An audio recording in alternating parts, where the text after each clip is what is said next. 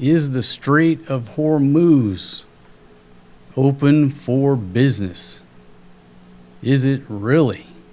Well, according to the Iranian foreign minister, the passage for all commercial vessels through the Strait of Hormuz is declared completely open for the remaining period of the ceasefire.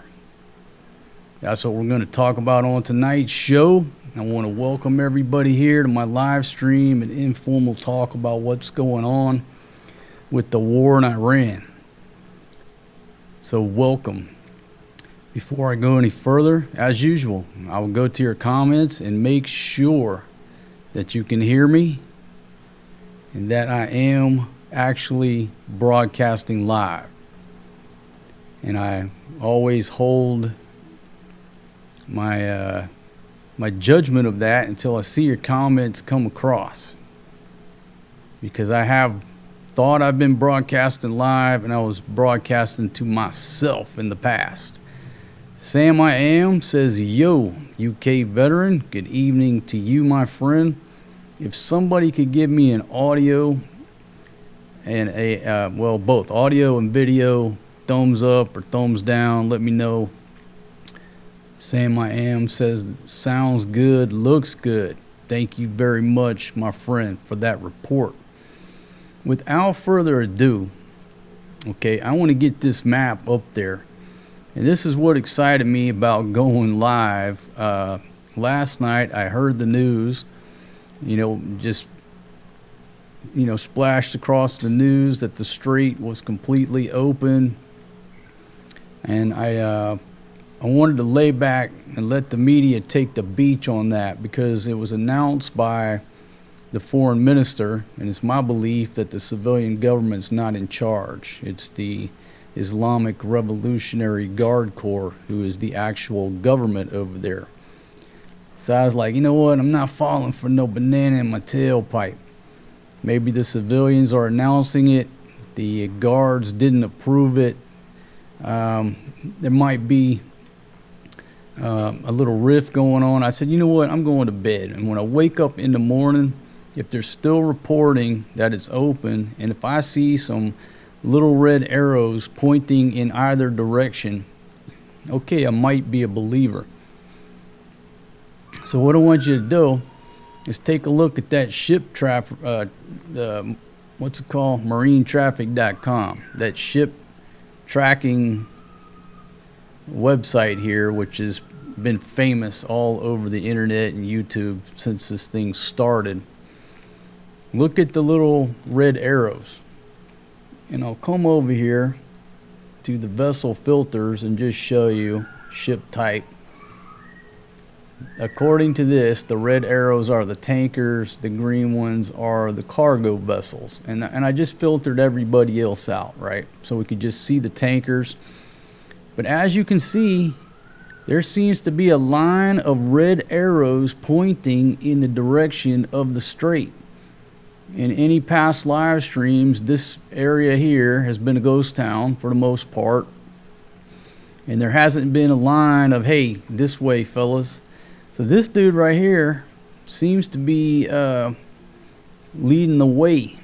And then you even have, there's one sort of pointed that direction, headed towards. So is this for real? Are the ships stuck there in the Persian Gulf, making a run for it, making a break for it, headed towards the door? You know, those ship captains this whole time are just singing that Leonard Skinner song. Just give me 3 steps. Give me 3 steps, mister. Give me 3 steps towards the door. They're just trying to get the hell out of there. They want to get the hell out of there. I've stared at this map way too long since this thing started. And every time there's an announcement, there was no look like a line of vessels headed that way. Now, I don't know what happened last night, how many made it out last night, if any. But obviously when they say, hey, it's open, there's a lag time of communication. And these ships may turn around, they may not go any further. But since I've started staring at this, This dude right here seems to be running the gauntlet. So we will definitely keep an eye on this. Is everybody following, getting in line, and making a break for it? So that's what we're going to talk about on today's show.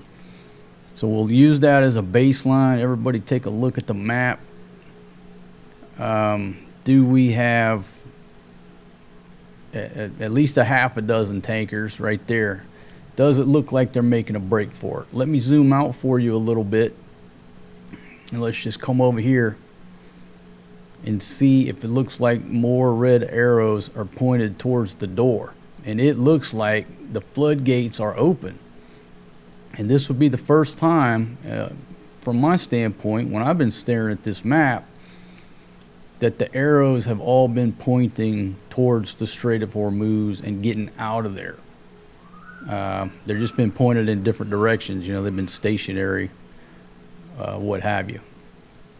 So let me zoom back in a little bit, but it looks like, it appears that a lot of ships are making a break for it. All right, I'll go to your comments here and say good morning to everybody. First, let me look at myself. Let's see, make sure I spelled everything right. Live from Southeast Asia, Iran's foreign minister says the Strait of Hormuz is completely open, ? Maybe I should have put that in quotes, but okay, whatever. All right, so I look good there. Pull your comments back up. Mike and Glad, how you doing? Sprinkle me Niner, reporting loud and clear. Thank you very much. Let's see, Damama's boy, 8294, Lima Charlie from Hawaii. Aloha to you, my friend. Hope you're doing well. Heath checking in from Southeast Tennessee. Let's see, Jeff, how are you this morning? Earl checking in from Tennessee as well. Coral Seas in Jacksonville. And Mike and Glad brings up a good point. The blockade is still in effect for Iranian ports. Okay, so the blockade is still in place. But as we set that baseline for the record here, that all of those arrows seem to be pointing towards the door. Maybe I'll pull that over there. No, because I think that'll my little box will block it. Let's see. Let me make sure my face isn't blocking the final positioning there. I forget. I got the box with my beautiful face in there. Pull that over right there. Okay, I think we're good. Good angle on the dangle. Okay, so with that angle on the dangle, let's go on to what was announced. Now this is, I'm not logged into Twitter, and so if I go to the foreign minister's account, and if there's background noise, let me just put the disclaimer out there. All right, if anybody doesn't know, I'm not a real news anchor. This really isn't a real news show. This isn't a real studio. I'm at my dining room table, and my Filipino wife is making breakfast for the kids in the background. The kids are playing with the water hose out here. It might be noisy. Welcome to real life. With that disclaimer out of the way, in line with the ceasefire in Lebanon, the passage for all commercial vessels through the Strait of Hormuz is declared completely open for the remaining period of ceasefire on the coordinated route as already announced by Ports and Maritime Organization of the Islamic Republic of Iran. Now the route that they have announced, and I might mess this up, somebody correct me, but the route is for them to go around that island there when they're coming in, and then south of it on the way out, or maybe I messed that up. It's vice versa. But their initial graphic was there's a box right here that says restricted area. The speculation is that's where they place some mines, or at least what they're saying. So the ships have to go up here, and I think is that the island they have to go around? Hold on, let's zoom in and take a look to see exactly. All right, I'll keep that zoomed in so we can see those first few vessels, the route that they're going to take. But from the graphics I saw, they put a box here that said restricted. And again, that's the speculation that where they put some mines. Okay, so I'll zoom in right there so we can see their exact route. Okay, so there you go. That's what's put out by the Iranians. Now, last night, again, I was cautious because I don't really think that the civilians are in charge. I think the commanders of the Guard Corps are the ones who are actually in charge. And there was somebody doing a live stream today, had a bunch of viewers, like thousands of viewers, tens of thousands of viewers. And their thumbnail was talking about there's a coup going on. Now look, that was just their thumbnail. I don't see that anywhere else, but my opinion is there was a coup a long time ago. When the military tells the civilians what to do and they're insubordinate to the civilian leadership, okay, that's a coup. It's happened a long time ago, not recently, that the commanders of the Guard Corps have been calling the shots. All right, let's go to see what DJT says about it. Now look, I haven't scrolled through all his tweets. Again, this guy puts out so many tweets, you can't keep up with him. And he's got so many ads in this feed that your hand will cramp up, or your thumb or your finger will get tired trying to scroll to the one you're looking for, which is wonderful for him. He's showing you more ads, keeping you on his platform longer, but it's a pain in the ass. His Truth Social is like MySpace at the end before it jumped the shark. There's just too much crap on here, right? 10 hours ago, Iran has just announced that the Strait of Iran, should be Strait of Hormuz, is fully open and ready for full passage. Thank you. And come on up here. Again, he double taps it. The Strait of Hormuz is completely open and ready for business and full passage, but the naval blockade will remain in full force and effect as it pertains to Iran only, until such time as our transaction with Iran is 100% complete. This process should go very quickly in that most of the points are already negotiated. Thank you for your attention to this matter, President Donald J. Trump. Now, folks, by the time the information gets to us, the average citizen on the street, there's obviously a lag time. So what we read in the media is the news of the day. They're already a week ahead of us in what they're planning, what they've agreed to, what they're going to do. So that's his latest. Well, 9 hours. The USA will get all nuclear dust. Now, he calls it dust, created by our great B-2 bombers. No money will exchange hands in any way, shape, or form. This deal is in no way subject to Lebanon either, but the USA will separately work with Lebanon and deal with the Hezbollah, they spell that wrong, situation in an appropriate manner. Israel will not be bombing Lebanon any longer. They are prohibited from doing so by the USA. Enough is enough. Thank you, President DJT. Sounds like good cop, bad cop going on there. Now, I just watched a documentary, or not a documentary, it was an interview with the gentleman who's in charge of the International Atomic Energy, is it the IAEA, whatever it is.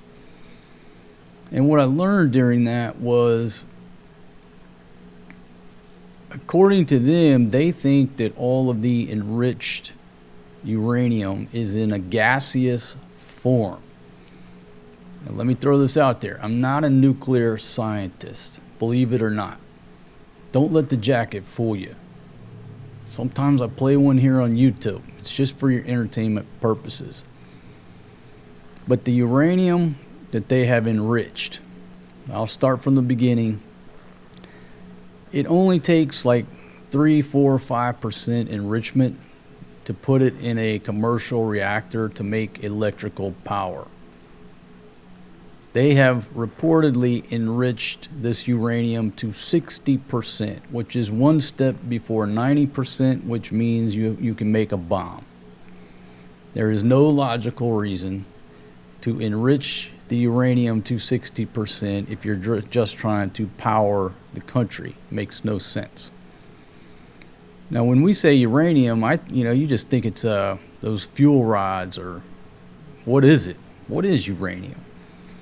Well, according to this gentleman who is a scientist, he said that they believe all of the uranium is in a gaseous form, which means it's in cylinders. So when Trump says dust, he's confusing the masses. He's confusing us, because you're saying, what the hell is the dust? What is he talking about? We got to go over there and remove mountains and dump trucks full of dirt? Dust? Is it a powder? Well, according to this interview that I saw, they are in cylinders, like an oxygen tank. Now, I don't know exactly what the cylinder looks like, but when he says it's a gas in a cylinder, I'm thinking of my gas tank back here hooked up to Big Pumpkin stove. So that's as far as I know, and as far as I can get into it as a make-believe nuclear scientist here. But instead of dust, which is very confusing, how the hell are we going to get dust out of there? It seems like we are looking for cylinders. And if those cylinders were buried deep enough, they could be still intact. So going to retrieve intact cylinders doesn't seem to be as messy as he's created this picture of a chaos created by B-2 bombers. If they were deep enough, you just got to go dig the dirt out and keep digging down. Assumably they were deep enough where they're safe, and get the cylinders. Now, I could be way off, but that was the interview I watched. Okay, continuing on before I go to your comments. Now that the Hormuz Strait situation is over, according to DJT, yesterday's news, problem solved. Next problem. I received a call from NATO asking if we would need some help. And what did I say the acronym for NATO is? Not around Trump's operations. That's what NATO stands for. I told them to stay away unless they just want to load up their ships with oil. They were useless when needed, a paper tiger. That's not news to me. NATO is absolutely useless to the U.S. taxpayer, the U.S. citizen walking the streets of America, the United States as a whole. NATO is absolutely useless. Got bases over there, protecting these countries, paying them rent, and then they tell us we can't use their bases. All of a sudden they become their bases under certain situations. They're useless. So yeah, don't send another peso, another dollar, one more baht over to NATO. Let them defend themselves and see how that works out for you.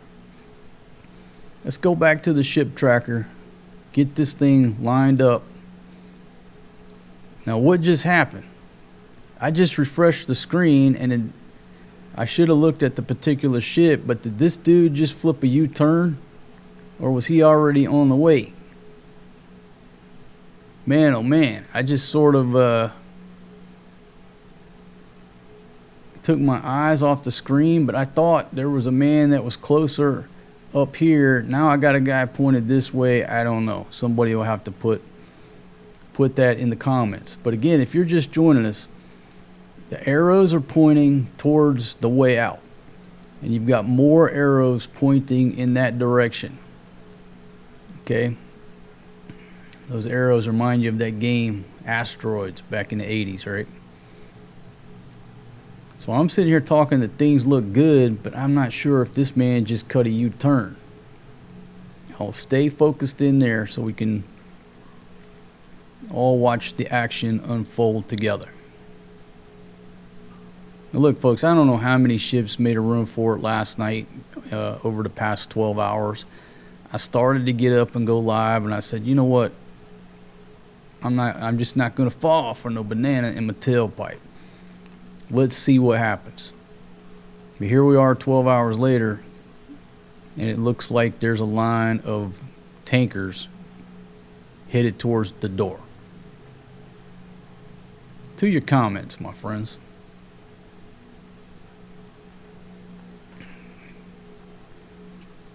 Okay, Mike and Glad says oil prices projected to go to sub $80. Wonderful. See, Mark says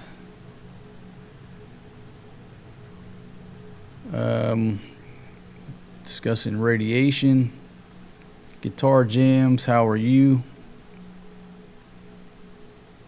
Sprinkle Me says click on the ship, then click the bottom in the lower left. It will show the line the ship is traveling. Okay, well, thank you very much. I have no idea how to use that site other than I figured out how to filter out all the other traffic.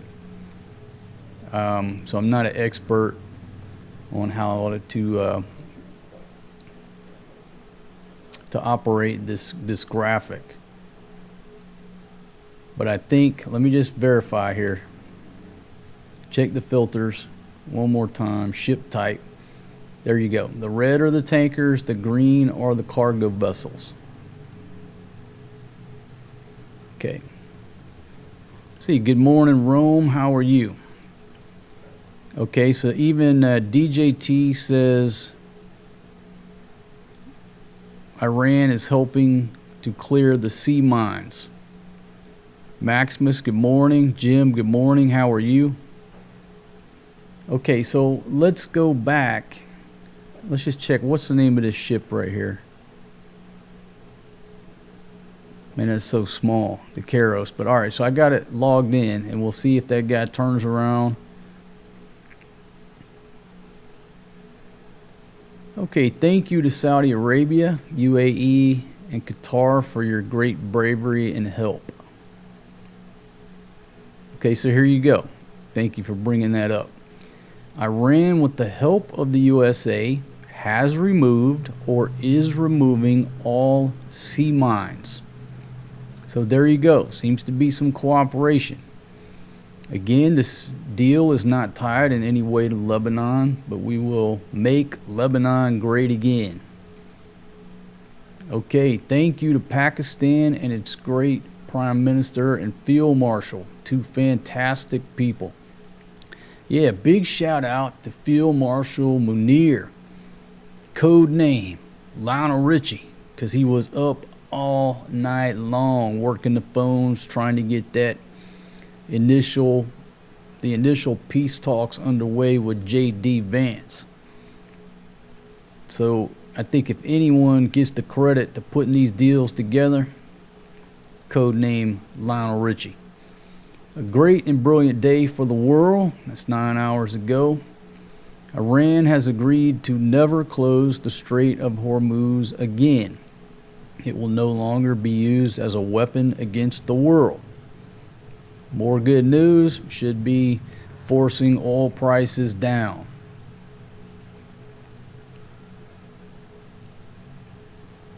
Okay, I'll bite on this one since we're here. The failing New York Times, fake news CNN, and others just don't know what to do. They are desperately looking for a reason to criticize President Donald J. Trump on the Iran situation, but just can't find it. Why don't they just say at the right time, job well done, Mr. President, and start to gain back their credibility? Okay, so then we go to politics. Politics. Make sure I'm not missing nothing. Politics. Let's see. Politics.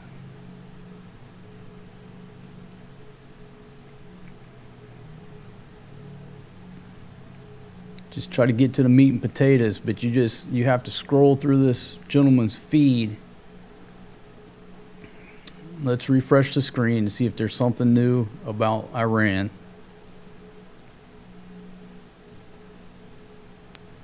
Okay, so there doesn't seem to be anything new. I'll go back to this tracker here, refresh the screen, and we can all try to make sense of whether or not there's some ships actually going through. But as you can see, I'm just a simple redneck from the backwoods of Mississippi. But this is the first time in all of this chismes and blah, blah, blah, as my Filipino wife says, that I've seen the arrows all pointing in the same direction, headed towards the door. And again, this was announced, 12 hours ago? So they've had time to, gentlemen, start your engines and head this way. So we're going to see. All right, back to your comments.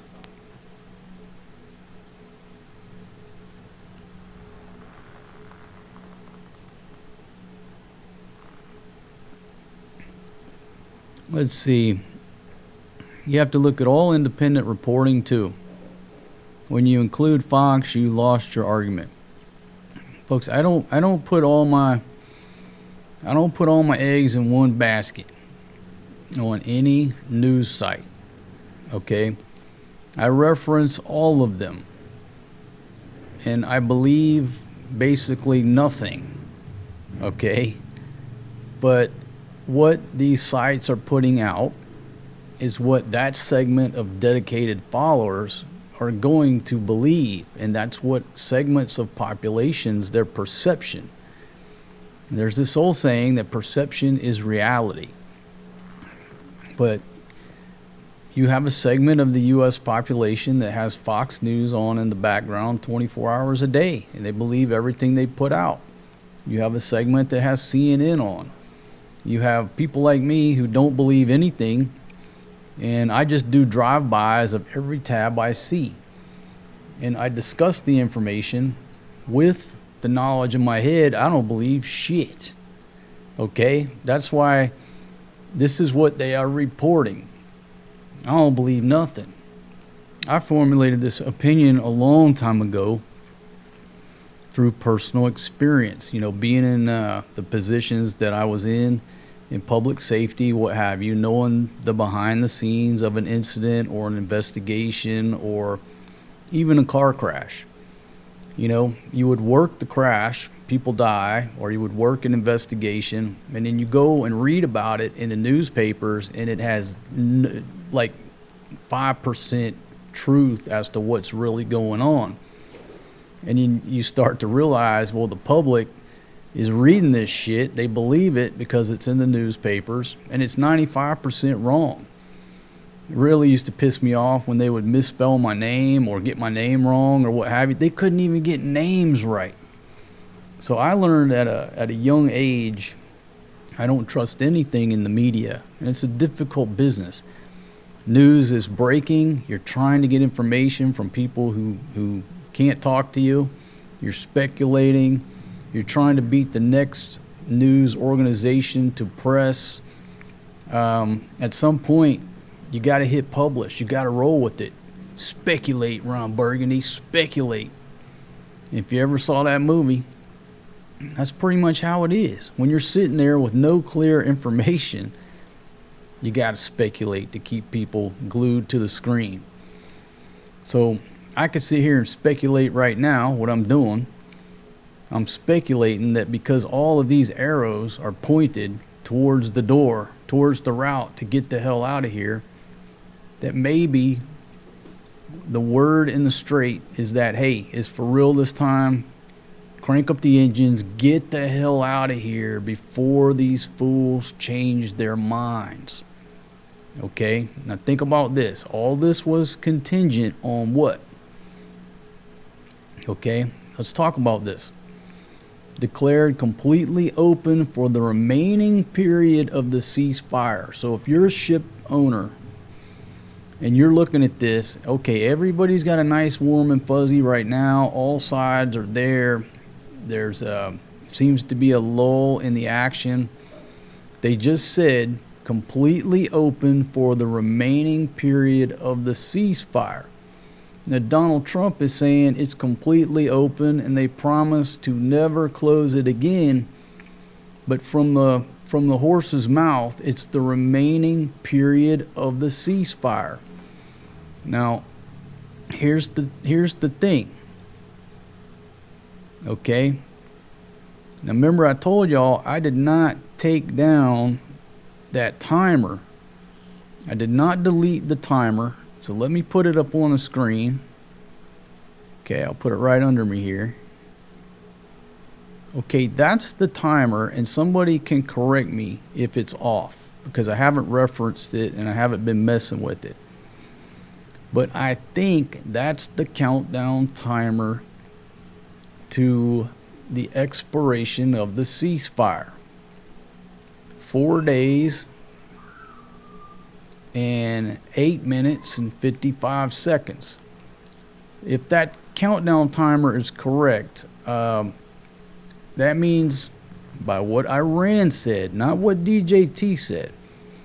What Iran said is that the strait is fully open. Let's go back, make sure I look at the correct words here. For the remaining period of ceasefire on their route. That's all they've said. Now we see Trump putting out his own utopian version of events before. So is he exaggerating to get the price of oil down? Or is he speaking what they've agreed to behind closed doors? I don't know. But again, I'll go to your comments. Somebody fact check my countdown timer. Is there at this point 4 days left in the ceasefire?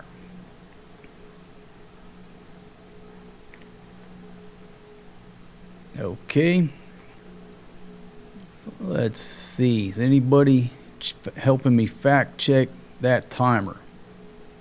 Bobby Martin, how are you? Hope you're doing well.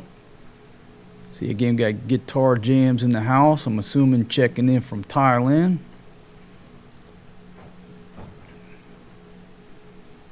Okay, Lee says everyone in the strait is sailing full speed ahead.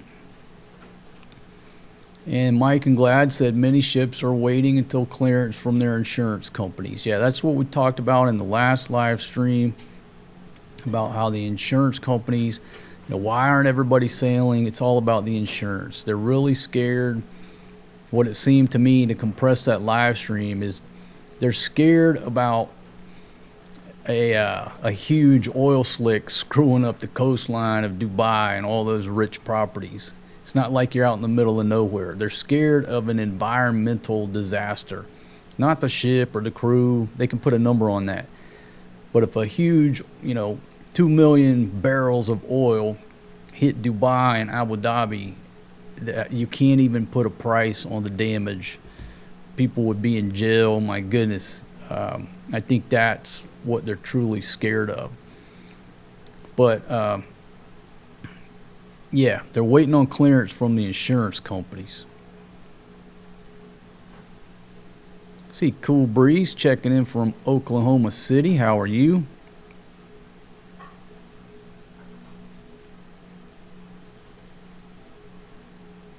Okay, lanes away. I did see that the title of an article where the White House has spoke with 2 major automakers to start assisting in production of military hardware. what we saw back in World War II.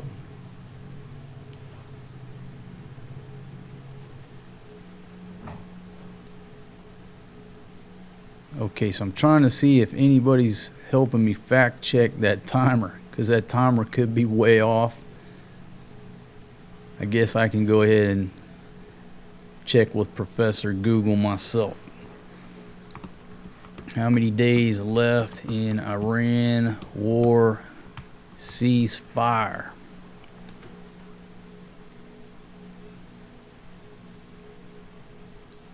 Okay, start date was April 16th.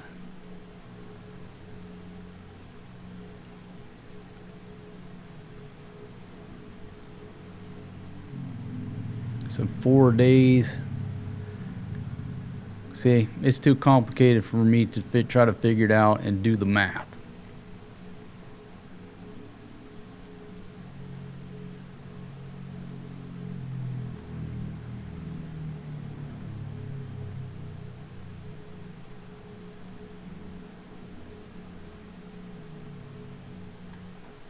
Guess I'll ask again. When?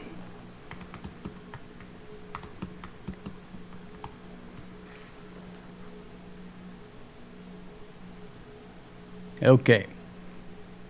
The current ceasefire is set to end on Wednesday, April 22nd. And Google's AI is so damn smart, they can't give me the time. They give me a paragraph this freaking long and don't answer the question. I'm not impressed by AI.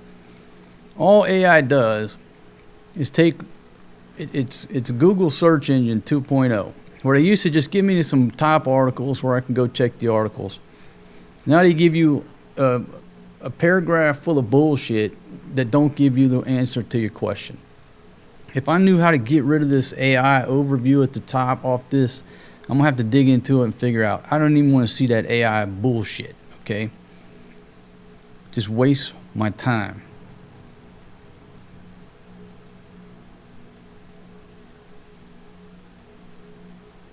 Okay, so here's Reuters. It says, when it took effect, I give up. This is too complicated. Ask a simple question. When does the Iran ceasefire end? Google can't just give me a damn date and time.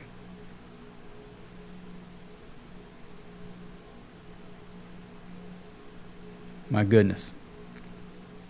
Remember the days back when we were back in the 80s, when you went to the library, went to that good old card catalog, did your searching there, and then went and found that book. Usually you get 2 or 3. Back in the good old days. I think all this hype over AI is going to be, it's the same hype as the .com, when the .com bubble burst.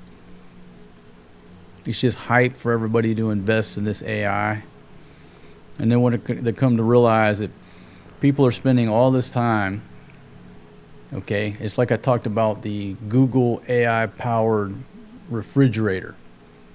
You spend all this time and money and have to keep spending money on these AI data centers, millions of dollars, a refrigerator that costs you $6,000 so that the refrigerator can text you that you're out of beer. When for free, you can just open up the door and say, holy shit, I'm out of beer. And save all the research and development, all the money, all the trees wasted on ink on paper, killing the planet.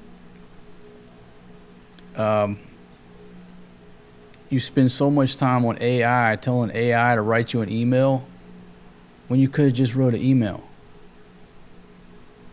It just don't make no sense. Has technology really made our lives simpler? The answer is no. They've just programmed us to think that it's made our lives easier. Why would I want AI to write a fucking email for me? By the time I tell it what I want it to do, I could have written the email.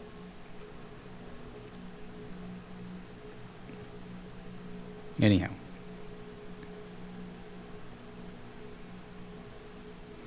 All right, if you're just joining me, folks, let me refresh the screen here, the tracker. what caught my attention is that there seems to be a lot of red arrows, which according to this site are tankers, that are headed towards the door.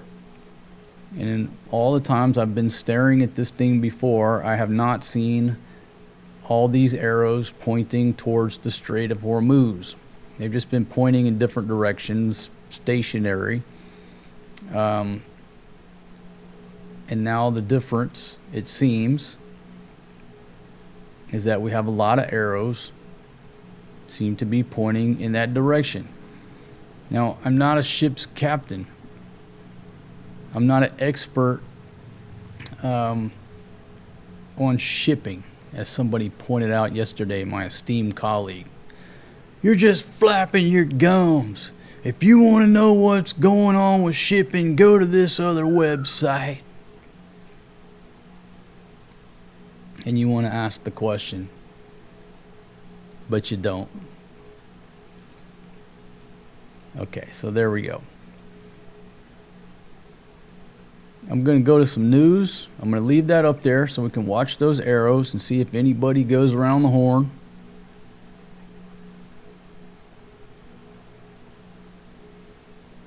See, Paulie, how are you?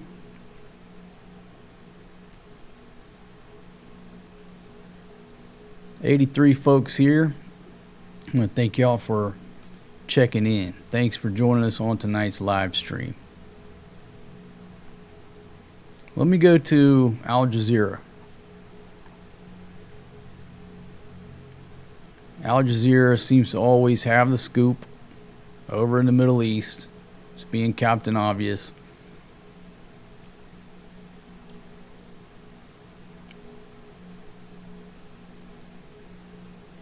Okay, so here we go. Just what I was saying.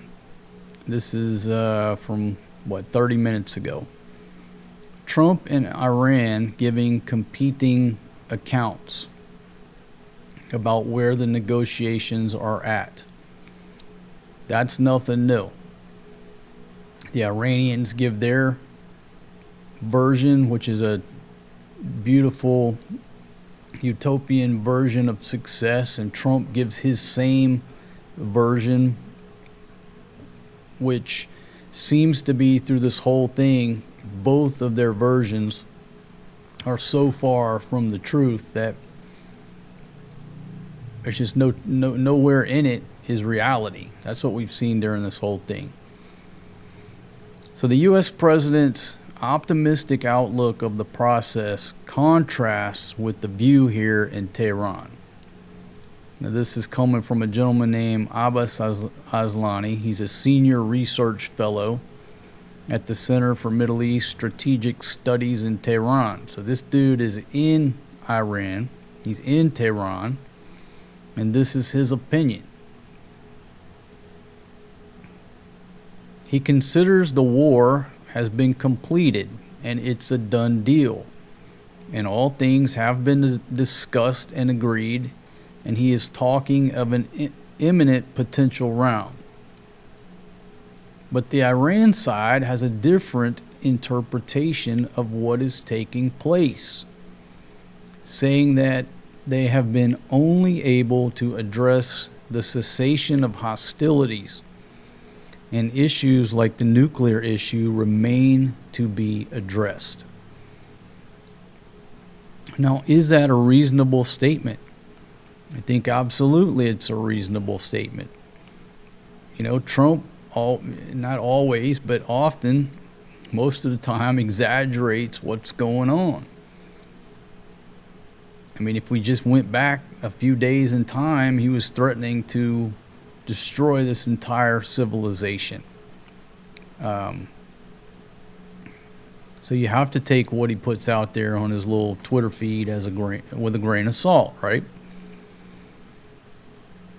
Aslani said that Iran's nuclear program and the Strait remain major sticking points in negotiations.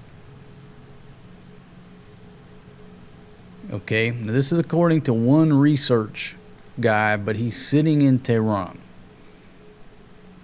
Iran says the right to enrichment cannot be negotiated.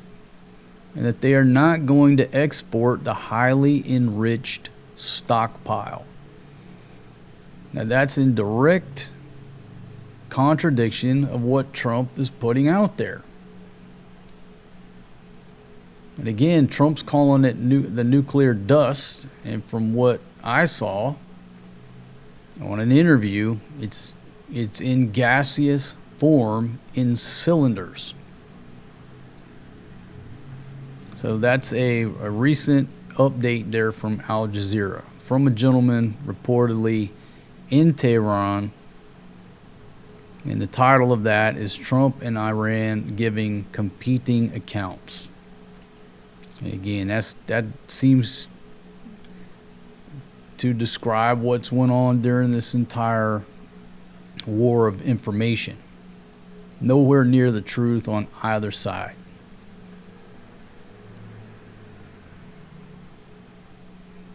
But you know who said it? If you're gonna tell a lie, you got to tell a big one. Keep repeating it, and at some point, people believe it.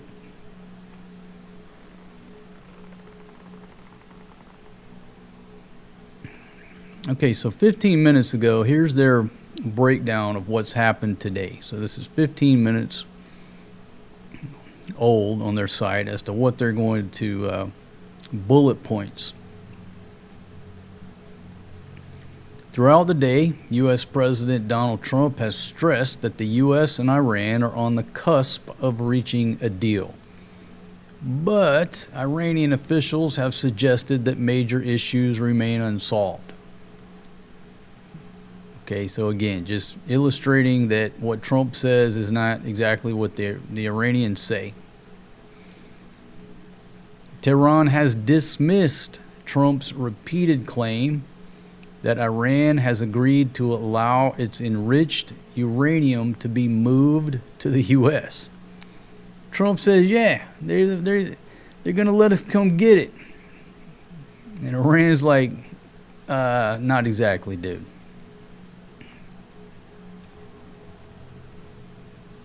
The ceasefire in Lebanon largely held in its first full day. And here you go. Here's the uncertainty, and this is why I did not go live last night, because I was like, it's just the boy who cried wolf. Every time they say that the strait is open, nobody believes them. When you go back to listen to that ship captain's account of what's going on, what he said was the uncertainty is killing us. Sitting there in the Persian Gulf with the uncertainty is just killing their mental health, right? They're in prison and they don't even know when they're supposed to get out. If you're in prison and you know, hey, I got 2 more years to go, well, you start to deal with it. You figure out how to deal with it. But when you don't know when you're getting out of prison, that uncertainty, and according to him, that's killing him and the crew. So here we go. Tehran and Washington have both announced that the strait is now open, but wait, there's more. Here we go. Iran's who? Islamic Revolutionary Guard Corps, IRGC, said ships will have to obtain permission from Iranian forces and follow a designated path to cross the waterway. The designated path has been published, no problem there. But what is the military saying that conflicts with what the civilians are saying? The civilians are saying it's completely open. Completely open. Let me put the verbiage back on the screen. It's declared completely open for the remaining period of the ceasefire on the coordinated route. Nowhere does it say from the foreign ministry that you have to obtain permission from the Islamic Revolutionary Guard Corps. But according to our friends here at Al Jazeera, the Guard Corps says you still have to obtain permission. If you're a ship owner or an insurance company, it's still clear as mud. Now, what the conditions are on the ground and the chismes circulating around from ship to ship and the notices that the captains are getting and the companies are getting, we're obviously not privy to all that. But that's a bullet point coming out of Al Jazeera. Washington says the blockade on Iranian ports would remain in place until the final deal is reached. Trump said he prohibited Israel from bombing Lebanon.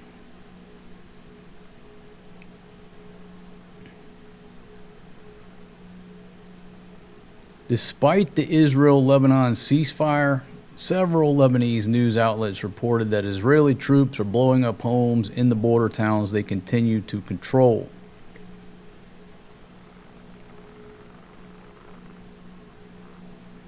So there you go.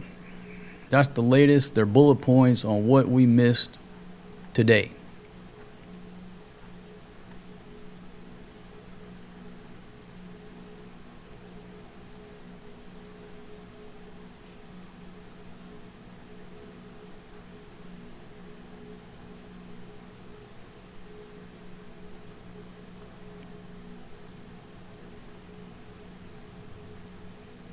Okay, I'll go to your comments here. And again, did somebody fact check me that timer is the countdown to the ceasefire? I'll go to your comments here.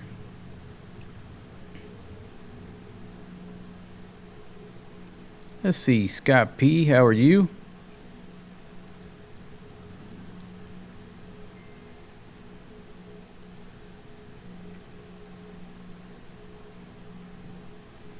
Hans, how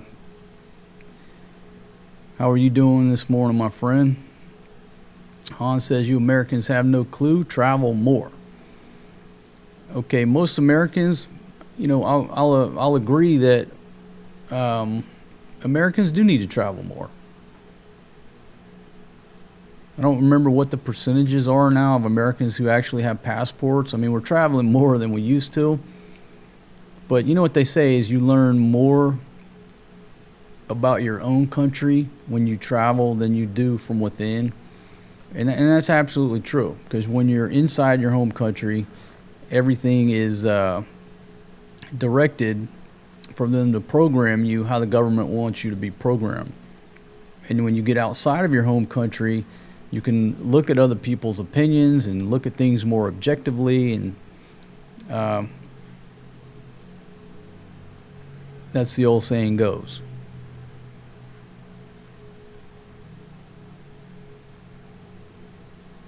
Okay, it looks like everybody's battling it out in the comments over various issues. I'm just trying to figure out, is that timer, the countdown to when this ceasefire is over?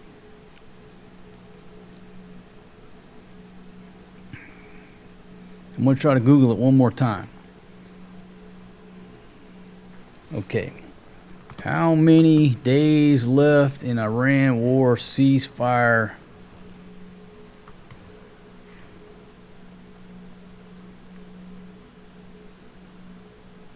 Now see, this one here says it. No, this is giving me Israel and Lebanon. I didn't say Israel and Lebanon. Not impressed. Not impressed with Google AI at all.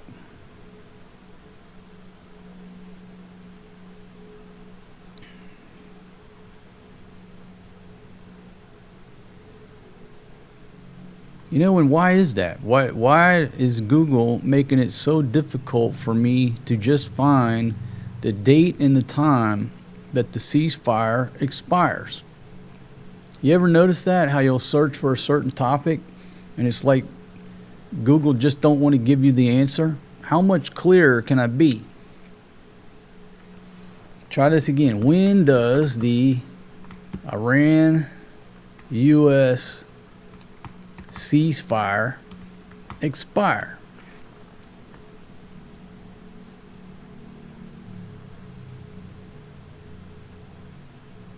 Here you go. Here's AI's answer. It began around April 8th, scheduled to expire on the 21st or 22nd. Sources highlight either the 21st or the 22nd as the expiration date. Now, I think we figured this out in a previous live stream, but Google just doesn't want to give up the date and time for me right now. They're making it difficult. Why is that? Why are they making it so difficult to just give me the date and the time? Okay, here's a post from Facebook. It says the 22nd. Let's go to PBS, see if they can give me the damn date and time the ceasefire is over.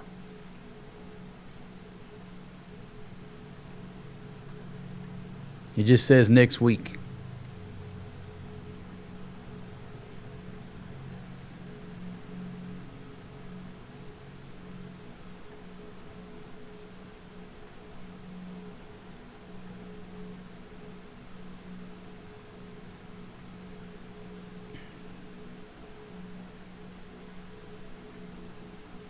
Okay, so this article is about an hour old. It says Iranian official says new talks with the U.S. set as Trump expresses optimism. So a new round will take place Monday in Pakistan. So we've got a new round of peace talks scheduled Monday. The U.S. did not confirm that the talks are scheduled.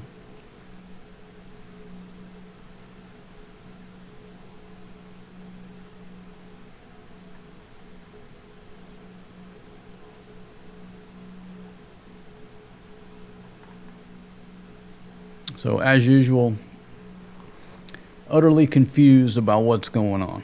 And that's the way the government likes to keep us, right? I'll refresh the ship tracker here. Now, any of those initial arrows, what do they seem to be doing now? They don't seem to be headed in the right direction. So let me pull up the route.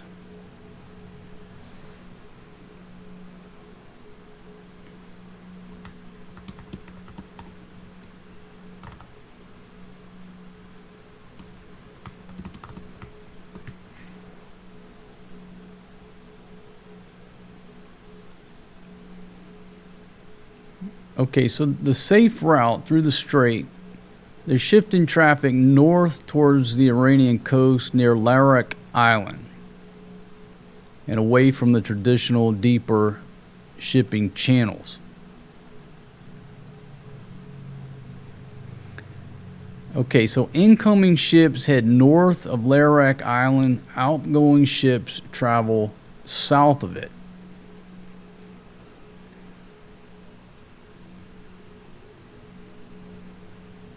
Let's zoom in just a little bit here. Okay, so we can all agree that's Larak Island, right? So incoming ships got to go this way. Outgoing ships got to go this way. So what has happened here?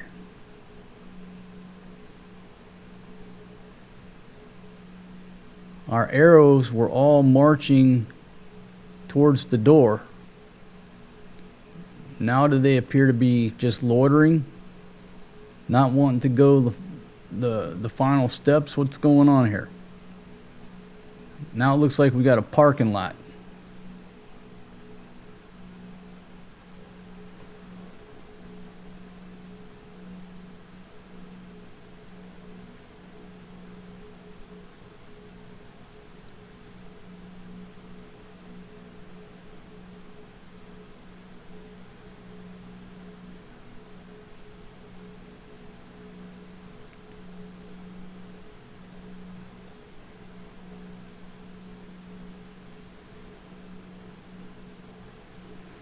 Okay, Corey says, face it, people. Trump is 4 steps ahead over everyone.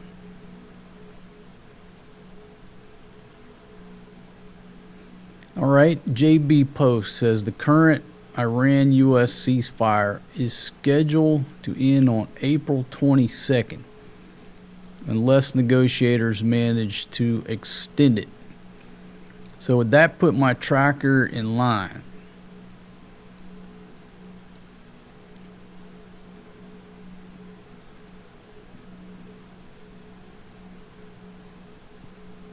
And Harry says April 22nd. So let me go to my tracker here and open it up and see the date and time that I set.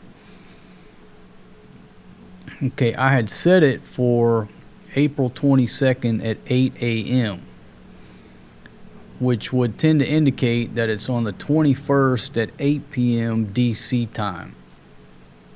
So is it the 21st, 8 p.m. Washington, D.C. time?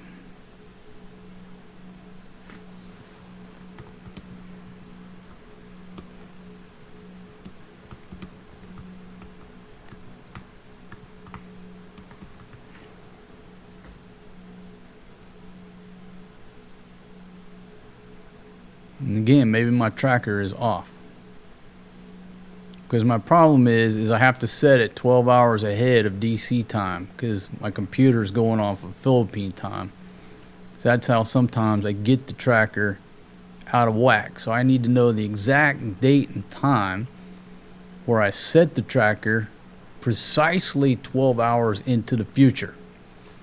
You know, with 1.21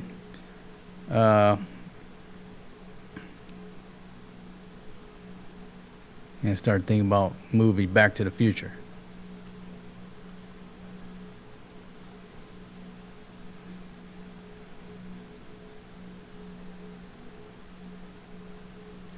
Okay, so here's a recent update. Let's see, who's this from? NBC News. Let's see what NBC has to say.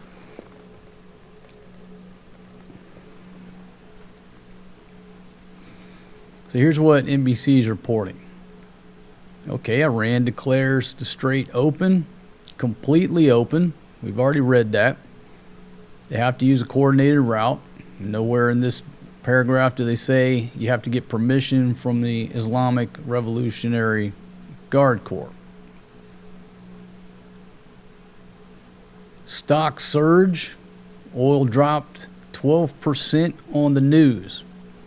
Those shipping companies say there are outstanding questions that need to be answered. Now, if we look at our arrows there, it looks like everybody they're going up to the door, they're knocking on the door, but nobody is making any forward progress. There's a hangout area now. Everybody is loitering there. Speculating like Ron Burgundy, they're probably in radio contact with the Islamic Revolutionary Guard Corps, trying to get some type of verbal permission to make sure they're good to go. But again, that's just speculation.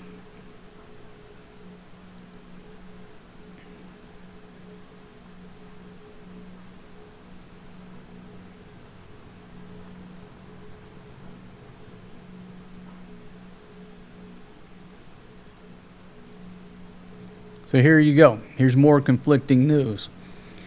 Iran's parliament speaker says that if the U.S. Navy continues to blockade traffic from Iranian ports, then the Strait of Hormuz will close.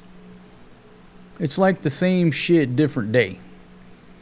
Same shit, different day, but something has caused these tanker ships to all head towards the door. Now, again, one of the reasons I fired this stream up, I told Big Pumpkin, I got to go live because it looks like they're making a break for it. It looks like they're going to break out. We're going to see some of these arrows cross that little body of water there that has been nothing but blue for a while now. But it looks like everybody's getting up to that point, and now they're in a holding pattern. They've stopped. We're going to see a congregation of ships right there. And again, probably, possibly, assumably, trying to get verbal confirmation it's okay to roll. That's just speculation. If the blockade continues, the Strait of Hormuz will not remain open. He added that transit will take place based on a designated route and with authorization from Iran. Here we go. In the Post, Galabaf said Trump made 7 claims in 1 hour, all 7 which are false. Whether the strait is open or closed and the rules governing it are determined in the field, not by social media. And this is, his post is, so they're translating the post. So there you go. Has anything really changed? In the war of information, it's still the same. Still the same. Trump's promising the world. Iran is saying he's full of shit. But again, the only thing that gave me some hope was all these arrows marching toward the door. I thought we really were going to see people escaping the Persian Gulf. Let me refresh the screen here.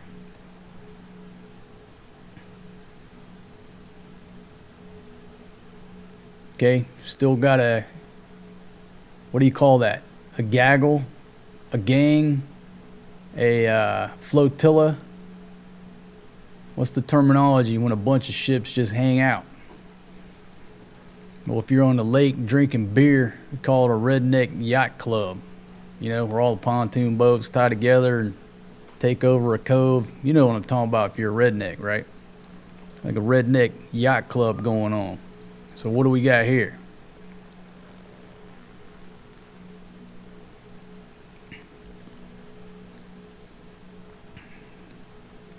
I'm sure all the betting platforms are sitting here watching this and people are taking bets. They're taking bets right now. I bet that one dude right there in the middle, he gets out within the next 20 minutes. Okay, you're on. People are betting on this.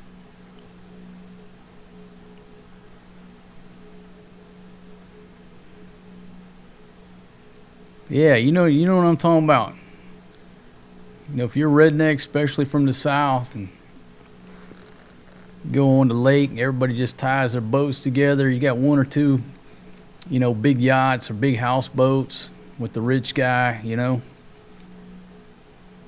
Try to swim over, hang out on the houseboat, get a couple free beers out of the rich guy's cooler.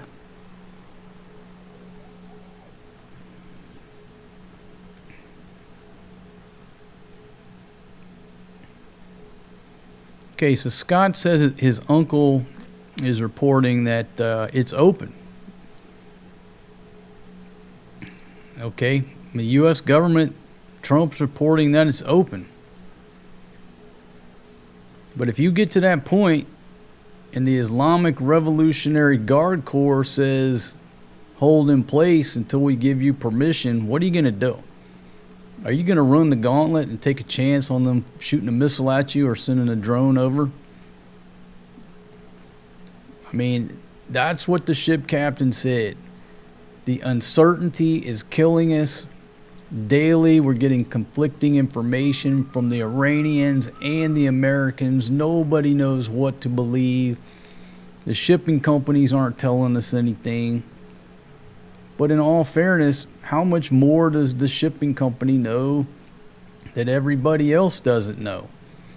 They're waiting for the phone call from the insurance company to say, all right, you got a policy. Roll the dice, roll on out of there. They're not going to move that ship, and neither would you. If that was, my $2 million or your $2 million in a briefcase sitting on that ship, would you really want them to run the gauntlet until you knew 100% you were certain not to get attacked? It's easy to play with other people's money and to tell them, just hit the gas. Just go. Just run the gauntlet. Just do it. You can do it. Because it's not our money.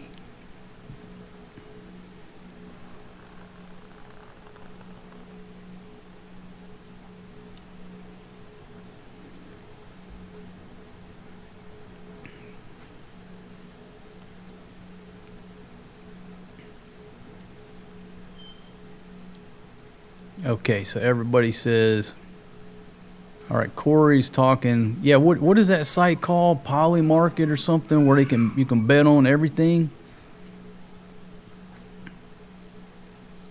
They're saying there's a 38% chance that it will return to normal. Is that the betting odds?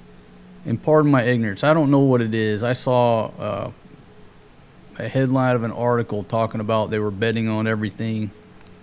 Is it a betting site? I don't know what it is. All right, so RA says he picks the number 8 horse.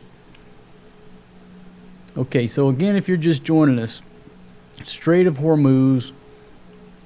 This is the latest. I'll refresh the screen to make sure. The red arrows, according to the legend, are tankers.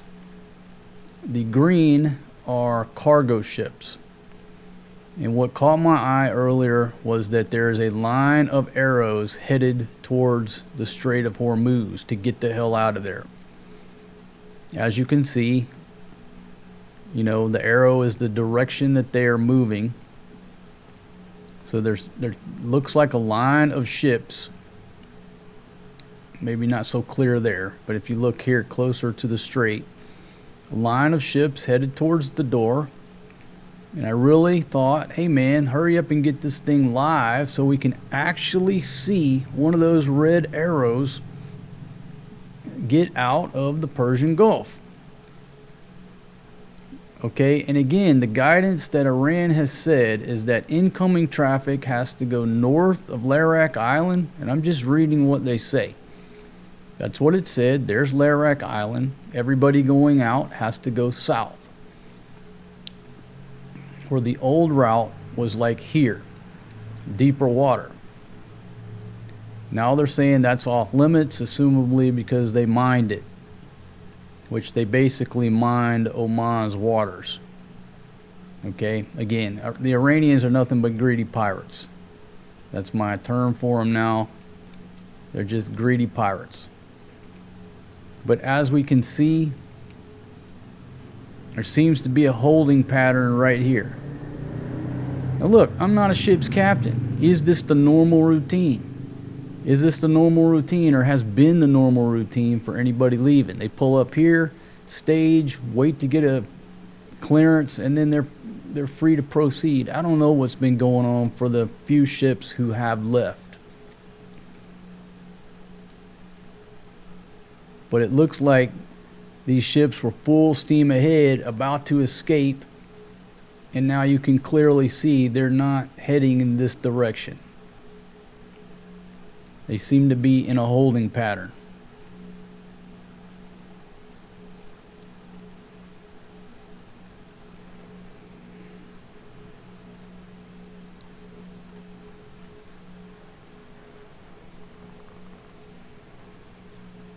Okay, we are making the assumption that they have a transponder on, that all the ships have a transponder on. How many ships are rolling through with no transponder? I don't know.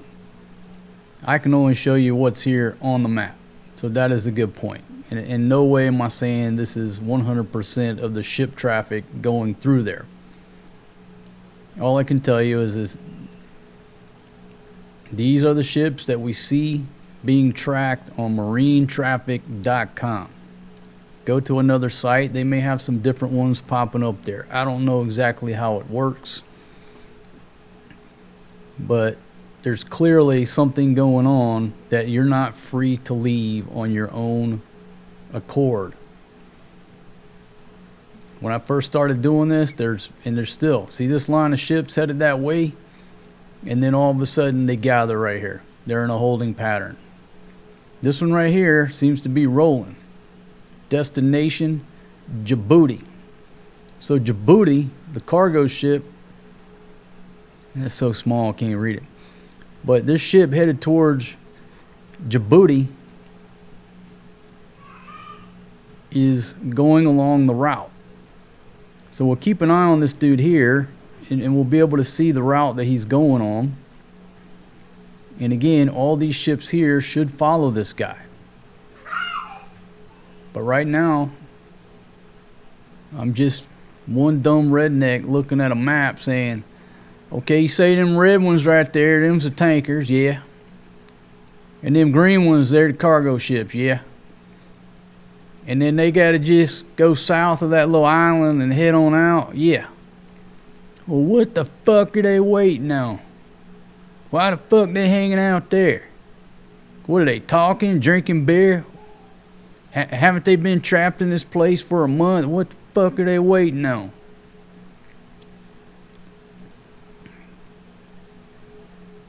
In a perfect world, what you're gonna see is all them ships start following that green one. But I don't know. I'm not a ship captain. I've been a boat captain before of a 24-foot walk around. Name of the ship, name of my boat was the One Muff Diver.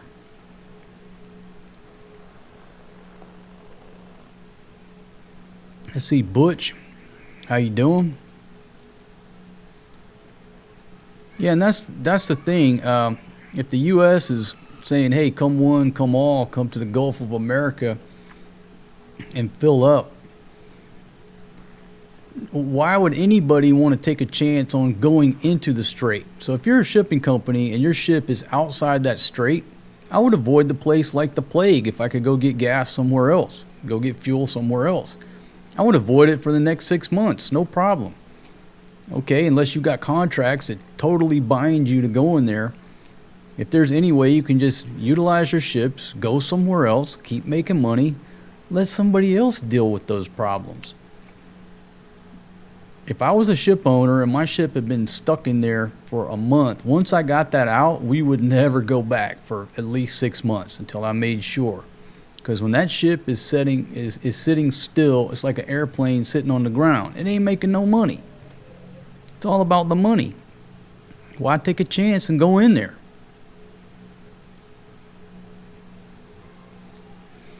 Lanes Away says, I'm seeing a shit show with no clear objective. Israel and Iran will never cease fire.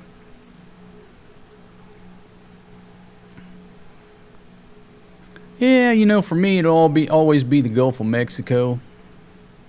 I mean, you know what I mean? When you say Gulf of Mexico, it just has that feeling. There's a brand to it. And to change it to the Gulf of America, I know what Trump's doing. I see what he's doing, but it'll always be the Gulf of Mexico to me. It's just like they can change the name of Walking Street to whatever the fuck they're going to change it to. It'll always be Walking Street to me, right?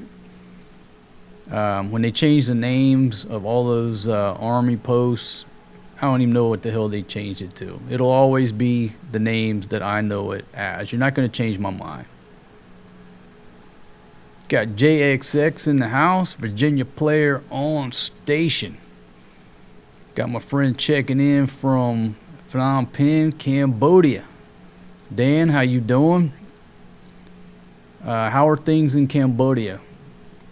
How is the gas price affecting life there? Are you guys experiencing any shortages? What's the price of vegetables and chicken wings and chicken feet doing over there in Cambodia? Feel free to give us a little bit of update on what's going on over there. Steve says, what are they waiting on? The crewmen are mostly Filipinos, and they're partying it up with some karaoke. I don't know. I don't know what the holdup is. Okay, let me refresh the screen. I'm going to keep refreshing just to make sure we're still online. But as you can see, if you're just joining us, we have a line of ships. Those red arrows are tanker ships. They're clearly headed towards the door. The route is to go south of this island if you're outbound. If you're inbound, supposedly to go north. That's what they're saying. Again, I'm not an expert on shipping, and I'm not a ship's captain, but I can read. So they've gotten to this point, and now we have a redneck yacht club going on. We got a lake party here. Everybody's tied up drinking beer.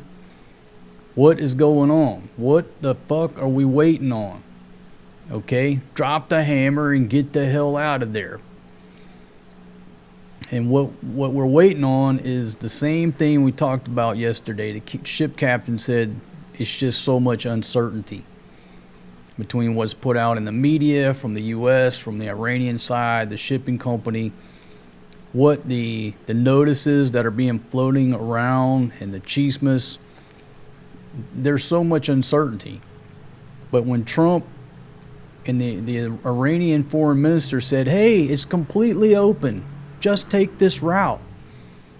And then you look at Al Jazeera, what's coming out of Iran, they're saying, and obtain permission from the Islamic Revolutionary Guard Corps. What has changed? Nothing has changed on the information front. But clearly something has changed to where these ships are headed towards the door. So something has made several of these shipping companies and or their insurers to believe that it is open at this point. Because I've stared at this. You guys have stared at this a long time. And we haven't seen all of the arrows in this fashion, in these numbers, head up there. Okay, now it looks like there seems to be some movement. Now maybe it's just the site refreshing the screen. But something is going on. Some information has given everybody a warm and fuzzy that they're headed towards the door. And now they get to this point, everybody's in a holding pattern. The question is why? Are they just trying to follow everybody's rules, contact the IRGC, get approval, and maybe the word hasn't filtered down to the local units at this point, and they're saying no? Yeah, but your foreign minister just said on Twitter it's completely open. Yeah, we're not on Twitter. Oh, by the way, we don't have internet access. We didn't get the word. So until then, y'all just hold up right there. I don't know. I'm just speculating. Speculating like Ron Burgundy. I must be totally frank. How are you? It says it's a game of chicken. It seems to be. That's what it is. It's a game of chicken. But something has caused those ships to go up there. It's not just the onesies and twosies. It's like the floodgates were open. Let's go, everybody. And at the last minute, wait, one more minute. It's like, but wait, there's more. You got to get permission.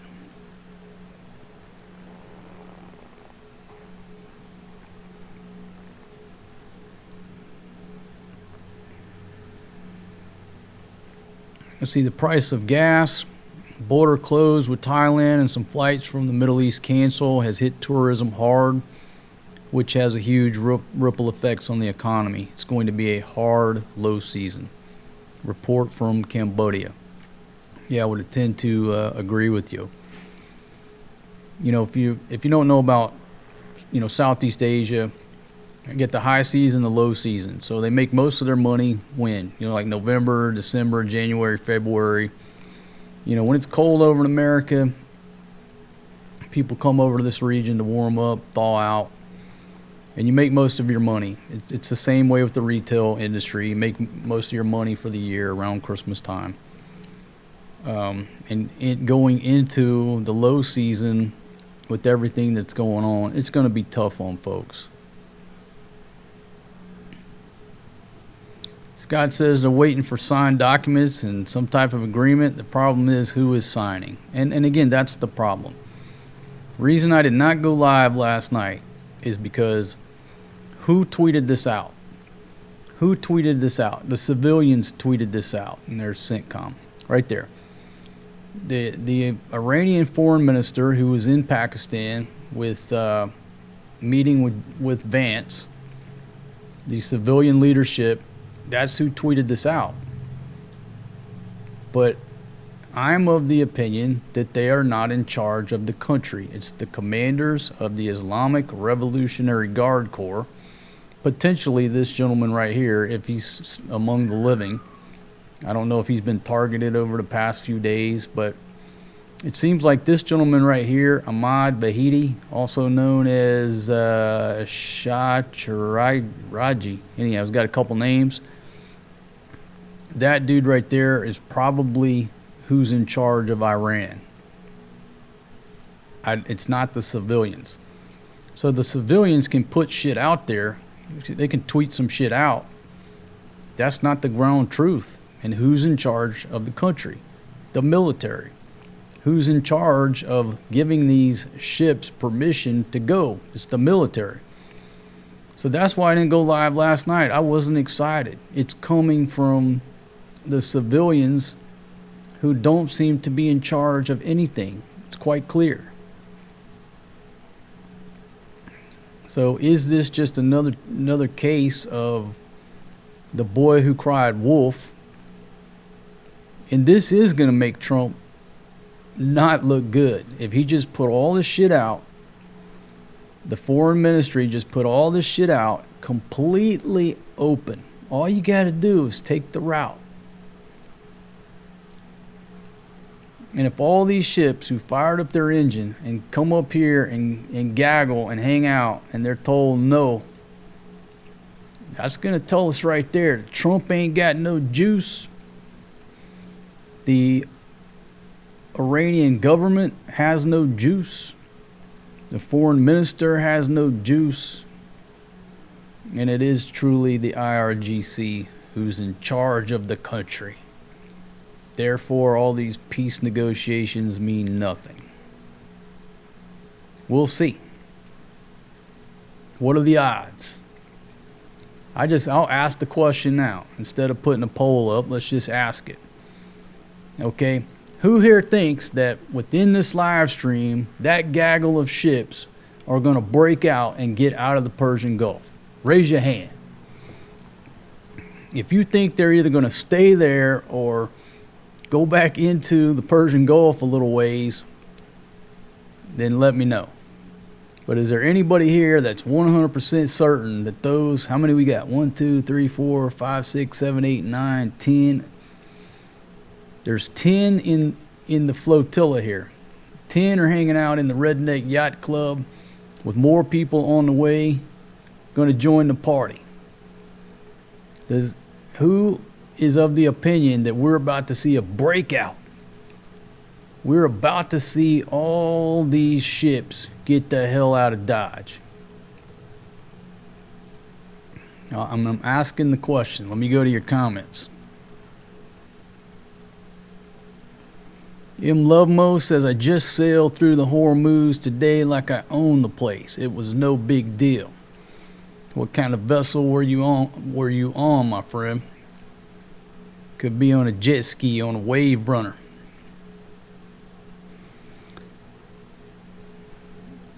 Let's see.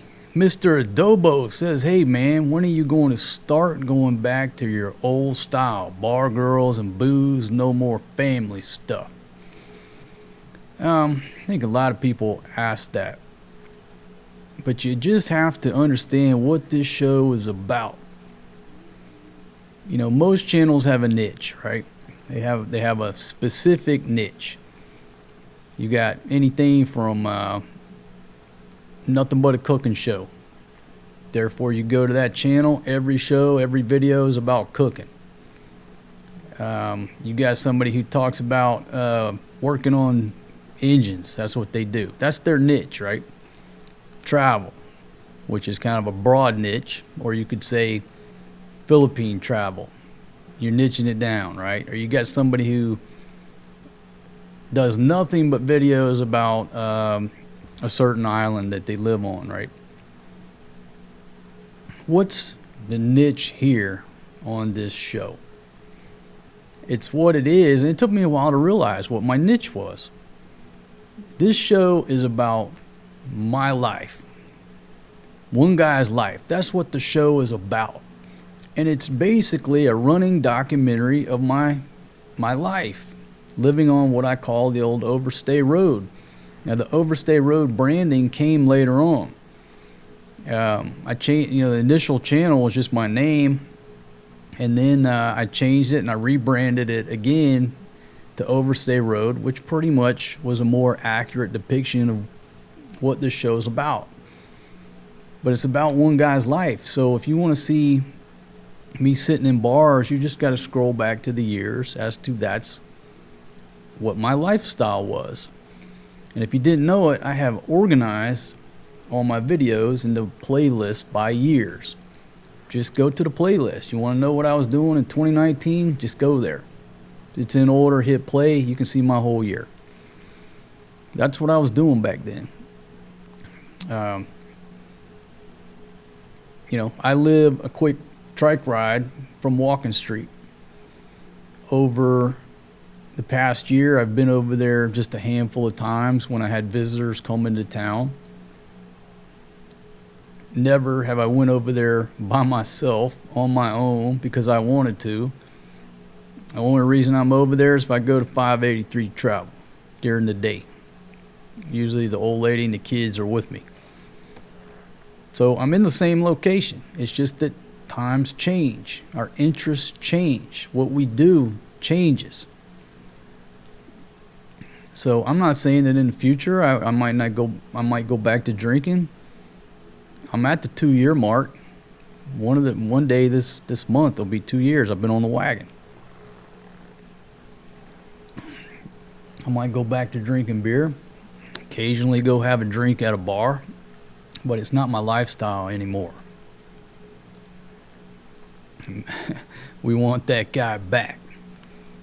Well, you never know. You never know if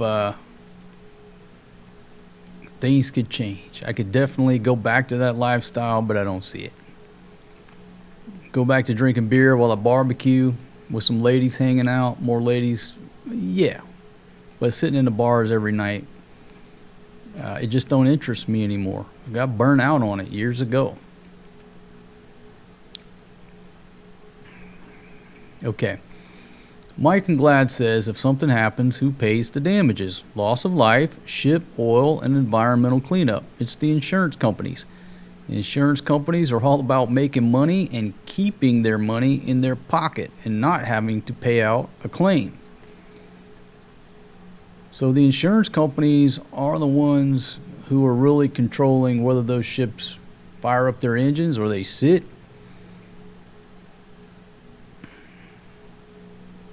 It is what it is. And again, it's very easy for us to say, just hit the gas. My goodness. But it's not our money. But if it were our money, I would be having my ship sit there. Now look, it's a double-edged sword, because the longer that ship sits there, you're not making no money. And you got bills to pay as a shipping company. So obviously we want that ship out of there. But what's better? Be a little bit late on your bills or have your ship destroyed and you're out of business? So the shipping companies are in a rock and a hard place. The insurance companies, you know what they're going to do. They're going to err on the side of keeping our money. So let's refresh. If you're just joining us, it looks like there was and is a line of ships headed towards the door. Ooh, this is not good news. This cargo ship a minute ago was headed this direction. Now is he turned around? Everybody has got up here. They've got into this gaggle. This one ship was heading in this direction, and now has he been turned around? This is the one headed to Djibouti. So the ship headed towards Djibouti, south of this island, on the path. Now, I'll reserve judgment we'll give it a few seconds to see if he's still facing in that direction. But then you've got ships over here that are assumably on the path, the inbound path. You got to pass north of that island. So it looks like these guys are coming in, but what is going on with this guy here? Why did he just turn around?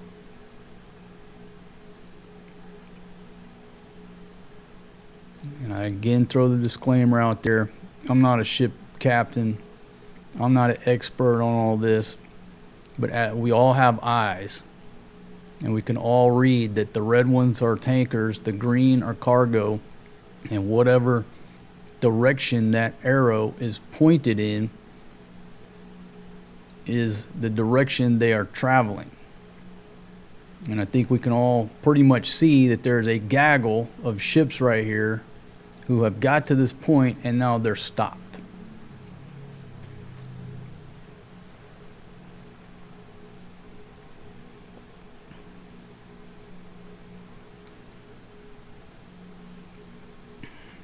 So let me go to Al Jazeera and see if they've got anything on the latest, because it does not appear that the Strait of Hormuz is open.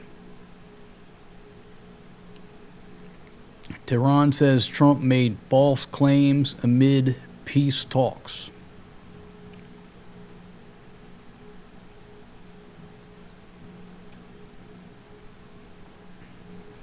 An industry monitor says Iran war has removed 500 million barrels of oil from the world supply, the largest energy supply disruption in modern history, according to analytics from, what's that, Kepler data?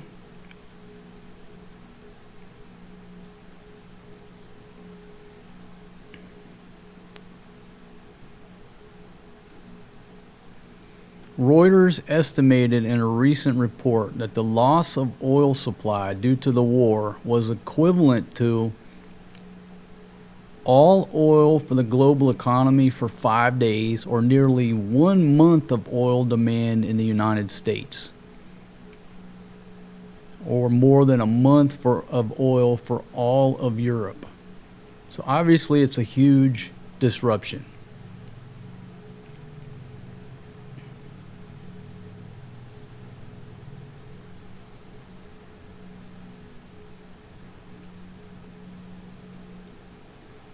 Again, 40 minutes ago, oil prices plunge as U.S. and Iran declare Strait of Hormuz open.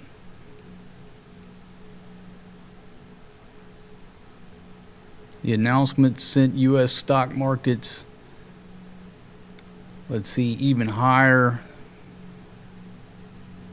Oil prices below 90 per barrel. I guess I need to make my rounds here to see if anybody else is looking at this tracker.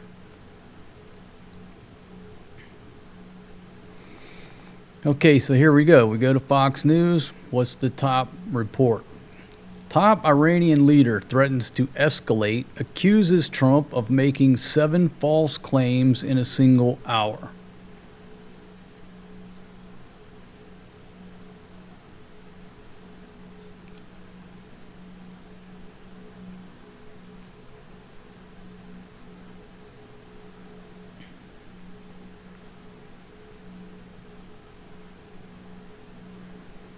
Okay, so again, this is the top news on Fox News website. Iranian parliament speaker criticized President Donald Trump, accusing him of making 7 false claims in 1 hour. In a series of posts on X, Galabaf warned that if the current U.S. blockade continues, the Strait of Hormuz will not remain open. They did not win the war with these lies, and they will certainly not get anywhere in negotiations either. Galabaf added that any transit through the strait would require Iranian authorization and adherence to designated routes. Media warfare and engineering public opinion are an important part of war, and the Iranian nation is not affected by these tricks. Okay, well, assuming that we're looking at accurate data from this website,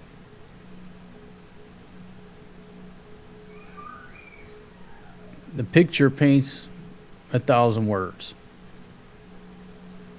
Okay, we clearly see a bunch of ships headed in this direction. We saw this ship going to Djibouti a few minutes ago, headed out. Now they have cut a U-turn. Now we are seeing 1, 2, 3 ships headed back in the opposite direction. So we can all draw our own conclusions as to what the conditions on the ground there are. I mean, am I seeing something differently than you? I think we're all watching the same screen, right?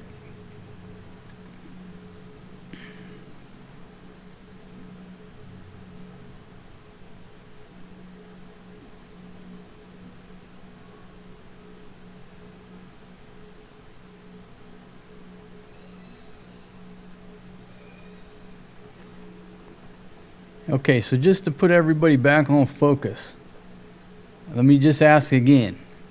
What do we think is going to happen to this gaggle of ships who headed towards the door? Are they about to leave and escape, or are they going to head back to where they were just hanging out?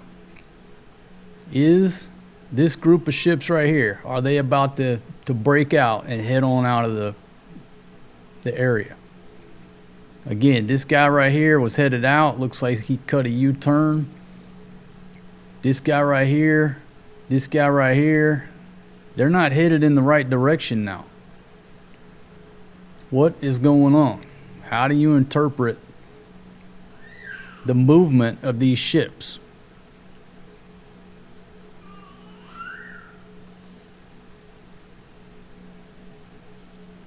And maybe I'm just way off base as to what's going on. I'm just a dumb redneck from the backwoods of Mississippi.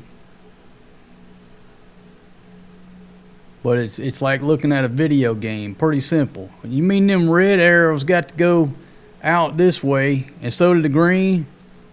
Well, it looks like they was heading in the right direction. Now for some reason they stopped. Now it looks like they heading back to where they just come from. What the hell's going on here? Man, that takes a lot of gas to drive them boats up and down through there and not get nowhere. Don't they know gas is $8 a gallon right now? They over there like it's the 4th of July or Labor Day.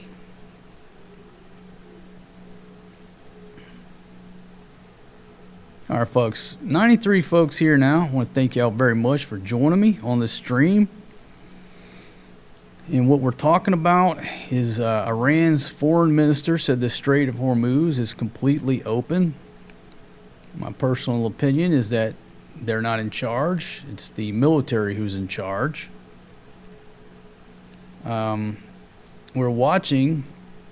We were watching, have been watching a train of ships headed towards the exit there. And then prior to getting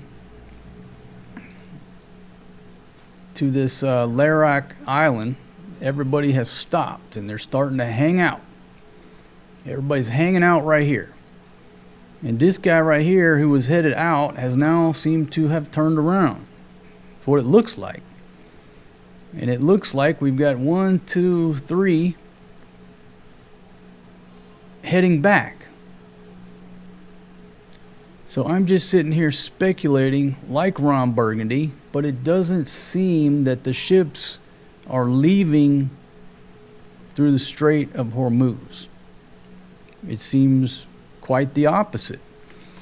Now with that said, you have some inbound here who seem to be coming in, these tankers, and according to what I've read, they have to take a route around this island. Now, I don't know if that's the ground truth conditions. All I can do is read to you what I've read. I can read. I'm not there, but I can read. I'm not saying it's accurate, but that seems to be. You come in up here, you exit out here. We had one that looked like they were escaping, and now they're headed back in the wrong direction, or they're holding in place.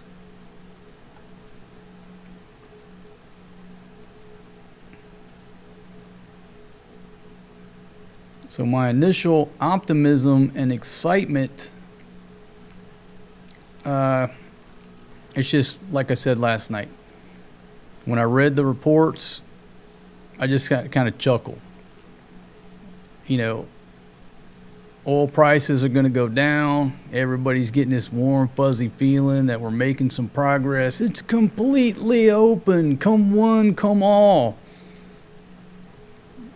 But I said, you know what? I'm not falling for no banana in my tailpipe. I've heard this story before. And that's why I didn't go live last night. I'm like, it's just too good to be true. It's too good to be true. But some information made a believer that all these ships are headed towards that area.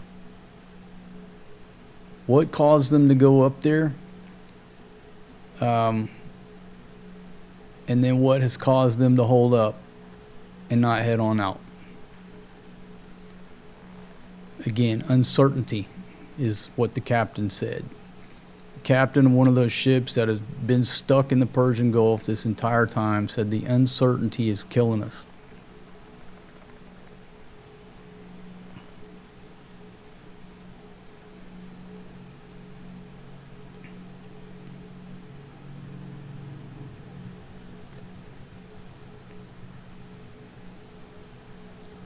Make the rounds here. See if anybody's reporting. So the reporting now, breaking news out of Al Jazeera. Tehran saying President Trump made false claims. Here you go, 5 minutes ago.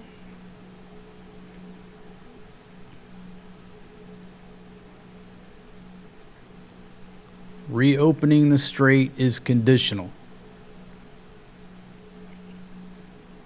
according to the Iranian Ministry of Defense. So I think it just proves my point. What I've been saying for this whole time now, that the civilians are not in charge. There's been a military coup, whether it was months ago, weeks ago, years ago, whatever. The IRGC commanders controlled that country. Whatever the civilians say or agree to is not binding. They're not the power brokers. And it's just being reinforced in my head and any outside observer looking in. When you look at this map, all these ships believed Trump and they believed the Iranian foreign ministry right up until they got to the point where they had to ask permission from the military, and they said, nope, you're a no-go at this station. But the government said it's completely open. Well, the government ain't in charge. We are. And we the ones with the guns, with the fingers on the trigger. We're the ones with the drones and the missiles. Ink on paper don't mean shit when there's a dude pointing a gun at your head. Anybody want to debate that? Ink on paper, rules, agreements don't mean nothing when there's a dude with a gun pointed at you.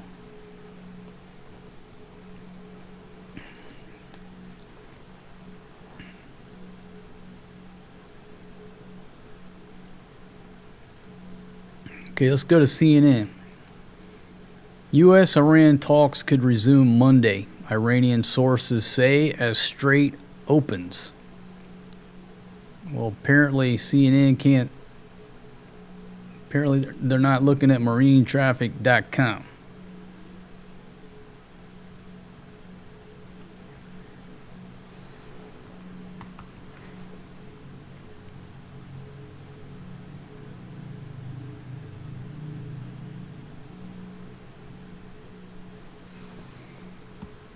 And folks, I'm gonna tell you right now, I told you up front, I'm not an expert on all this. I'm not a ship's captain. I don't own a shipping company.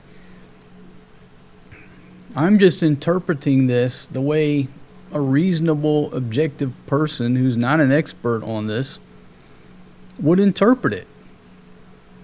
I can read, and I got eyes. And from what this site is telling me is that there's the Strait of Hormuz. The red ones are tankers. The green ones are cargo ships. I know that they got to make that right turn to get up out of there. And everybody's going up there and they're stopping. With this one dude right here, look like he's clearly turned around or is stationary. They're not passing this point. They're not leaving. Now these guys right here seem to be still inbound, but this gaggle of folks are not leaving, to the point that some of them appear to be retreating. So let's go to the BBC. Iran says the Strait of Hormuz is open, but tracking shows very few ships moving.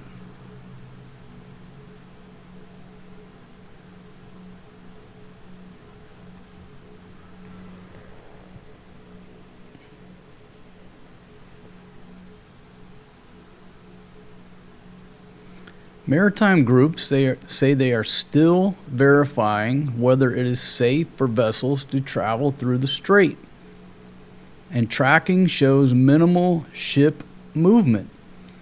Now, I would sort of disagree. Okay, it's minimal compared to a normal day, but there is movement.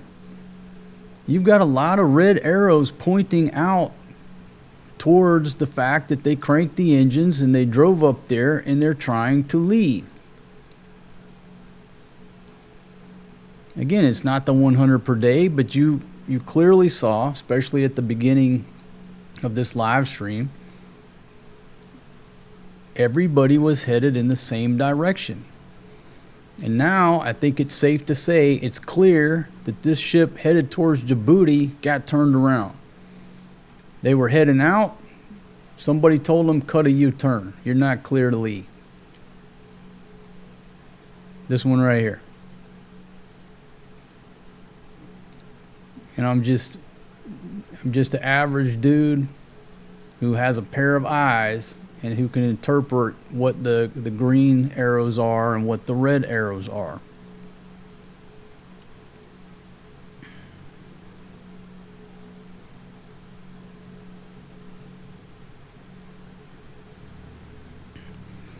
Okay, so again, if you're just joining me, I'll read the announcement by Iran's foreign minister. I'll just put it back on the screen just for a second. Okay, there you go. Declared completely open all commercial vessels for the remaining period of the ceasefire. Okay? Clearly, it's not open. And then here you go. Iranian state TV later quoted a senior military official. Now, if they're quoting a senior military official, these are the power brokers. These are the people in charge. Saying the passage would be through a designated route, which the ships appear to be doing. The passage of military vessels would still be prohibited. In other words, they're still in charge. Okay? The routes are designated by the Islamic Revolutionary Guard Corps.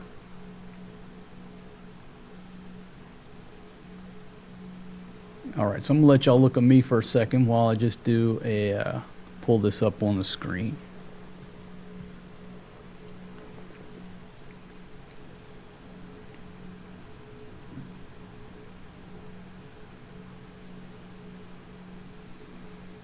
Okay, so there you go for the record. There's a BBC article. Tracking shows very few ships moving. Let's click on this article and come on down to the map right there. Okay, if everybody can see that, let's zoom in. There's the IRGC's published route through the Strait of Hormuz. Come down and see if that looks good on the screen. There you go, right there. That's their published route. So, according to what they've published, outbound, you go south of that island, which the one green cargo ship was doing. He was about right here. Now he got turned around. The inbound is to go on the north side of that island. Okay, so let me move this over here and let's just see what's going on. Refresh the screen. Okay, so looks like you've got a few that are still inbound. There's a tanker set up to come around the bend of the north side of Larak Island. But clearly, this ship going to Djibouti, who is following the outbound route, has clearly turned around. At this point, it's safe for me to call it that they have turned around. I'd have to play it back to show you, but I think we'd all agree this dude here was further along, headed in this direction, and now he is headed back. And some of the people who came up here to hang out, this one, and this one, are headed back to where they came from. And then compare that with the routes here. This is the old area, deeper water, but now Iran is saying this is a dangerous area, which we mined, or they're alleging that they mine. And the crazy thing about it is this is Omani waters. So the greedy pirates up here came down, mined the main route, which is technically their waters, and saying, nah, you got to come through our route so we can try to charge you and control you. So the greedy pirates seem to be still in charge, the Islamic Revolutionary Guard Corps. And it seems to be that nothing has changed. I'm glad I did not get up out of bed last night and come down here with my optimistic mood, because I would have been falling for the banana Mateo pipe.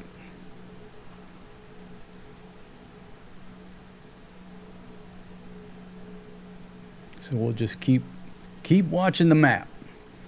But anybody at this point want to put their money on that gaggle of ships, that flotilla of ships breaking out anytime soon? Does anybody want to put their money on it? Is anybody optimistic enough to say that those red arrows are about to start marching out?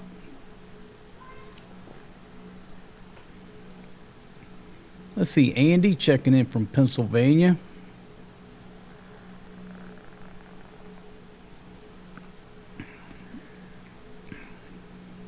Yep, fool me once. Exactly.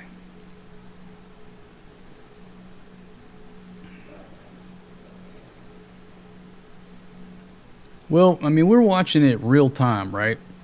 We're watching it real time, and I'm sure folks in the media are watching this real time, and everybody's interpreting the same thing that we are coming to the conclusion of. So the BBC seems to be tracking on it, but nobody's posted a headline yet that says Hormuz Strait ain't open. Ships turn back south of Larak Island.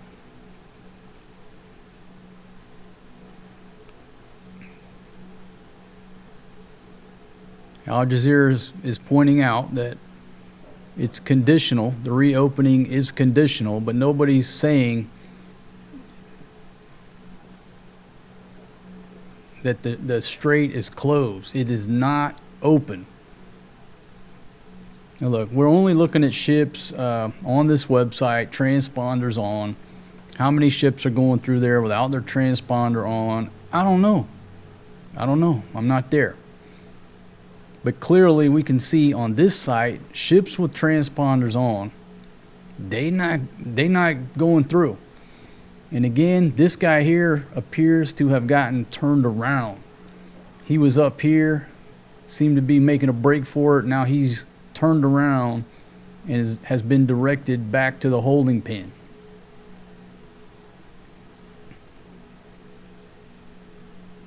And the emotional toll that crew, talking about it yesterday, it was the thrill of victory. Imagine, they're south of Larak Island, headed out, no telling how long they've been stuck in there. The thrill of victory Then that radio call comes in and says, this is the Islamic Revolutionary Guard Corps.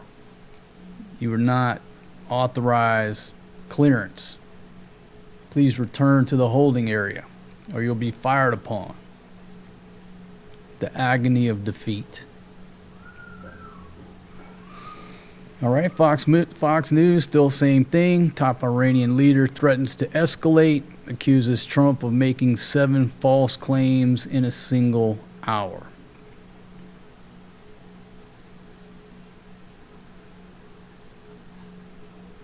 Let's go to NBC.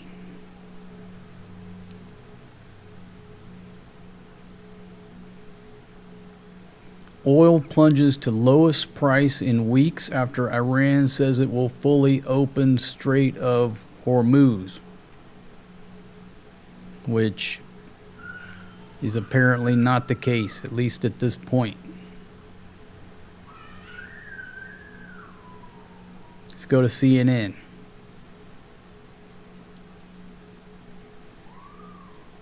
Still reporting U.S.-Iran talks could resume Monday. Iranian sources say as the strait opens. Since I've been watching these sites, CNN is the slowest to update their website. It's like they got a skeleton crew running the site. They are like the last to the party. And remember back in the day they used to be the party? What happened to them? I don't know. It's just a question.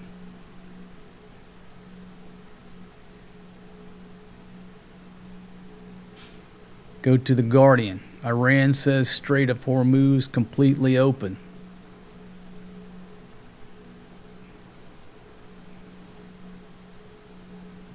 I don't know, folks. Are we just totally interpreting what's going on here completely wrong? Is the media just not watching this map? Are they interpreting things differently?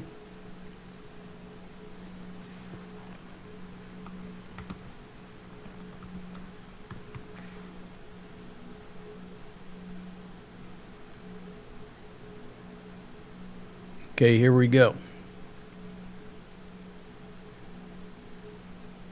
All right, so it looks like from CNBC.com,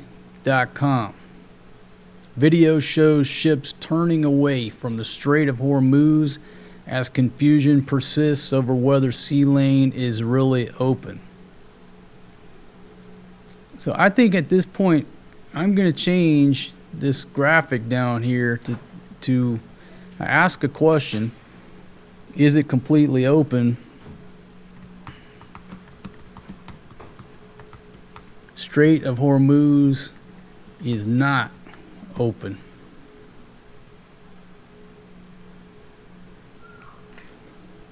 I think I can safely make that assertion. The Strait of Hormuz is not open for traffic. It is not open, at least for outbound traffic. I think a reasonable person could come to that conclusion. So again, for the record, CNBC.com. Video shows ships turning away from the Strait of Hormuz as confusion persists over whether the sea lane is really open. Okay, here's the key points. I'm about to read the article. The Strait of Hormuz remains effectively closed despite Iran's declaration that it is open, maritime freight and oil analysts told CNBC. Okay, so the analysts have come to the same conclusion that old single dad just came to. Iran's conditions for ships to exit the strait are the same rules that it imposed before. Several tankers and cargo ships tried to exit the strait Friday but turned back. Video from ship tracking firm Kepler shows. The oil disruption will only grow worse every day that the strait remained closed. Okay, so I'm not crazy. Old single dad so far is right on the money. I'm not crazy. Oil analysts, maritime and shipping analysts have arrived at the same conclusion.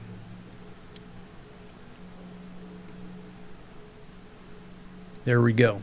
So my tracker over here, I don't know if that's accurate. What the tracker is right there, that countdown timer, not the tracker, the timer. I'm going to go ahead and hide that because I'm not certain that's 100% accurate. We never got to the bottom of exactly when the ceasefire is over, but I put that up there because it was under the condition that the strait would remain open and for the duration of the ceasefire, which is a few days from now. Apparently it means nothing anyhow. Okay, the strait is not open. False alarm. Oil went down to below $90 per barrel, and now you're going to see it shoot back up to over 100.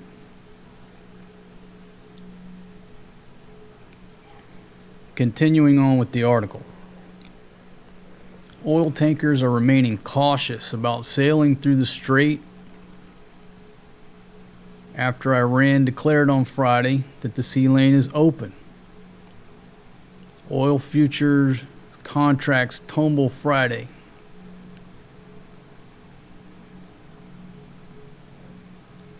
Let's see. West Texas Intermediate crude down 12%. Brent crude down 9%. But statements from Iranian officials have caused confusion about whether the strait is really open or not. Okay, so here we go. Iran's foreign minister initially said it was completely open, but Iranian media, aligned with the Revolutionary Guard, issued conditions for safe passage that resemble the rules which Tehran has imposed for weeks now. Folks, from my standpoint, you don't have to be a rocket scientist to figure out two things. The Islamic Revolutionary Guard Corps is the government of Iran, and number two, the Strait of Hormuz is not open. Simple. So anything that these folks tweet out from the Iranian side is just bullshit.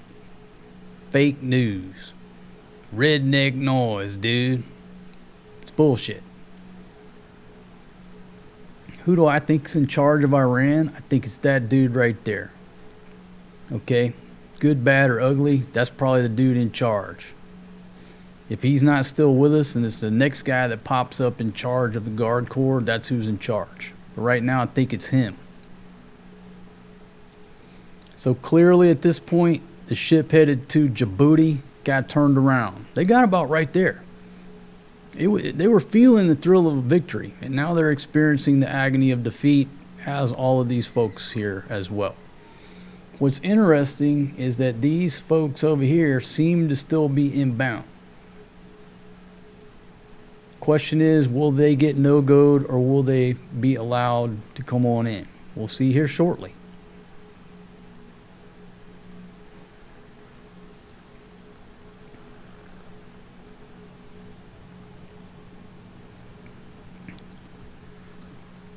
When you're sitting here speculating on what you're seeing, you're sort of second guessing, is this the right information?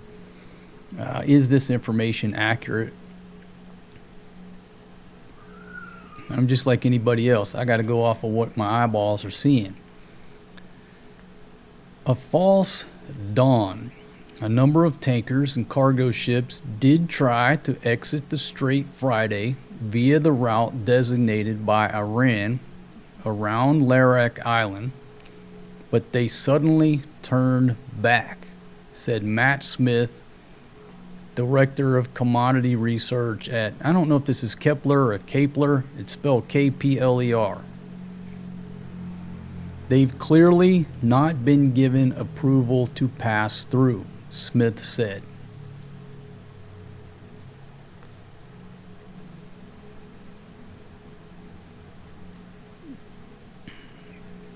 Commercial ships must follow a route designated by Tehran and coordinate with its military. There you go, coordinate. What does that mean? Get permission. Military gives permission, not the civilian leadership.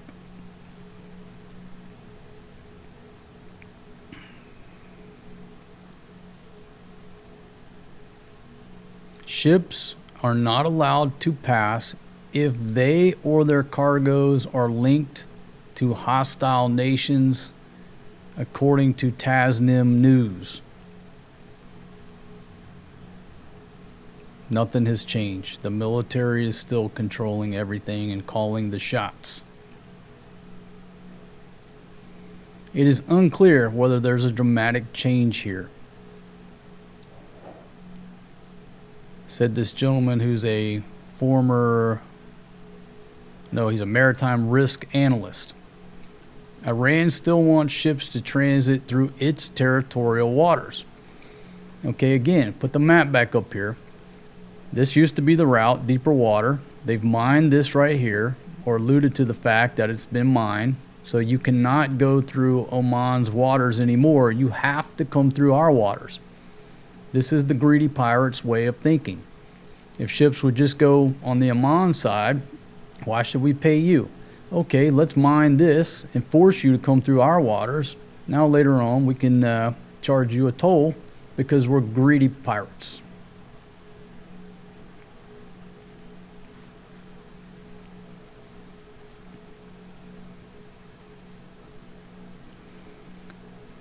Trump, meanwhile, said the U.S. naval blockade of Iran remains in place.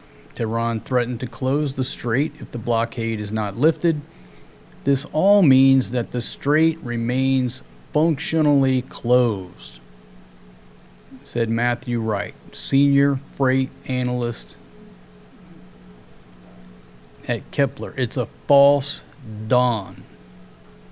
So it was all fake news coming from everybody, from Iran's foreign ministry, from Trump. It was all bullshit because they just don't want to accept who is really in charge of the country. I mean, Trump obviously knows who's calling the shots. Maybe this is part of the whole chess game. But I use the analogy, it's like negotiating with Uncle Joe to buy a car. You work out the terms, you go over to pay him, and you find out Uncle Joe don't own the car. It belongs to Granny, and Granny don't want to sell the car. You just wasted your time. You're negotiating with the wrong person. That's what we're doing. Okay, not declared safe. The world's largest shipping association, BIMCO, B-I-M-C-O, advised vessels on Friday to avoid the strait due to the threat of mines. The area is not declared safe for transit at this point, said Jacob Larson, BIMCO's chief security officer. This is what my buddy would call a big nothing burger. But the difference this time is that a lot of ships believed it. A lot of shipping companies, insurers, they believed this and they bought off on it and they said roll.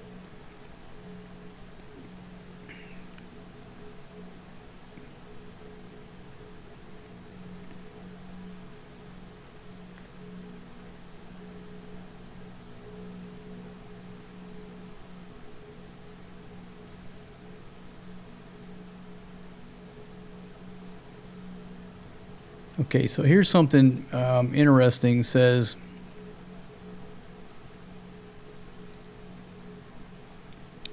you know, the talk between the U.S. and Iran can soothe the oil futures market, but they can't solve the physical disruption of energy supplies. Okay, you don't got to be a rocket scientist to know that. But the final oil and product tankers, which departed the Persian Gulf before the strait closed, have completed their weeks-long journey to their destinations in Asia, Europe, and North America. So obviously, a bunch of ships left. They had just left. Okay, you got this big, long logistics train of ships who left the Persian Gulf and were en route to their destinations when the bombs started dropping. So there's that lag time where stuff is still coming. It's still coming. One of the final shipments is a tanker of Iraqi crude that will arrive in Long Beach, California next week. The dominoes will now start to fall with oil no longer arriving from the strait. Period. Refineries in Asia, which are heavily dependent on Mideast oil, will have to cut their output. This means countries that import products like jet fuel from Asian refineries will potentially face supply shortfalls. So you've had all of this oil on the water en route that's still coming because of the transit time. But this is the last tankers are pulling in.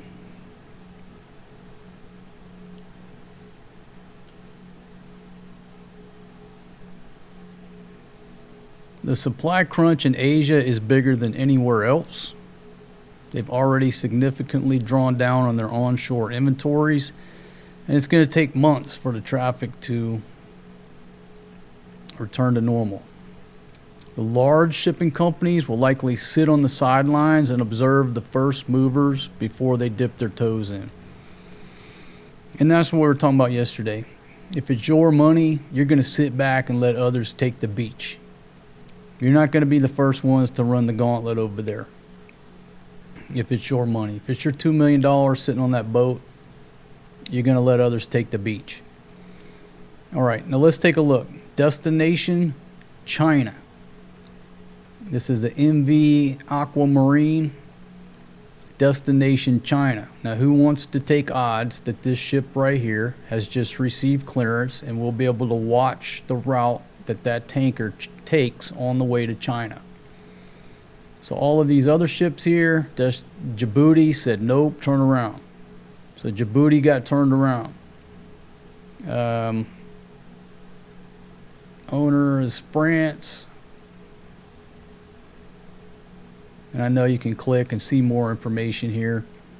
India cargo. But this dude right here, Destination China. It's a tanker ship.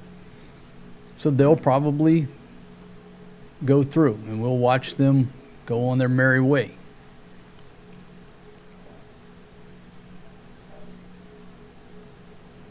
All right, now go to your comments. See, Gary, how are you? Thank you very much for hanging out, my friend.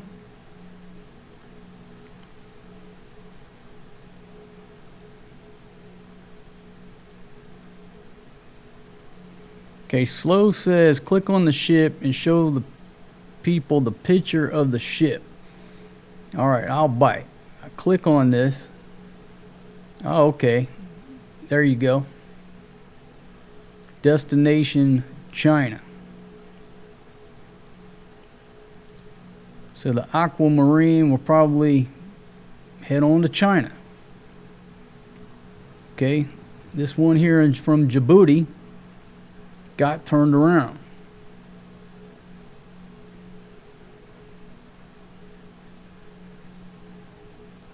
This one right here is headed back to wherever they were at.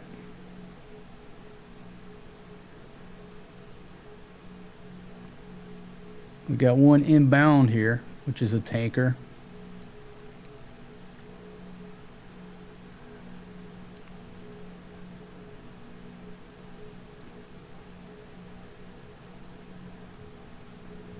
So the Indian shipping crew, not going nowhere.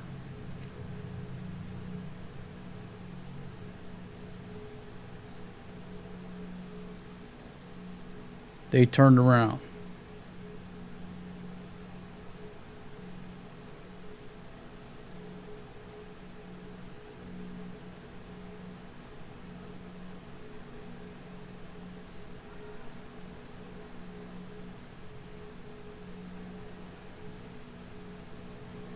All right, so if I was a betting man, this is the only ship I bet on right here.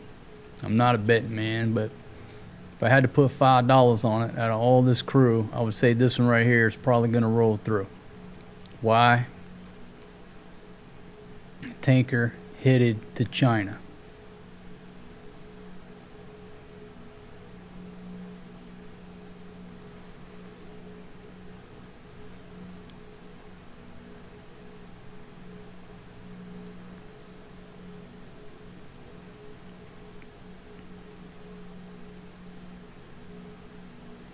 Yeah, fertilizer an issue as well.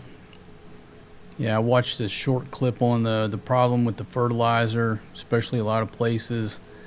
You know, it's the right time where they actually really right now need the fertilizer, and it's not going to be there. Obviously, the price of food is going up months down the line.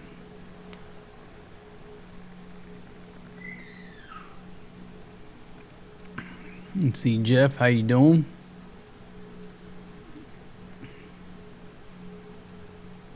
Gary reporting still going through a snowstorm. Silver Collector, how are you? Thanks for checking in. JXX says, where the heck is the U.S. Navy? Well, that's a good point. You know, I think that's part of why everybody got a nice warm and fuzzy. But what is the mission of the U.S. Navy right now? Let's ask ourselves that, and we'll go to CENTCOM, see what CENTCOM is saying.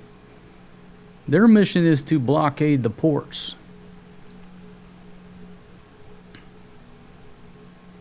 But you would think, hey, the U.S. Navy's in the AO, it's safe.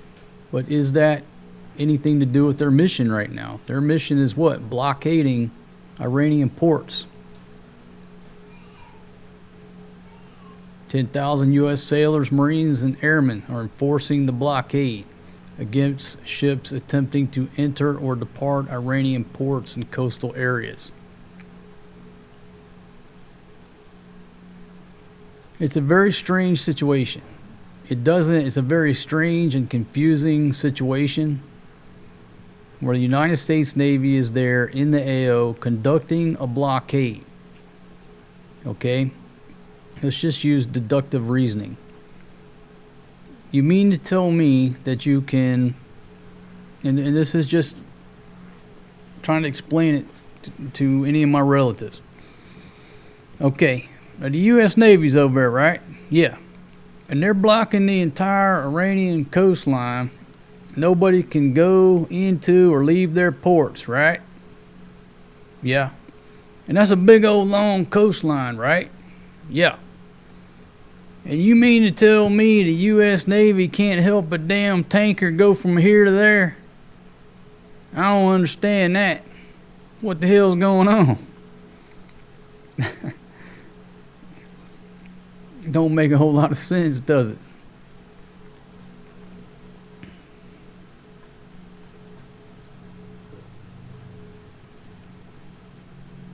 Let's see, Among Us Basketball says blockade the blockade.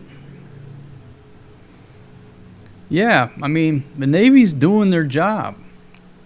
But what is their mission? Their mission is to blockade Iranian ports from any traffic coming or going.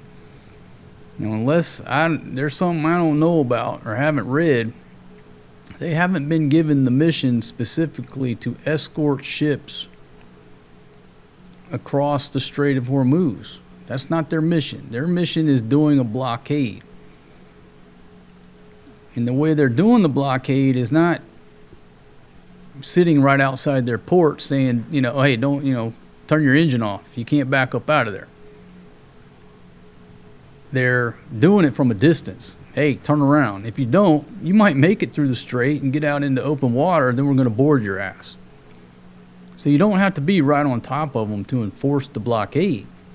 They just got to know, hey, there's a blockade in place, go back to port. If not, you're wasting fuel.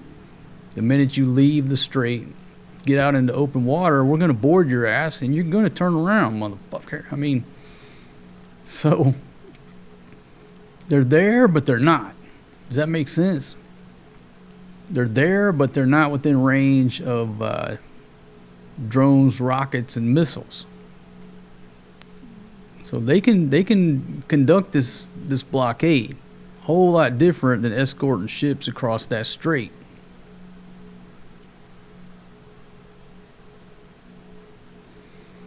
Okay, so somebody's asking whose ships are behind Djibouti's. Okay, that's a Chinese ship, tanker, right? It looks like it's going to continue out, no problem. There's Djibouti right there.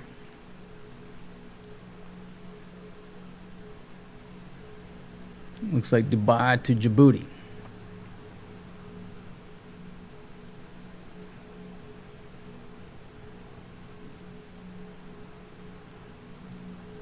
So I'm not a betting guy, but like I said, if I had to pick any of these horses that were actually going to successfully leave during this live stream, well, you don't got to be a rocket scientist to figure out that's the horse you would pick. The Chinese tanker ship. I might have spoke too soon. Now he's pointed in a southerly direction like he may be turning around. Could it be? That's why I'm not a betting man. And again, if you're just joining us, let's look at the route. Iran has apparently mined this area, the old area. Now they're saying, avoid this area, which happens to be in Omani waters. If you want to leave, you go south of Larak Island. You want to come in, you go north, which is in their territorial waters, so they can be greedy pirates and try to control you and charge money. The more we're all part of this situation. The more that you realize how the Iranians are operating, the more they're pissing me off. They're just delusional. Why do I say that? Well, what's the difference? Use this analogy yesterday. Well, first of all, I'll say what Iran thinks. They think that the Persian Gulf is a bay surrounded by Iran. They're not realizing this is a gulf with other countries. They're thinking it's a bay. You know, a bay, if you pull into a bay, this is your country all around, well, you can pretty much make the rules and control things. But this is not a bay. This is not the Bay of Iran. It's the Persian Gulf. There's other countries on the other side of that water. What gives them the right to tell anybody you can't use this waterway? Because it's close to our coastline? Well, there's other countries over here. They're just greedy pirates. They're no different than Somali pirates. You sail by off the coast of Somalia. You know, a bunch of dudes in a boat with AK-47s board your ship, and they tell you, give us $2 million if you want to continue on, or we'll just hold your ship and crew hostage. You pay them. It's extortion. It's kidnapping. Criminals. What's the difference of those criminals pointing an AK-47 at the captain versus the Iranian criminals pointing missiles at the ship? It's just a bigger hole. It's just the size of the hole. You're just all pirates. Just basically thieves, common thieves.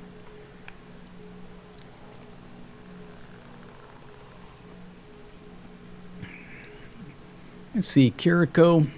Marco, you talk like the Yanks are in control. Sorry, mate. They're not, brother. Get back to the good life. Yeah, right now,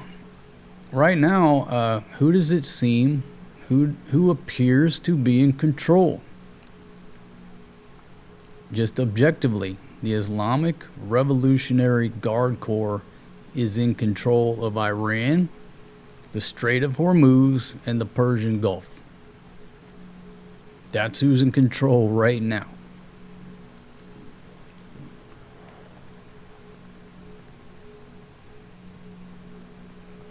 Here you go. They don't own the strait. They just enforce the rules. It's extortion. By definition, that's what it is. Extortion.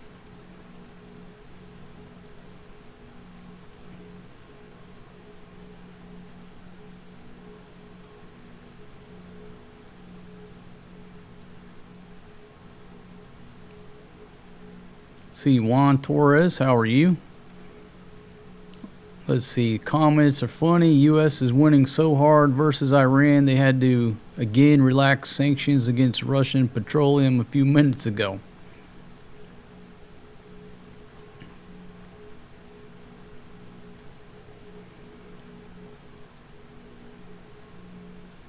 Okay, their territorial waters, the ships are forced to go into their territorial waters because they mined Oman's territorial waters and are forcing the ships to go up there. So again, it's extortion. They're just greedy pirates. Like, okay, you don't want to come through our waters? We'll go mine everybody else's where you have to come through here and pay us the toll. They're forcing you to go through their toll booth.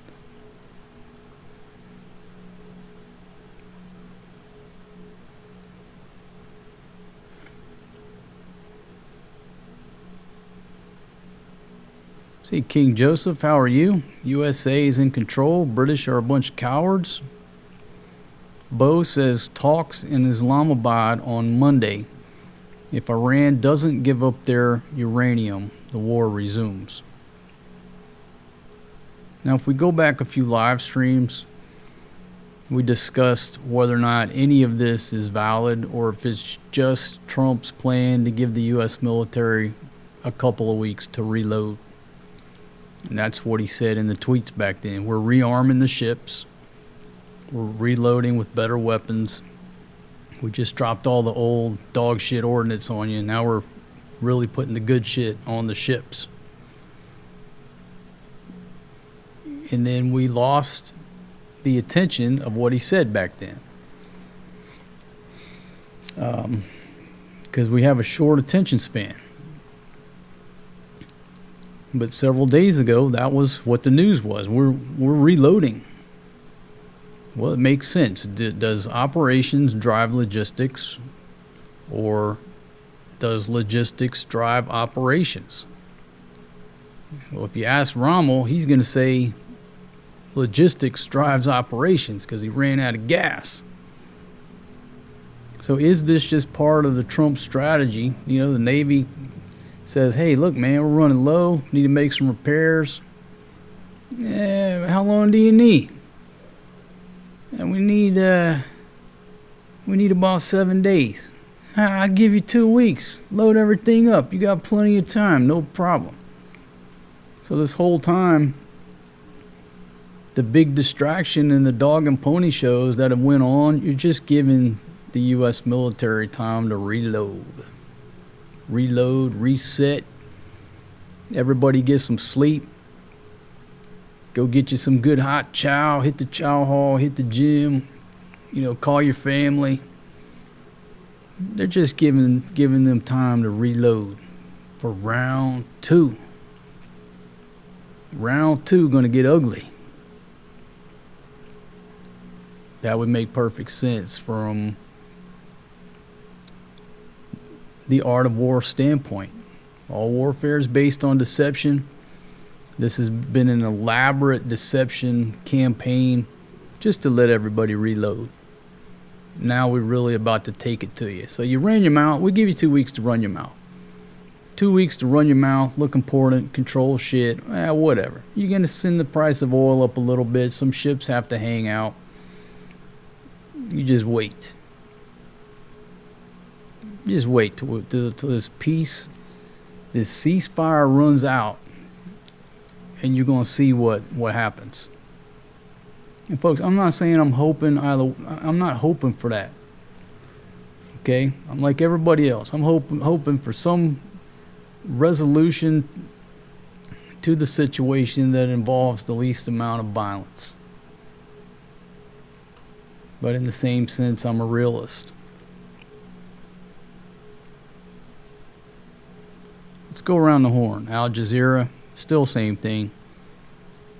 Tehran says the president made false claims.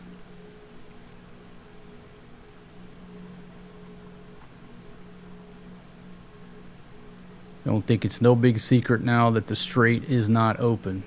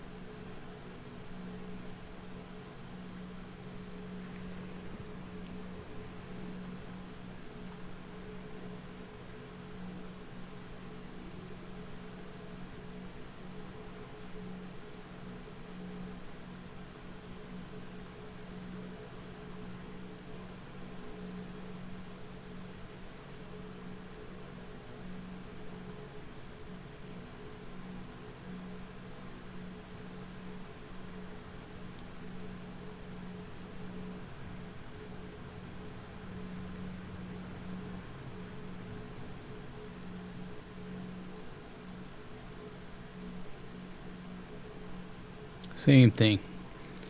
Just the same. Boils down to the same shit, different day. We're going to close the strait if the blockade continues. What do you mean close it? It's been closed. There's nothing new. There's nothing new from either side. Same shit, different day. Should be the title of this video. Maybe I'll change it. What did I title this thing? Strait of Hormuz fully open for business. Strait of Hormuz is not open. I think that's pretty accurate. Or I could just change it to same shit, different day.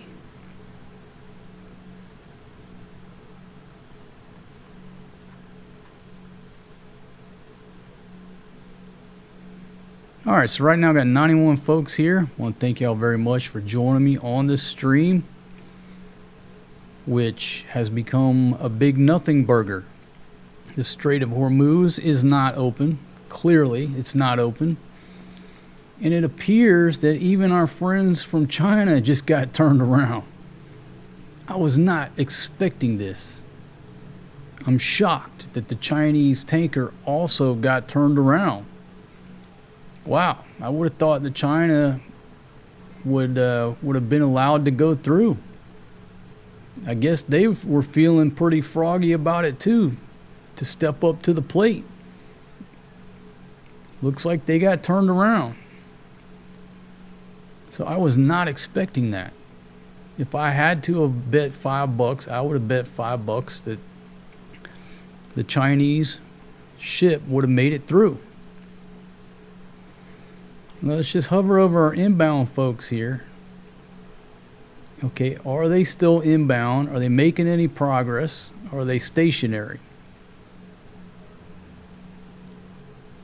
We'll see. We'll see if these inbound ships come around the bend on the north side of the island. Again, there's your route. That's the Islamic Revolutionary Guard Corps' published route.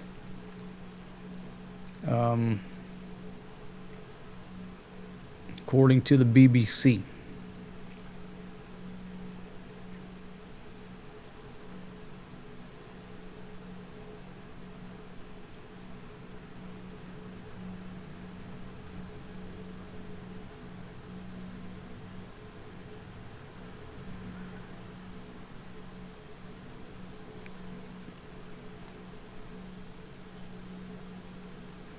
Let's see, Papa Smurf, how are you? Checking in from the Big Apple.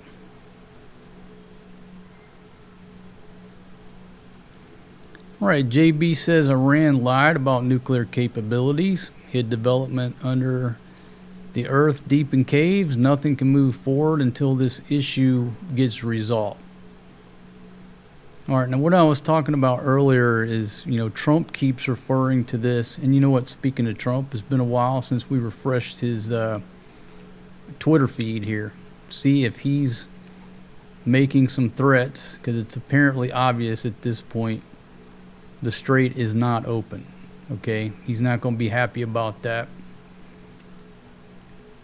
But I don't see anything 22 minutes ago. He's talking about no tax on tips. Tax deductions, tipped workers, credits Las Vegas as the birthplace of no tax on tips. Let's see, this rally. Okay, now remember how I was talking about Trump is the master of maintaining our attention where he wants it to be. He puts out so much information that he's not only dictating the narrative, he's controlling it, he dominates the narrative, and he tells us where to look. So the fact that things are not going, as he said, in the strait, here's a great distraction for a lot of folks. Trump reveals very interesting findings in top secret government UFO files and say they'll be released very soon. It's something that everybody's interested in, right? So what I said was that by November, we will have forgotten all about this shit in the strait. You might still be feeling the pain, but by November, this will not be news. It's not news. It's the same shit, different day. The ratings are down, the views are down. People are tired of this shit. What would bring the ratings back up, keep your ass glued to the screen, and pretty much just take over Iran war coverage would be some type of disclosure on UFOs. And he keeps teasing. They'll be released very soon. Very soon means he's keeping that card to where when there's maximum negative pressure on his ass, where he needs some help, you just start talking about UFOs. You release some information. Nobody will give a shit about the news in Iran. It's just like, what happened to the war in the Ukraine that used to just inundate the news? Is there still a war going on in the Ukraine? Nobody knows, nobody cares. Who wants to watch a video or read a news article about the Ukraine? Nobody. It's yesterday's news. So this UFO stuff, he'll use that whenever he needs, some redirection. Things really get bad, whether it's Iran, the Epstein shit flares back up, whatever it is, all he's got to do is release some stuff about UFOs. That will be the news. All right, so I don't see anything recently. This is 6 hours ago, talking about Spain's leftist government has closed Spanish airspace to U.S. planes. Okay, well, Spain needs to defend themselves. We don't need to spend one more U.S. tax dollar helping Spain. You can't have it both ways. You can't take our money and our protection and then tell us what the fuck to do. A simple solution, y'all defend yourselves from this point forward. All right, let's check our tracker here. Refresh the screen. Looks like the Chinese got no good as well. I would have thought that the Chinese would have made it through. According to the tracker, they did not. So I'm going to leave the tracker up there. I'm going to take a few minute break and then I'll come back to your comments.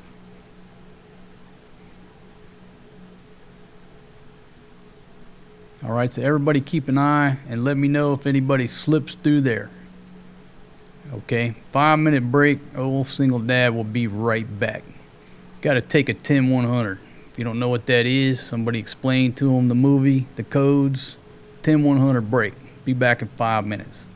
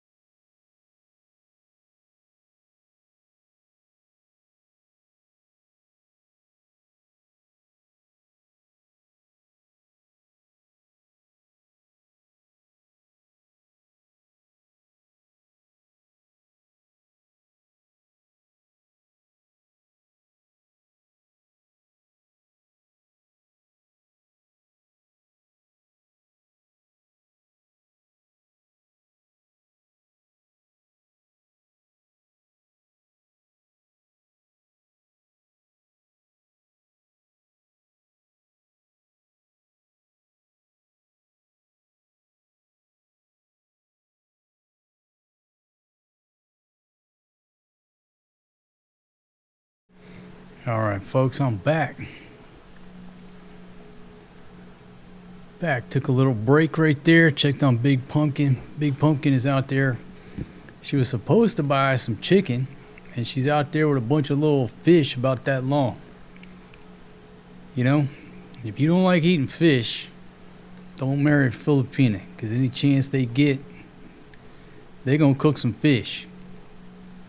And I'm not talking about a tuna or a mahi-mahi. They'll be cooking fish about that long. You have to eat about 50 of them just to get full. All right, if you're just joining me, folks, it's pretty obvious the Strait of Hormuz is not, I say again, is not open.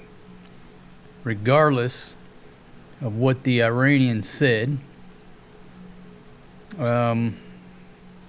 last night, right before I went to bed. Supposed to be, can't talk, declared completely open for the remaining period of the ceasefire, which is a few days, 3-4 days. Okay, it's completely open.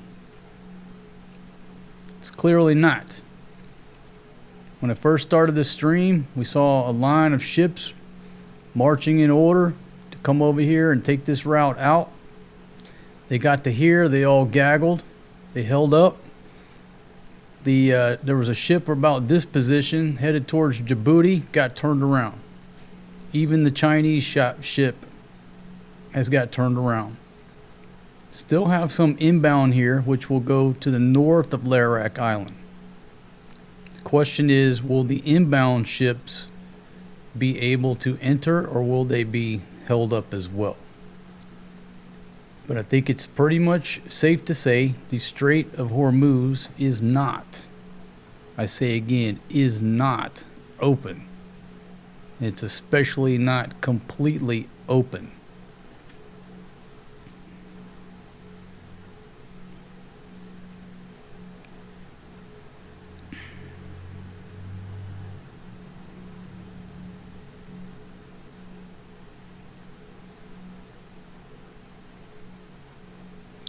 Okay, so it looks like there was some comments talking about nukes.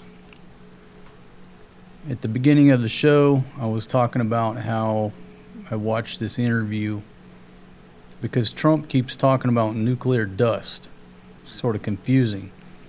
According to this gentleman with the International Atomic Energy Association, did I say that right? The IAEA, whatever it is. According to that gentleman, he said that the enriched uranium is in a gaseous form, which means it's a gas stored in cylinders. I guess I would have to look it up to see what uranium gas cylinders look like. But it's not a dust, it's not a rock, it's not a powder. It's actually in a gas form. So let's do this. Uranium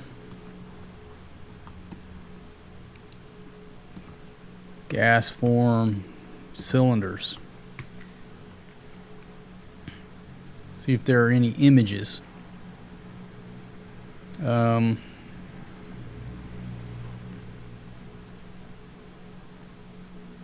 know, when you say cylinder, I'm just thinking of an oxygen or an acetylene, or they're in some type of gaseous form in a cylinder, according to this guy. Which means if they were underground enough to where they didn't get damaged during the strikes, you just got to dig them up. Either they're intact or they're not. Now, if one of those things got damaged and released 60% enriched uranium in gaseous form, I'm not a nuclear physicist or scientist, but I can pretty much say I don't want to go anywhere near that facility. Is that safe to say?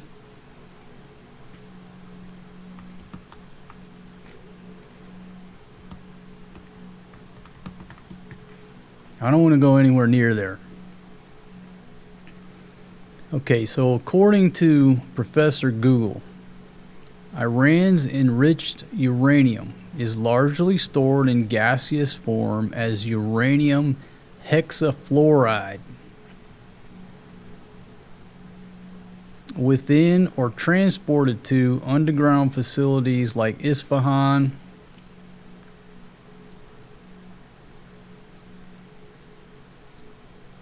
it's held in large shielded metal canisters.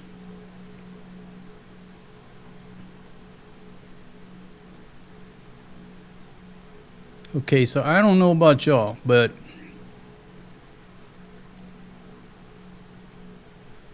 if you take any cylinder, right? Let's just take it down a little bit, right? A cylinder of acetylene or oxygen. You put a bunch of those containers underground and then drop some bunker busting bombs on top of it. Would I want to go down there and be responsible for moving around those cylinders after they just took the shock waves and potential damage from these bombs? I wouldn't want to move around an oxygen cylinder or a damn 11 kilogram LPG cylinder. I mean, hell, they're scary enough moving around some of these cylinders you get here in the Philippines. They're not exactly in tip-top shape. I don't want to be moving around cylinders of compressed gas. So somebody came to me and said, hey man, you want a high-paying job? Well, okay, I'll bite. What's the job? Well, what we want you to do is go over here in Iran to this nuclear facility, right? And you're going to go recover some of these compressed gas cylinders. That's all you got to do. Well, I'm a redneck. I'm going to ask, well, what's in them cylinders? Man, it's 60% enriched uranium, but don't worry about that. It's safe. Well, why is it such a high-paying job? Well, the U.S. kind of bombed the place. Who the hell wants that job? Who are they going to get to go over there and do that?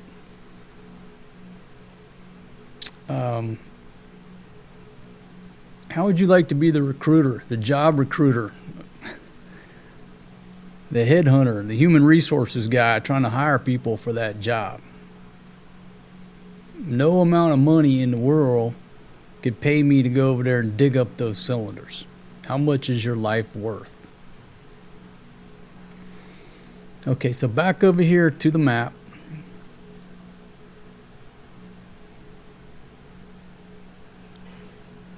There's the China ship. There's the Indian ship. Still got some folks in the gaggle, just hanging out, waiting for more word. It looks like this tanker right here, so it looks like it's getting closer, maybe hitting a left turn, headed inbound on the north side of the island. We'll zoom in for a little bit here.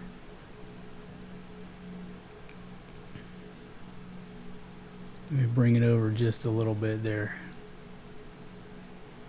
Oh yeah, there we go. Real nice angle on the dangle. And folks, let me know how it looks on the big screen. Are you able to see everything okay with this layout? I've changed up the layout so much, and at one point I had myself like half of the screen, and when I went back and played it on the big screen, the source material, my maps and stuff, it was too small. So I put myself back in this small box right here, so hopefully you can see the source material much better.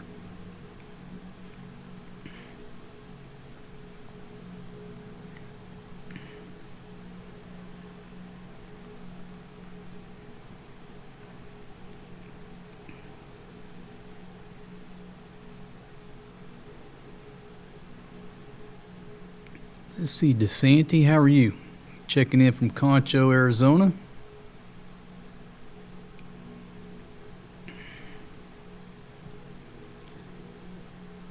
All right, so Slow says he knows all about uranium gas, worked in the field for over 12 years. Let me try to scroll back up and see what you wrote.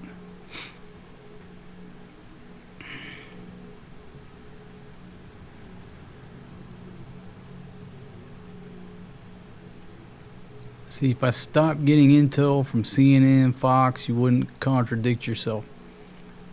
I look at everybody's stuff. I go around the horn. Obviously, I'm looking at open source reporting. I don't have any inside info, so I'm like everybody else. I look at open source information, graphs, maps, stuff like this marine traffic. I sample what everybody's saying. But it is good to sample what everybody's saying, because there's segments of the population who believe everything that news source tells them, because they are dedicated to that news source. I have family members who leave Fox News on 24 hours a day. I think it's an accurate statement to say there's a lot of Americans who do that. They're dedicated to Fox, or they're dedicated to CNN. They're dedicated to whatever source they choose to listen to. And they end up getting one perspective of what's going on in the world. So it's very easy to say, oh, Fox News is all bullshit. Well, that's not true, and it is true. But if you don't go around the horn and sample the media that's inside the U.S., sites like Al Jazeera, what the Russians are saying, what the Iranians are saying, then you're not getting a clear picture of what other people's perspectives are. So yeah, I go to Fox News, but I also go to CNN, I also go to Washington Post, I go to everybody. And what that does is allow me to realize what different segments of the population are thinking, because that's how they're being programmed. Ain't nobody gonna program old single dad. I fell for that trick up until my 30s. They fooled me. I'm just a dumb redneck from the backwoods of Mississippi. You know, pay your taxes. Go to war, do everything Uncle Sam tells you to do. You know, that type of mentality. I was fooled. And in my 30s, I finally figured shit out. I'm a little late and a little slow. But sooner or later, I'll figure shit out, and I ain't fooling for no bananas in my tailpipe. So, no, I don't put all of my eggs in one basket with any news source. But it does seem to piss off people these days that if you quote an article from this news site, it's going to piss people off. Oh, there you go, listening to Fox News. Quote something from Al Jazeera. Oh, you just listening to them folks over there in the Middle East. You're a traitor. Listen to what the Russians have to say. Oh, you're just Putin's friend.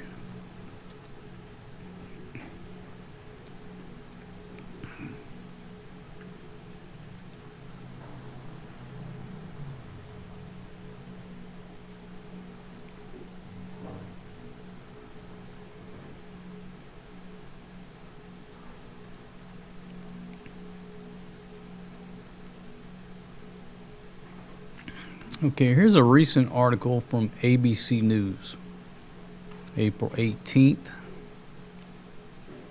What to know about Iran's uranium enrichment and its role in the Middle East conflict. President Donald Trump on Friday vowed to remove Iran's nuclear dust, as he calls it, as part of an effort to ensure the nation never possesses a nuclear weapon. A day earlier, he told reporters at the White House that Iran had agreed to give us back the nuclear dust that's way underground, repeating the phrase he uses in reference to Iran's highly enriched uranium. Look, we all know Trump is a master at branding things. He brands everything. He brands everybody that goes against him. He brands everything. So what's his brand? Nuclear dust.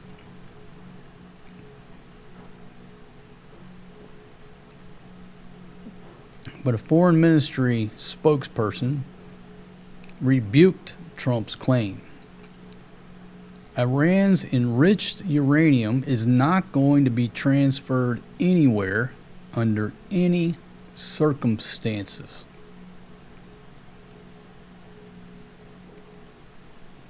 Iran says its nuclear program is for peaceful purposes such as energy production. Now you know right there that they're full of shit.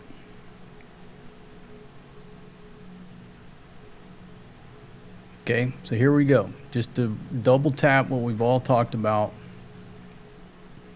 Commercial nuclear reactors used to generate electricity typically run on fuel that is enriched between 3 and 5%. Weapons grade uranium comes at an ideal level of about 90%.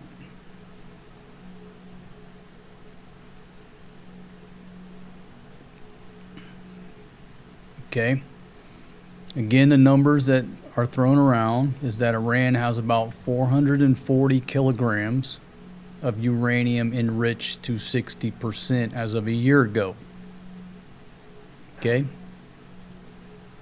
International Atomic Energy Agency. That's their report. So we've already clearly established it's not for civilian purposes unless we are not to believe the report by the International Atomic Energy Agency. But Iran has cooperated with them to certain extents in the past, right? So why would I not believe the IAEA? And the number that's thrown around is that the quantity of uranium is enough to produce 9 or 10 nuclear bombs if it gets further enriched. Going from 60 to 90% is a relatively small task within the overall process. So they got enough to make 10 bombs. Now look, there's a big difference of being close to having a nuclear weapon versus joining the club and being a nuclear armed country. It changes things. It changes the way you look at that country. They are so close to joining the club, and then people have to listen to them. It doesn't make no sense that they've come all this way. They're on the 1 yard line, and they're just going to give up. Don't make no sense, right? Objectively, it doesn't make no sense to get to this point and just give your shit back to the United States who's over there bombing you. You're this close to everybody having to treat you differently. It just doesn't make sense, right?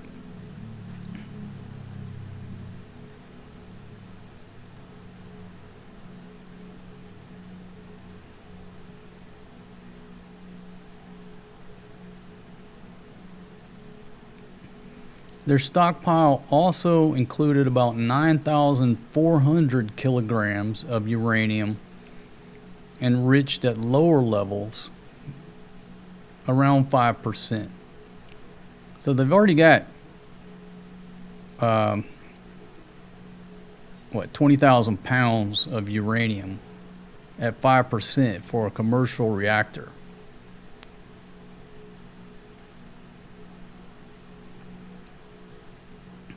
And 440 kilos equals 10 bombs. They're almost there.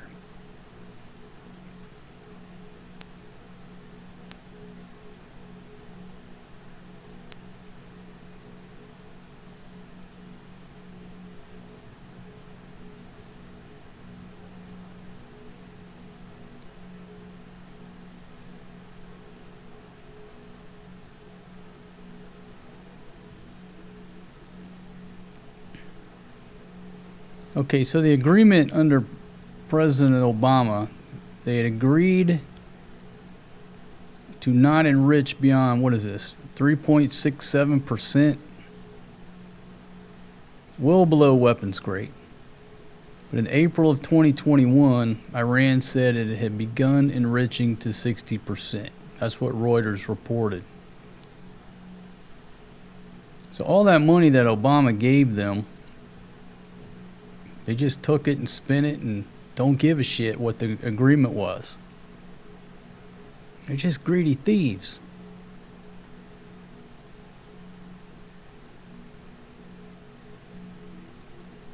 Okay, so nobody's really talking specifically about, do they think those cylinders are damaged?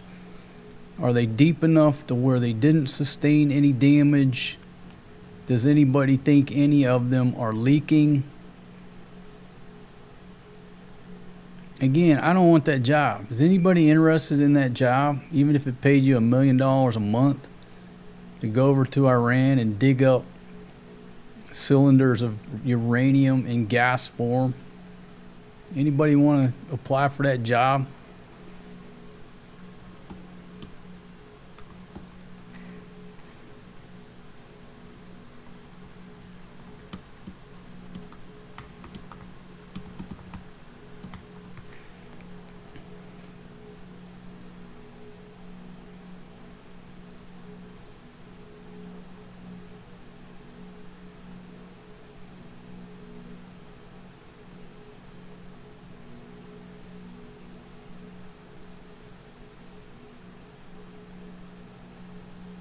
So I'm trying to ask Professor Google, does anyone think that those cylinders are damaged?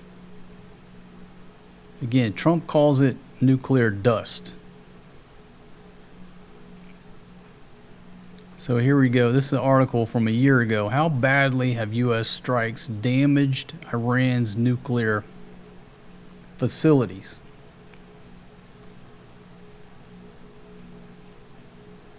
Talks about the damage to the facilities.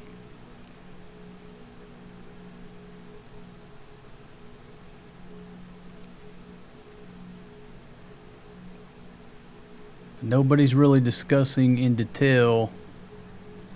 I guess I could go to the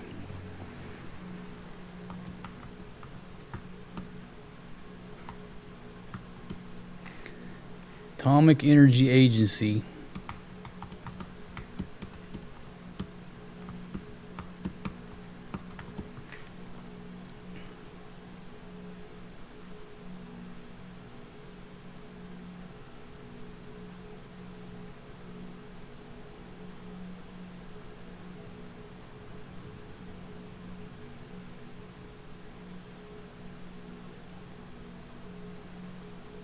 All they say is there's monitoring gaps, lack of surveillance. It couldn't fully confirm the status of all nuclear material, especially following military actions.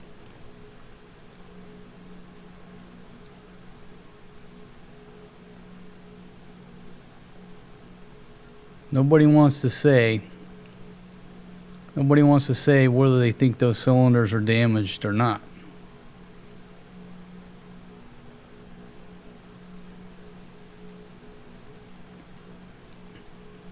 But again, the Iranians are saying the enriched uranium is not going to be transferred anywhere. And why would you? Why would you, if you're so close to getting there, to being part of the nuclear club, and you're just going to give up?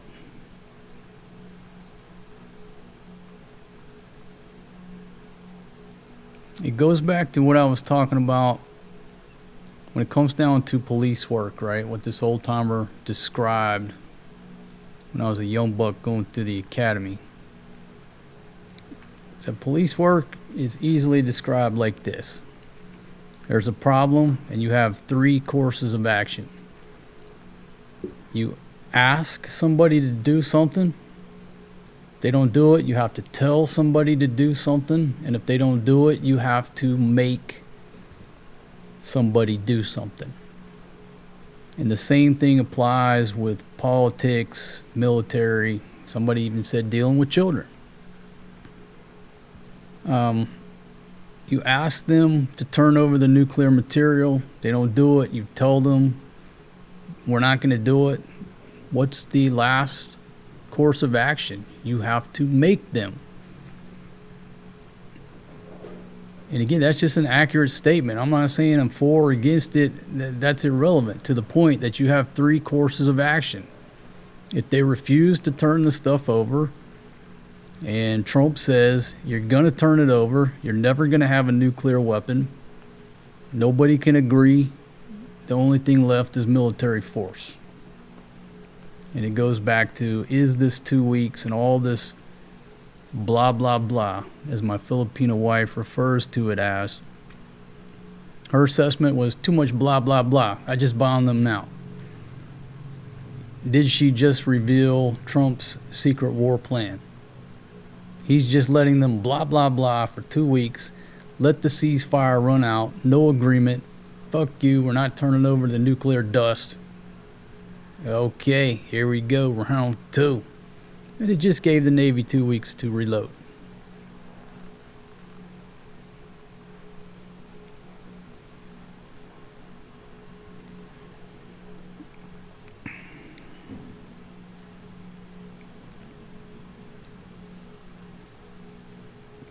Yeah, I don't have any researchers here.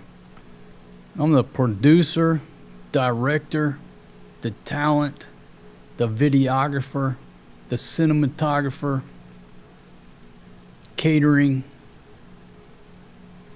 head of research, the sound guy.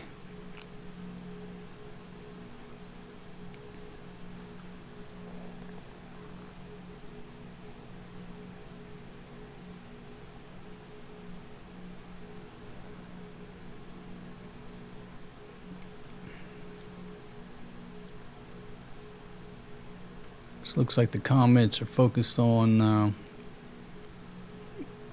drilling and stuff.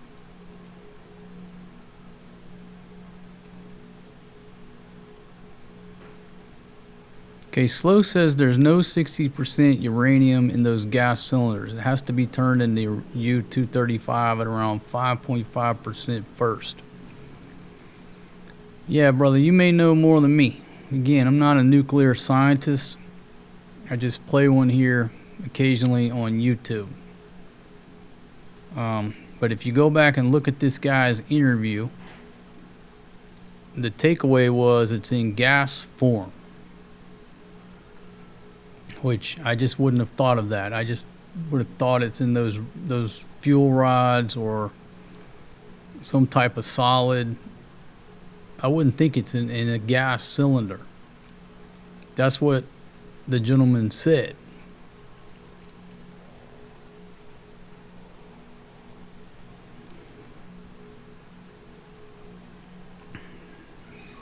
Okay, let me refresh the screen here and just get back on topic for anybody just joining us. We started out with completely open, Strait of Hormuz, completely open. Trump is saying, hey, it's completely open. Let's do a refresh on his screen for a second. But Trump echoed, hey, everything is completely open. Oil prices dropped down to below $90 a barrel.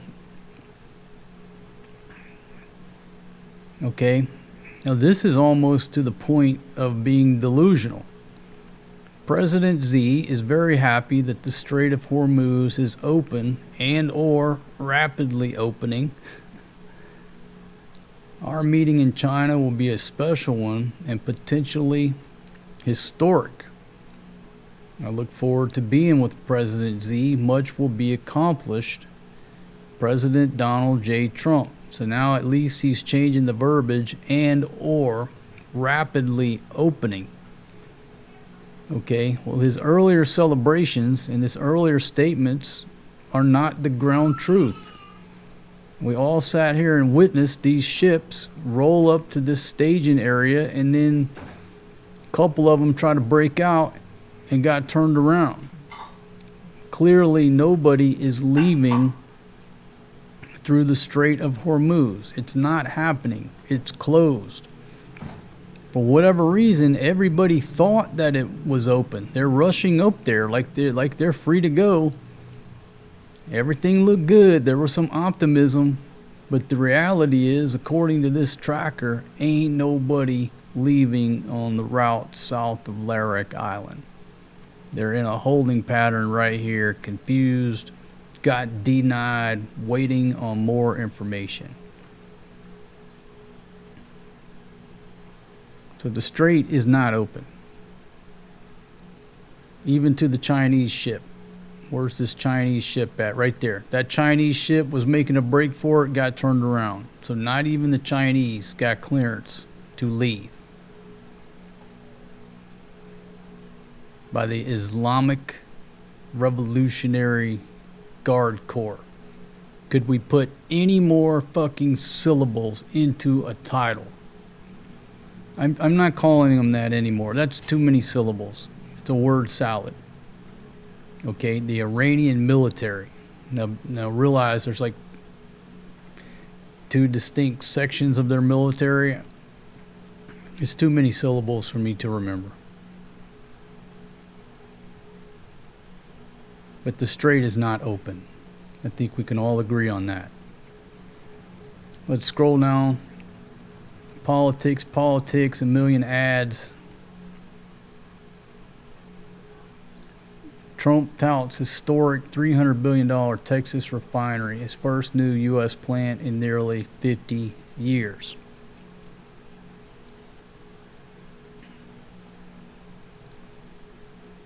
Tax deductions, talking about the tips, we've already seen that. So the only thing new that he's put out about the strait in Iran is this post talking about President Z is very happy that the Strait of Hormuz is open. Well, it ain't open. Trump's starting to sound like the Iraqi spokesperson. We are repelling the invaders, and meanwhile 113s are driving through Baghdad.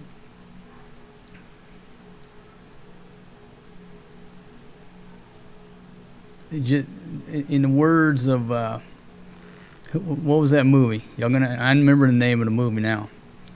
But the line was, he tells it like it ain't.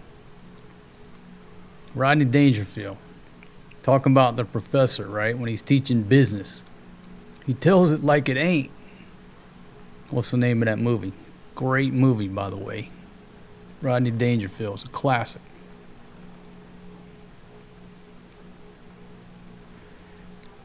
Okay, Bobby Martin is reporting $84 per barrel. Is it down that low?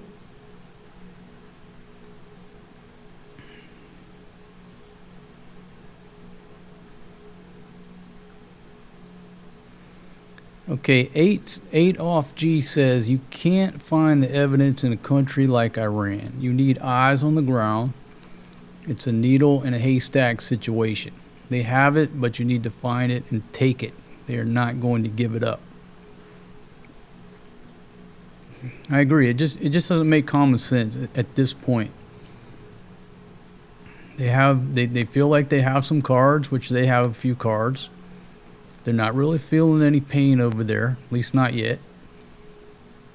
When you're sitting there with your big screen watching the news and tweeting shit out, and you've got electricity or running water, it's pretty easy to be cocky. When you go over there and hit the light switch and there's no electricity and there's no running water, shit changes. So they're pretty cocky right now. They're pretty cocky because they're not really feeling too much pain. And again, it sort of just looks like what Trump says is painting a wonderful picture. What the ground truth is has nothing to do with this wonderful picture that he's painting. And it's just like he's distracting us over here, buying time for the U.S. Navy, Air Force, U.S. military to get reloaded, to drop the hammer on them again. What was the name of the operation? Midnight Hammer. Is there another hammer about to drop?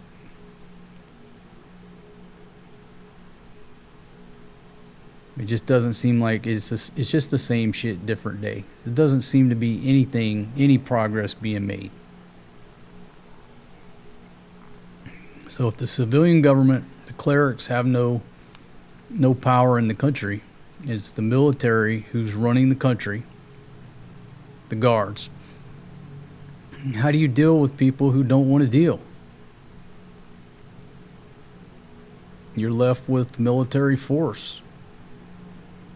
You've already asked them. You already told them. Now you have to make them. Make them do what your objectives are, and that's military force.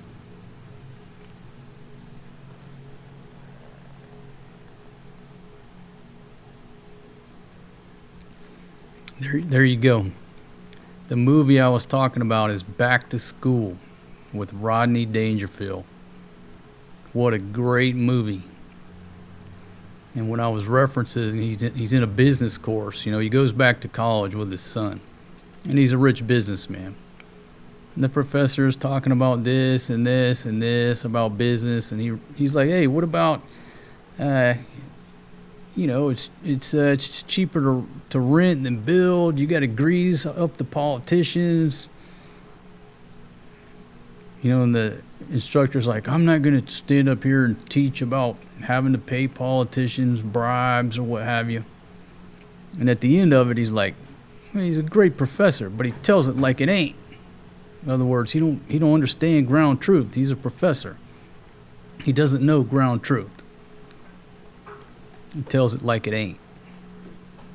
So it seems that Trump is telling it like it ain't.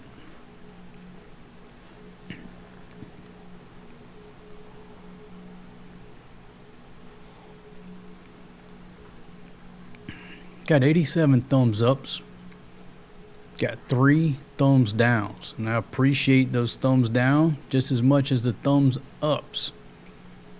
I need 10 more to break the 100 thumbs action barrier.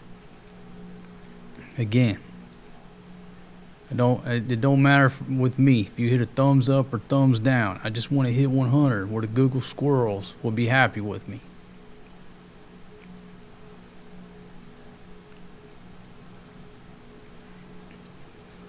Okay, do you think I'm missing the point and your listeners believe you? What's the point?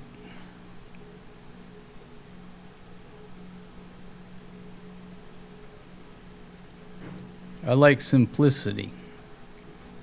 So the point of this live stream is that, let me go back to what the title was. Strait of Hormuz fully open for business with a question mark. Now notice I put a question mark because I wasn't falling for no banana in my tailpipe. I did not believe that it was open for business. When I read it last night, if I truly believed it was open for business, I would have went live last night. I just kind of chuckled, turned off the iPad or put the iPad back in the case, whatever, and went to bed. Like, that damn strait ain't open. I'm going to give it 12 hours for some developments to play out. Give the ships time to start their engines and see what happens. So it was breaking news last night, but to me, it wasn't breaking news. Let me just fast forward 12 hours, and then we'll be able to tell. So the simplistic question and answer is the Strait of Hormuz fully open for business, as everybody says?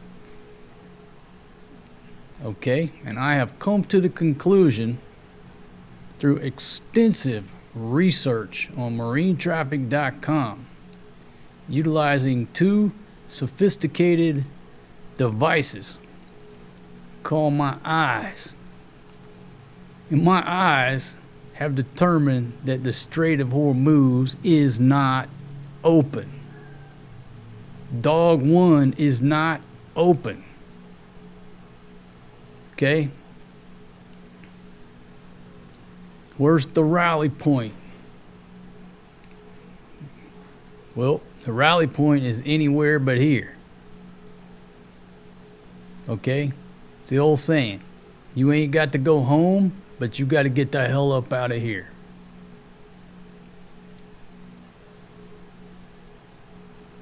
I'll zoom out just a little bit. Let's zoom out and see what else is happening. Do we see a lot of arrows pointed towards the strait? Okay, we got 1, 2, 3, 4, 5, 6, 7. We've got some arrows pointed towards the strait still.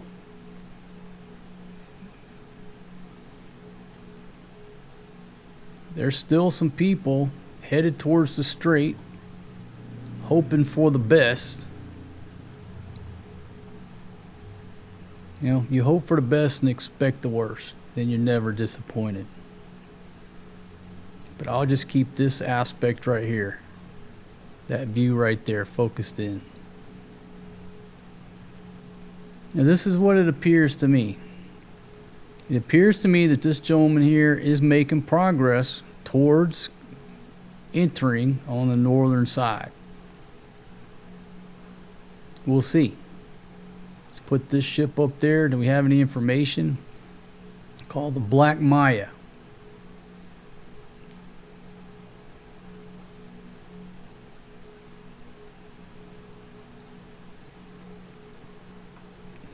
But clearly nobody leaving. The route to leave should be through here. And we've seen a couple of ships get out to about here and they got turned around, no-go'd. And I don't know how to make that thing stop blinking, so I'll just refresh the screen. I know that sort of makes a flash, but I just refresh the screen.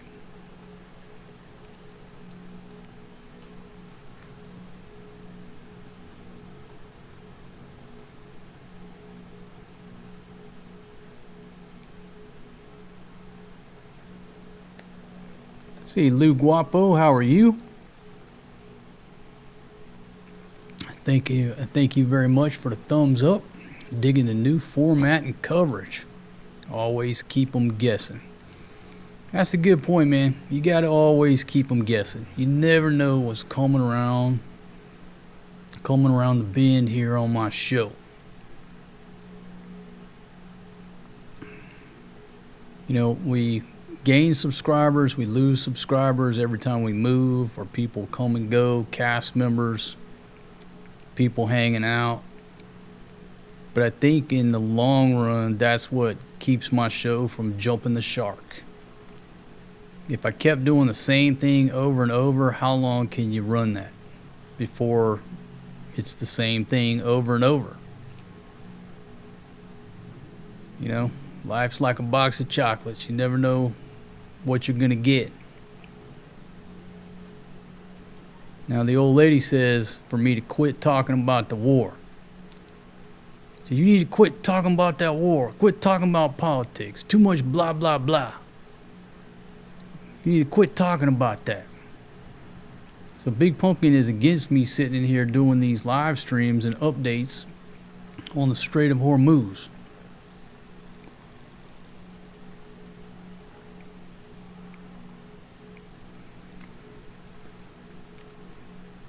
All right, Lurley says Iran has the strait in missile range as long as ISR breaks all the deals. The strait going to stay closed to the west. Okay. I mean, long as that strait is in missile or drone range, they've definitely got that card to play. And again, if it were my money, I own that ship, $200 million of my money, would I be willing to call their bluff? And the answer is no. Just like that captain said, you know, everybody listen to my voice. We are seafarers. We are not soldiers. You know, we're just trying to keep the world moving.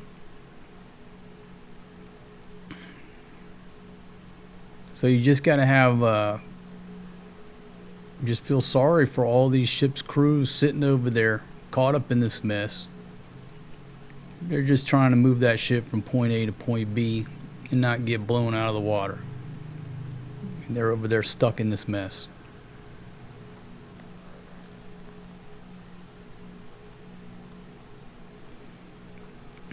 See Robert checking in from Virginia. I like politics when people are willing to call balls and strikes. Yeah, and you know what? That pretty much describes how conversations used to go when I left America. You could talk about the good and the bad of situations. You know, stuff that made your side of the story or the argument look bad. You could talk about that. Now it's like people take sides. It's a all or nothing game. You know what I mean? It's very, I'm competing against you so that my opinion wins. Even though your horse is running second or third, you got to win at all costs.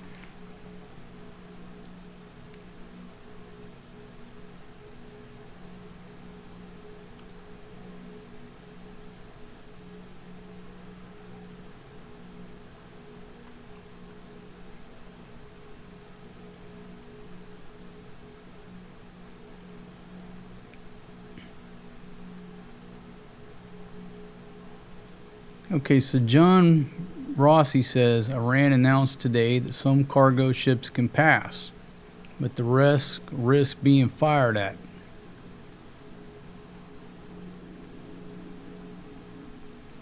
Okay, so let's go to Al Jazeera, get an update here, see what they're reporting. Still saying Tehran says U.S. President Trump made false claims amid peace negotiations. In other words, everything Trump is saying on his Twitter is just not true. He's telling it like it ain't.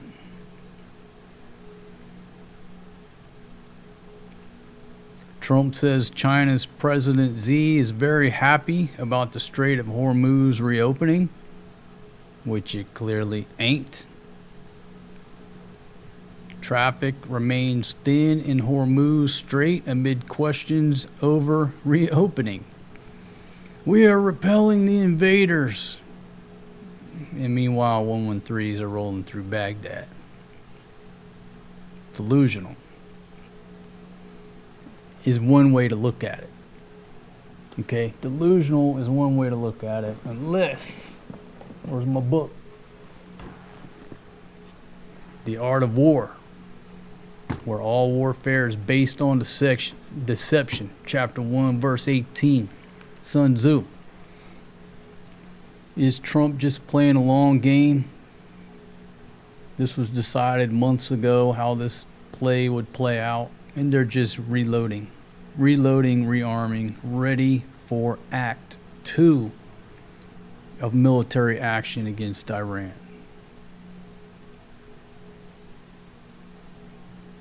Trump told the AFP news agency that there were no sticking points left for a deal with Iran. He's just telling it like it ain't, if you listen to what Iran says. 6 minutes ago, from Al Jazeera, Iran says it won't impose traditional fees in the Strait of Hormuz.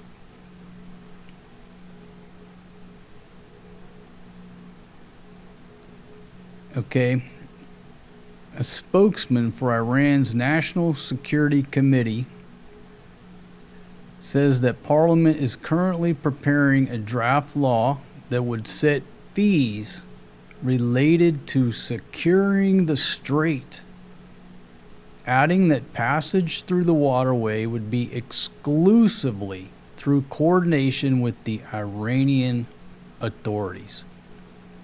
This is minutes old news coming from Al Jazeera. If you'll look what these gritty pirates have done. Okay, over here close to Omani waters, they've mined it to say, okay, you can't go through the normal route. Why? Because it belongs to Oman.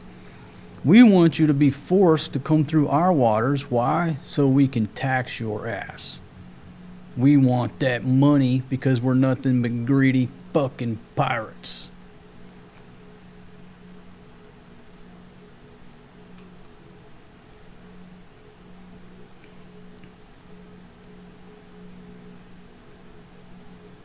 Hostile military vessels from the U.S. and Israel would not be allowed to pass under any circumstances. Friendly vessels could pass in accordance with prior coordination with the Iranian forces. Nothing has been accomplished. DJT publicly is telling it like it ain't, unless it's just part of the deception where in approximately 4 days they're going to announce that the Iranians have violated the ceasefire, no longer want to come to the negotiating table. Therefore, I'm ordering Operation Midnight Sledgehammer 2. Or I think the first one was called Midnight Hammer. This will be Midnight Sledgehammer.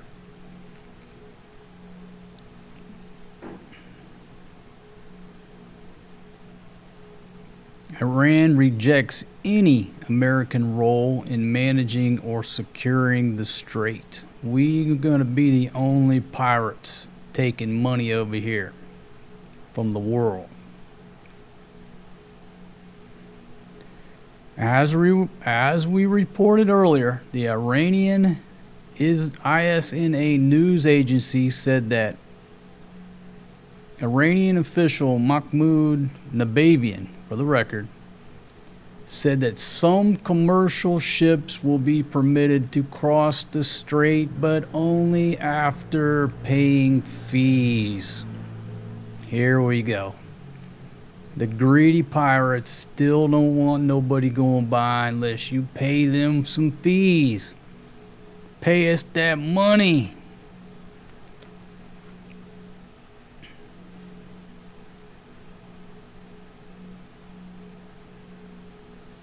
So again, what Trump says is nowhere near what the Iranians are saying, at least publicly to the media. 1 minute ago, Iran denies it has agreed to transfer enriched uranium.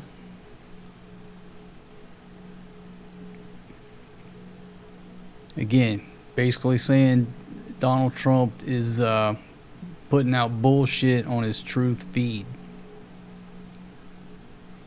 Enriched uranium is as sacred to us as Iranian soil and will not be transferred anywhere under any circumstances.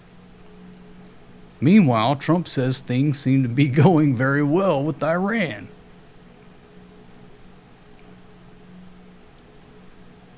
So let's see if the president puts something new out. That's pretty funny, right? Again, the hottest show on TV is the Donald Trump show. Okay, doesn't seem to be nothing new.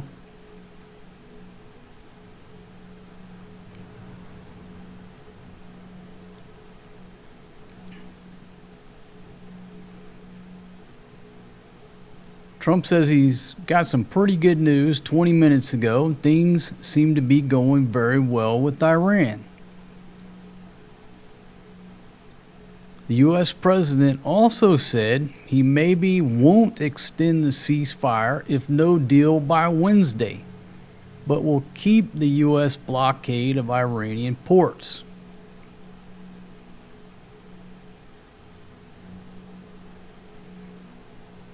There is nothing clear. There is no clear message from anybody. You go from, hey, we're not going to impose fees, to they're drafting a law right now to impose fees. Trump says everything is going wonderful. They're going to turn over the dust. Iran says under no circumstances. It's as sacred as Iranian soil.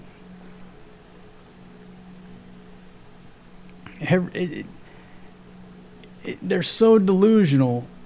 in their information warfare that at this point it's beyond comedy. It's just to the point of ridiculousness. I'm wasting my time here. The only thing out of this whole talk that I do believe is this tracker. This ship tracker right here is pretty much the only thing, unless they're spoofing their transponders or this website is just putting out false information.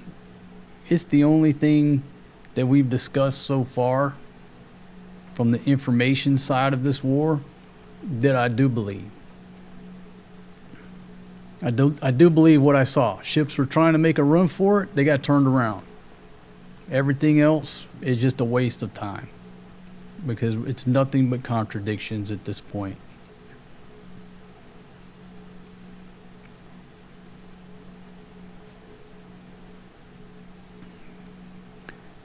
Okay, so I'll ask the question.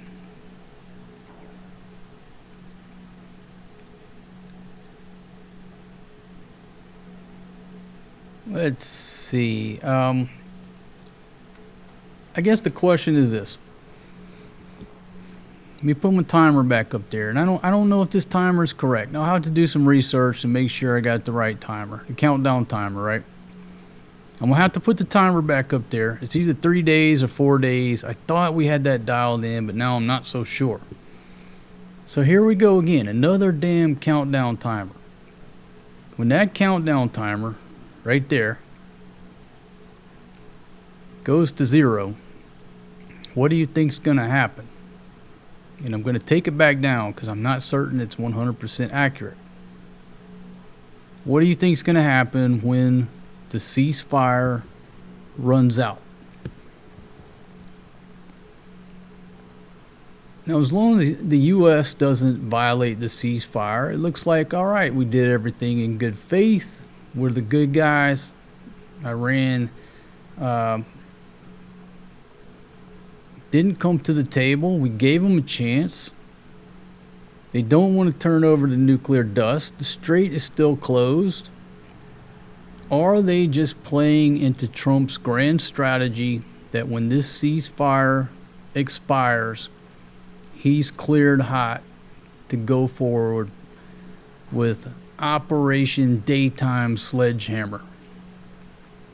The other one was called Midnight Hammer, right? Let's call this one or how about Dawn Sledgehammer? Or Noon Sledgehammer? There's going to be sledgehammer in there. You got to go from hammer to sledgehammer. Hey, we gave them time. We talked. We thought we had stuff on the table. We didn't fire any rounds at them. They don't want to cooperate. I got no choice. So today I ordered Operation Yada Yada Sledgehammer. Here we go. What do you think's going to happen? I'll ask Big Pumpkin here. Big Pumpkin. Okay, last night they said the strait was open and there were some ships trying to get out of the strait, but they got turned around. The Iranians told them you can't leave. What should they do, baby? The ships can't leave the strait. What should they do?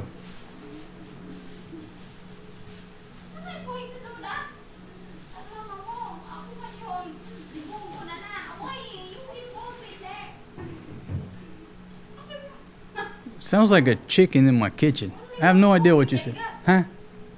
You just got the same comment?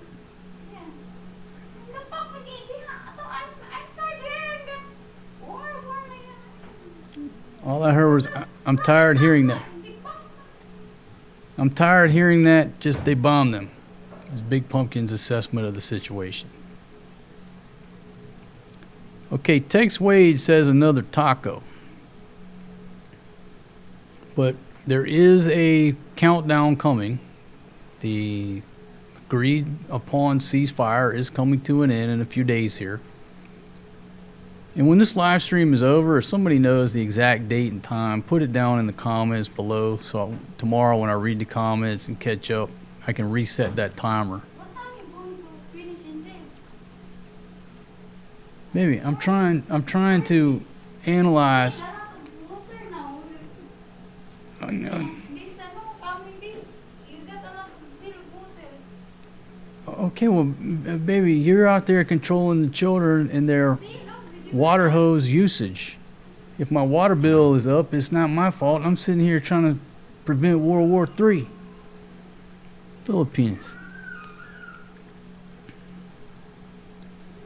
John Rossi says those ships can't sit there forever. You know the poor bastards are hating life on those ships. Absolutely. That's the article I read yesterday. And what the captain says was that the uncertainty is killing us. Crews are worried about their families. The uncertainty is killing us. He said, look, we are seafarers. We're not soldiers. We're not sailors. We just move. We keep the world moving. But that's the word, is uncertainty.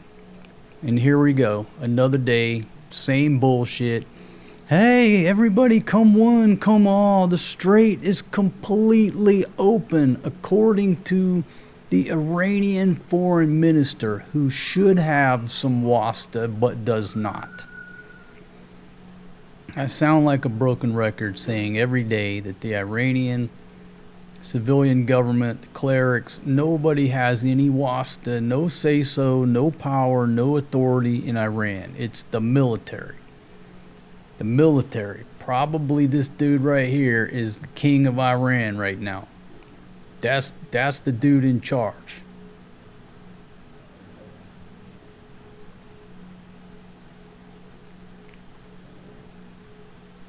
So anything that the Iranian government puts out, it's just a waste of time. Going to peace talks with them is a waste of time. Everything's just a waste of breath, like Big Pumpkin says. Too much blah, blah, blah. I bombed them already.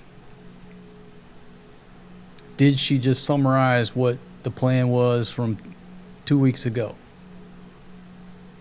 Ceasefire is just buying everybody time to reload.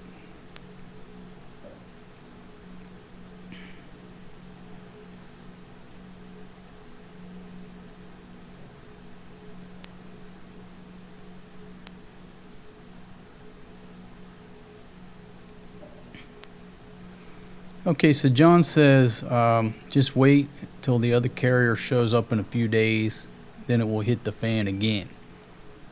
And if you look at the air corridor, it's a conga line of C-5s and C-17s coming into theater.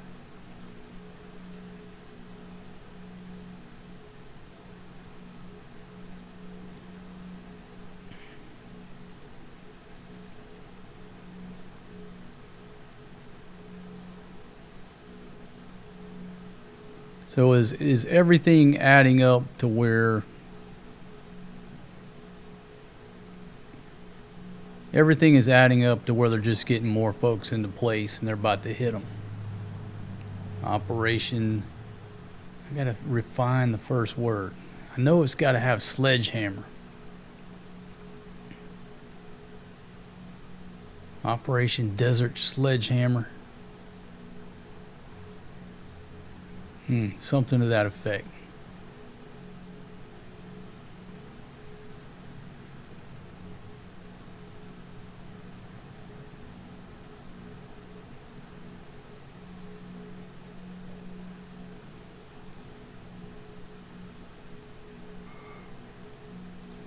Let's go to Al Jazeera, see if there's anything in the past few minutes.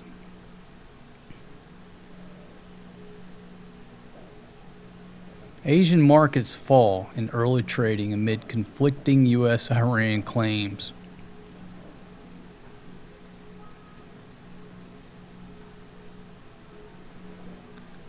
Conflicting messages have circulated in recent hours.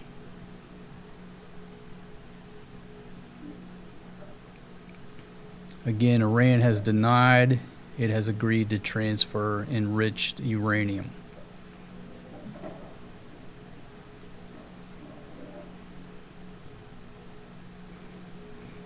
It looks like the military-industrial congressional complex is going to get some more contracts.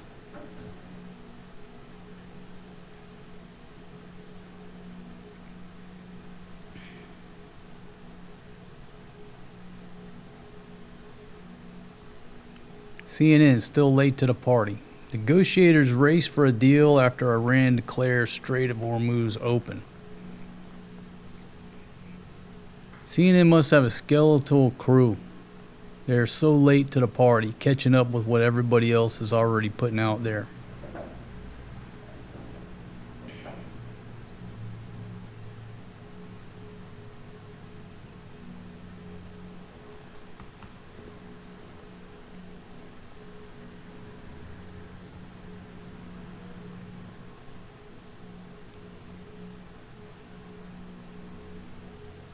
Let's see, from RT. Trump touts uranium deal as Iran vows its stockpile will never leave the country.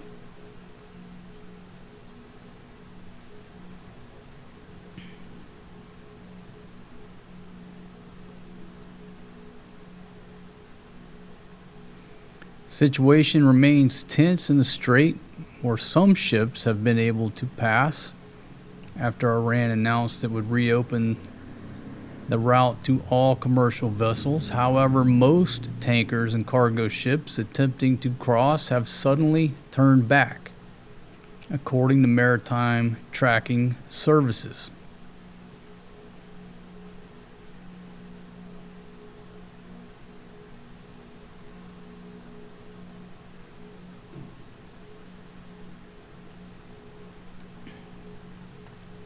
Still the same stuff.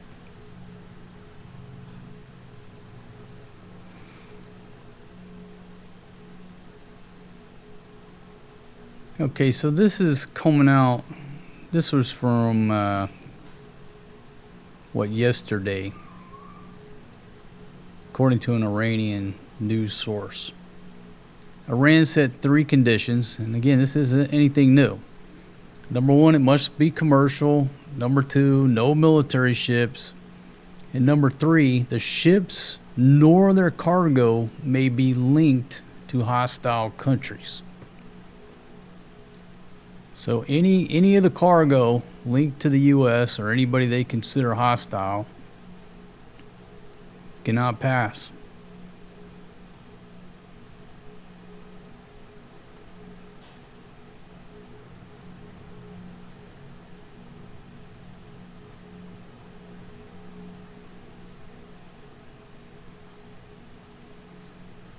Okay, folks. I think at this point, we all have a better understanding of what's going on.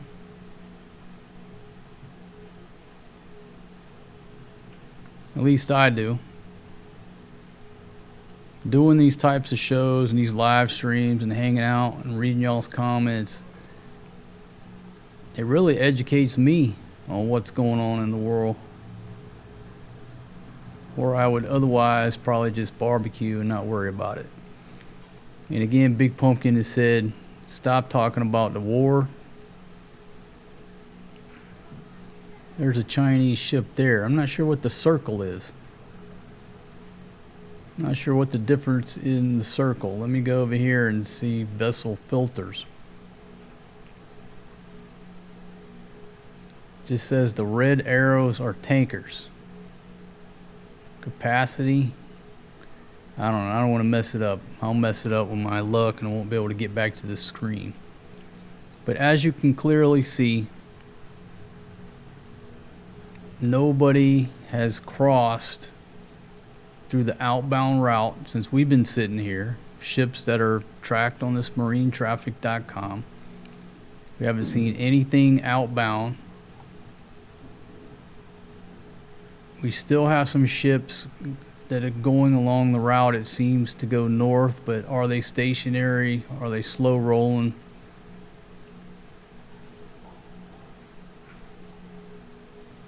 But I think we all agree the general consensus is the Strait is not open. No matter what Trump says, no matter what the Iranian civilian government say, the Strait is not open. Who's in control? The military.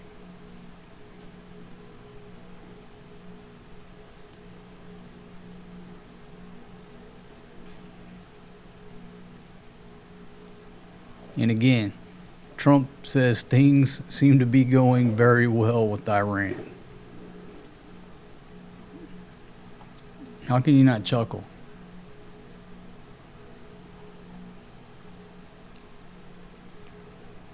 I think if you're on board one of those ships, you're not thinking that everything is going very well with Iran. It's quite the opposite. Okay, so I'm going to take a few more comments before I shut her down. Go hang out with Big Pumpkin. She actually brought me some bananas here. I don't know if y'all can see that. Let me hold that up there. Now my finger's going to get sticky. Basically fried bananas in brown sugar.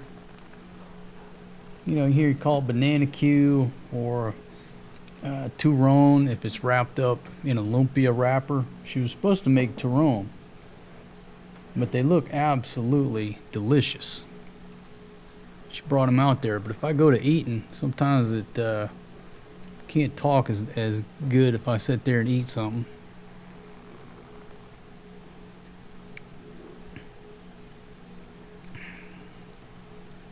Let's see, Tiptoe C. Man, go enjoy the day for a few. Stalemate right now. You said it, right on the money. It's just a stalemate. Same shit, different day, nothing new. People just running their mouth. Yesterday somebody said, you don't know what's going on with shipping, you're just flapping your gums. Well, that's pretty much what the Iranians and Trump are doing. They're just typing or whatever, tweeting shit out. Waste of everybody's time.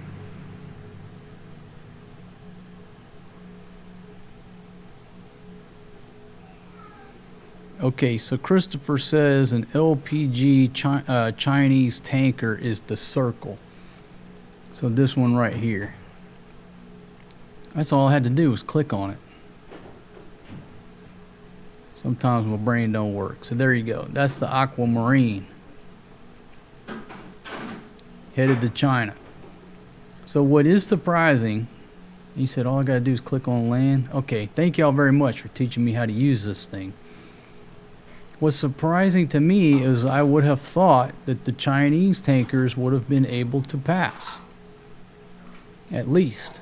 But pretty much the orders, whoever they're communicating with, whatever military unit they're communicating with over here, wherever they're at, it's la-di-da-di nobody.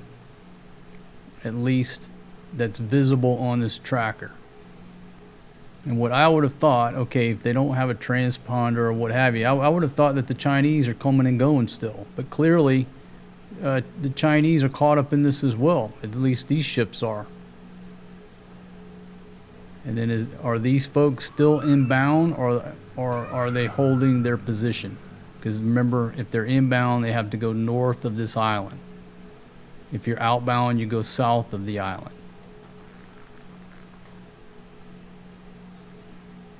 But again, if you're just joining me, it's clear that the strait is not open. Dog 1 is not open. Sir, where's the rally point? Anywhere but here.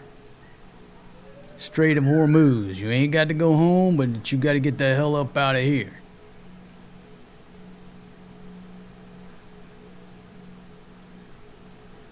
Checkpoints. You know, back during the lockdown, we lived with checkpoints everywhere.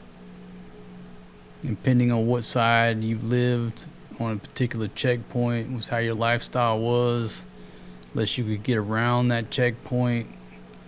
Unfortunately for these folks, there's one way in, one way out.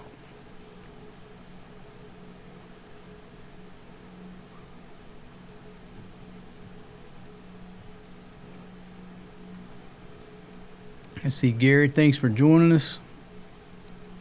Lu Guapo. Yeah, I got to, once we punch out of here, get to the new crib, I'm going to set these live streams from talking about the war back to talking about some barbecue. One thing that You know, setting all this stuff up and doing live streams like this, it's a lot different than just going live on the iPhone. That's real easy. But it's made me more proficient about getting this stuff set up, so now I can apply it to barbecues or whatever we're doing. Mike says, is it okay if I hammer my jet ski past with a U.S. flag on the back of it?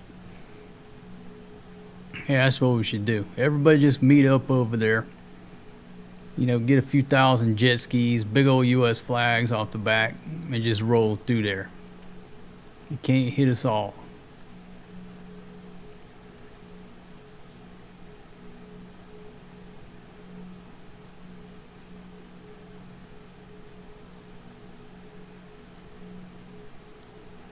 And let's see, John Rossi says the Iranians are incapable of telling the truth. They've proven that for 45 years.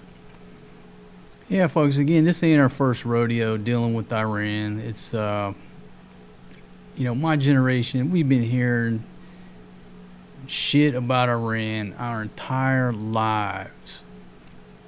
About bombing Iran, hostages, to the point that the Beach Boys song, Barbara Ann, was morphed into bomb, bomb, bomb, bomb, bomb, Iran. I mean, my whole life we've been hearing about shit with Iran. Is it ever going to end?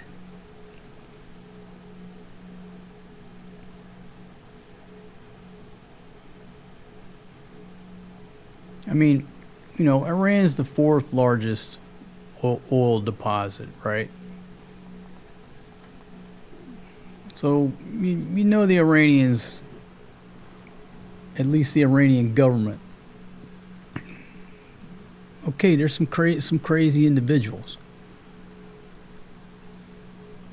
Or the difference in being crazy and just living crazy versus trying to come up with 10 nuclear bombs. Now you're letting crazy take it to the next level. Whether you agree with Trump, with what Trump's doing or not, would you want this country to have nuclear weapons? Yes or no? And as Trump has said, and I agree with him, there are other countries that shouldn't have nuclear weapons as well. In a perfect world, none of us would have nuclear weapons. But I was okay back in the 80s with the fear, but also the security that it was basically us versus the USSR as far as who our enemies were. If I could go back in time and just limit the nuclear club to 2 countries, I think the world would be a much safer place. Now there's too many people in the club. Not only are you worried about the Soviet Union and having that red hotline to the Kremlin, now how many damn countries we got? We don't need to add any more to the club, period. But years ago, the US and the USSR should have banded together and said, hey, under no circumstances does any other country have nuclear weapons. It's bad enough that we got weapons pointed at you, you got weapons pointed at us, but we need to come to an agreement that nobody else develops this technology. It's just too dangerous. Now look at how many people we've allowed to get it. How many more are we going to allow to arm themselves with nuclear weapons, especially these greedy pirates in Iran?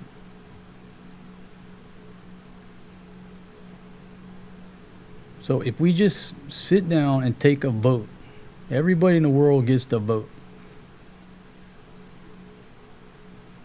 Do you want Iran or think that Iran should be able to have nuclear weapons? Yes or no?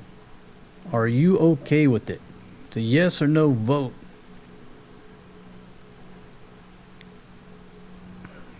You got to vote. You're going to vote yes or no.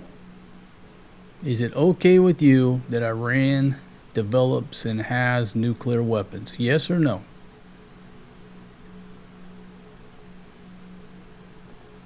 if you vote yes, if you're one of those that say yes, let them have nuclear weapons, okay, then the U.S. are bad guys. What are we doing over there? It's not your place to tell them they can't have a nuclear weapon. If that's your position, okay. But if you vote no, Iran should not have nuclear weapons, then how can you go against anything that Trump's doing right now? How can you say anything bad about DJT? If you vote yes, they should be able to have nuclear weapons. Then you can talk bad about Trump. If you vote no, they should not be able to have nuclear weapons, then you might want to shut the fuck up about Trump. Because he's just the face of doing what has to be done. If you vote yes, they should, it's their right to have nuclear weapons. Okay, well then you can argue everything that's wrong with Trump and why this crazy war. You know, everybody listens to old Joe Rogan, right? Like he's the, like his word is the word of God. And I'm not saying anything against the dude. I'm just making a statement. A lot of people listen to him on a daily basis. Everything he says, his opinion matters. Everybody else's opinion don't. But I got to simplify it and just, it's a decision forcing case. Yes or no? Do you want Iran to have nuclear weapons? Yes or no? And Adolf G says they've already got it already. It don't matter if Trump is in there or not. They're at a point that they're marching toward having a nuclear weapon. They're taking steps in that direction. If they are not derailed, this is a statement of fact. If a country is developing nuclear weapons and somebody else doesn't derail them, they will have nuclear weapons. Statement of fact and logic. So if the world does nothing within a reasonable amount of time, Iran will have nuclear weapons. I think that's a statement of logic. No politics or opinions needed.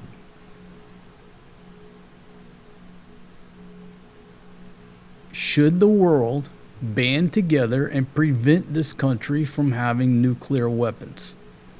Put the oil aside, the strait aside, all other issues aside, and just ask yourself, do you want them welcomed into the nuclear war club?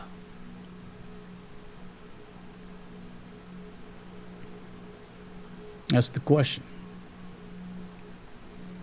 If you vote no, then what Trump is doing is just basically enforcing the policy that you just set for voting no.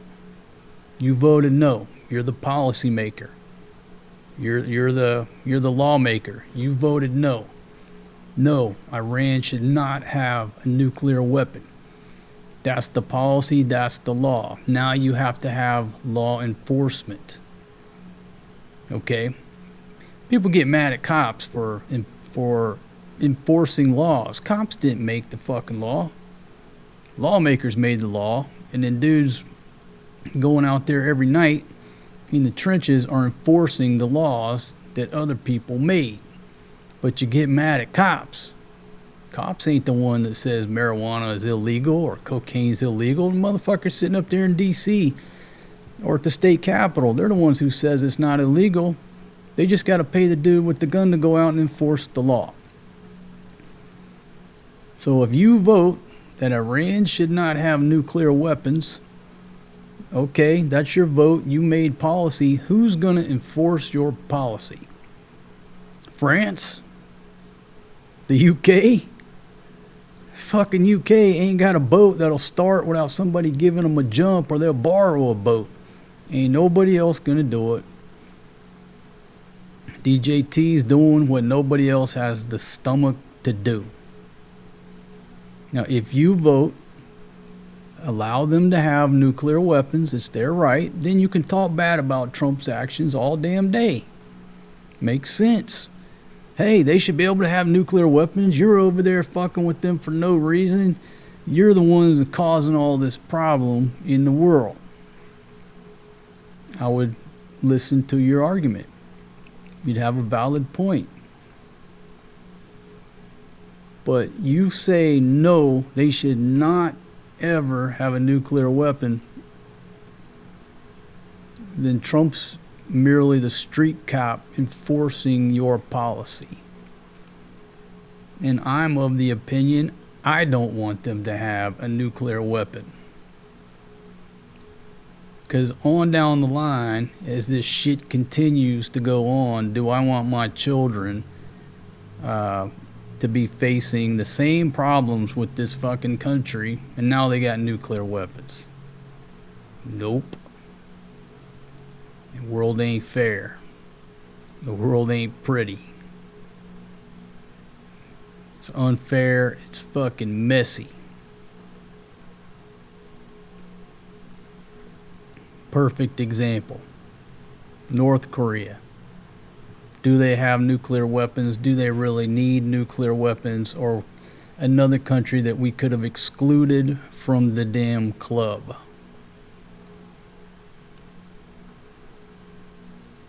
Wade says I'm fishing for those thumbs downs. I got 3. 93 thumbs up, 3 thumbs downs. It'd be a total of 96. I got 4 more to go to break 100. The police coming straight from the underground in my Ice Cube voice. Well, we can't have things both ways. Okay, we can't have we can't have our cake and eat it too. You got to make a decision. If you're okay with them having nuclear weapons, then the U.S. and Trump is wrong for being over there. If you say no, I do not want them to have nuclear weapons, well, the U.S. is just doing your dirty work, our dirty work. How else can you look at it? Yeah, it's about oil. It's been about oil. But it's been about oil for decades, but they weren't this close to developing a nuke. I don't want the greedy pirates to have a nuke. I don't want anybody else to come to the club. But especially these greedy pirates. These greedy pirates over there who say, let me see, I'm gonna pull it up here. There you go, right there. They say, how do we get these folks to have to come through our territorial waters where we can charge them and make that money? Let's just mine this area over here. Now everybody has to come through our waters so we can collect that toll. Greedy pirates. Do I want greedy pirates to have a nuclear weapon? Nope, I don't. So as much as I'm a peace activist, and as much as I don't wish that violence has to be the answer, I'm quite the opposite. But you ask somebody to do something, you tell somebody to do something, and then your only option is to make somebody do something. Do I think the world would be a safer place if Iran has nuclear weapons, or a less safe place? I think it would be less safe. Therefore, we're a couple of decades too late dealing with them, but let's deal with them definitively before they develop a nuclear weapon. So it looks like we got a ship right here. It has this dude cranked up. Okay? Or is it my imagination that ship is moving? And he could have just turned around and pulled up. Do we have some activity going on? I was about to shut her down, but maybe I am too quick to say that the strait is closed. Maybe there's just a lag time in communicating the orders down to the local military units. This guy right here might feel froggy. Maybe the crew is just gone absolutely insane, and they're like, "Fuck it, we're gonna run the gauntlet. We're out of here. Y'all wanna shoot a missile at us? Go ahead, but we not staying here no more." I know that's a little drama, right? But it don't change the fact that that dude is pointed in the right direction to get the flock out of there. So I think, from my curiosity, I'm gonna leave the stream going until I see where this gentleman right here goes. There you go.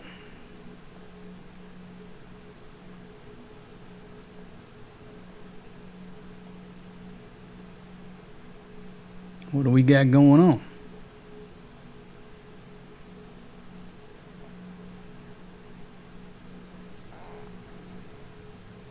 I want to see what that dude does.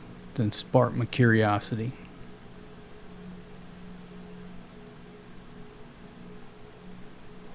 See, Lawrence, how are you? Love the humor for the nuclear removal of the punctured 60% uranium job. It's a bit like watching Pulp Fiction all over again, especially the briefcase scene. Yeah, I mean, it's like who are they gonna get to go over there and do that work? You watch those documentaries on Chernobyl, what the Russians were doing, and they're not big on human rights. Okay, you go out there and shovel this stuff off the roof for 1 minute, 2 minutes. I mean, you had to put your time in, right? Those dudes didn't have no choice. They didn't last very long.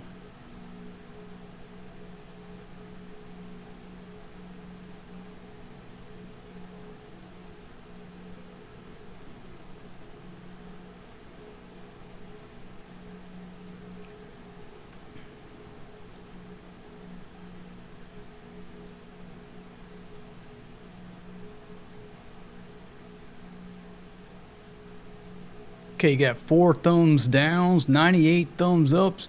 All right, boom, broke the 100 thumbs up or down barrier. Thank y'all very much. If you break 100, I'm sure that the Google squirrels are happy. They start breakdancing when they see that 100 thumbs up mark. We have surpassed it, and I want to thank y'all very much.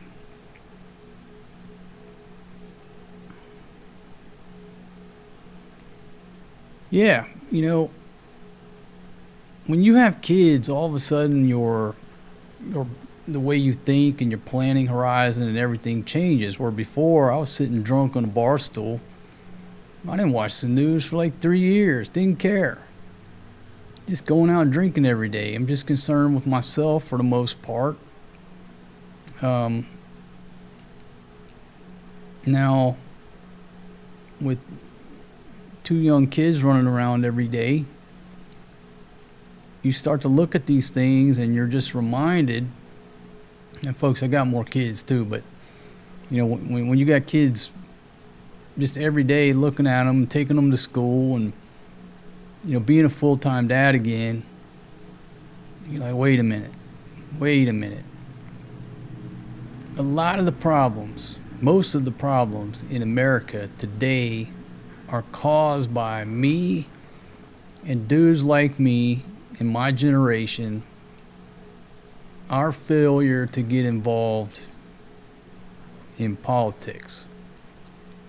We have to take responsibility, because guys like me, have enjoyed life. Instead of running for office, I was two-stepping, chasing women, jet flying, limousine riding, women loving, enjoying the hell out of life. And meanwhile, the people who had no business making decisions for us all are winning popularity contests by telling lies, and now their decisions are affecting the country. So I have to take responsibility, like a lot of you out there. A lot of us think similarly. We've had a great time in life, and look where it got us. The country's in the shape that it's in because guys like me allowed people like the politicians of America to take over and to run the show. When people with just common sense, who like to drink beer, drink Jack Daniels, don't mind some hard work, like chasing women, we should have been up there making decisions. So I have to take responsibility. It's not these young Call of Duty, skinny jean wearing Call of Duty shitheads' fault that they're wearing skinny jeans, playing Call of Duty, hanging out in their mother's basements, all jacked up on energy drinks. It's not their fault. It's our fault that we allowed it to get to that point. Okay? It's my generation's fault. We allowed this to happen. So, we have to accept some responsibility. How did we allow this to happen? And my standpoint is the reason that America is so crazy is the absence of fathers. Got to the point where you can't get along with your old lady, the court removes the father from the household and from his children's lives, and then the kids raise themselves. And then we wonder why the United States is full of badass kids, because they took dads out of the equation. How did we allow that to happen? Because we allowed weak individuals to get into office and change these laws to where we allowed that to happen. Whose great idea was it? Go back in time to where if a man can't get along with a woman, he can no longer be a father. Whose fucking grandiose idea was that? It wasn't mine, and nobody who thinks like me would ever in a million years say it's a great idea that if you can't get along with your wife and you have a divorce, you're going to give her all the house, the kids, the cars, all your fucking money to where you're broke and now you can't be a father. That didn't come from rational thought processes, rational common sense type people. That came from educated fools who, guys like me, allowed to run for office, get into office, and take their educated foolishness and turn these ideas into law that now affect everyday life of people with common sense. Who do we have to blame? I only have myself to blame. We should have been up there running for office, making common sense rules for the masses, instead of chasing pussy at Cowboys every Wednesday night, Thursday night, Friday night, Saturday night. Free buffet, line dance lessons on Sundays. Took Monday and Tuesday as a break to recover. You get my drift, right?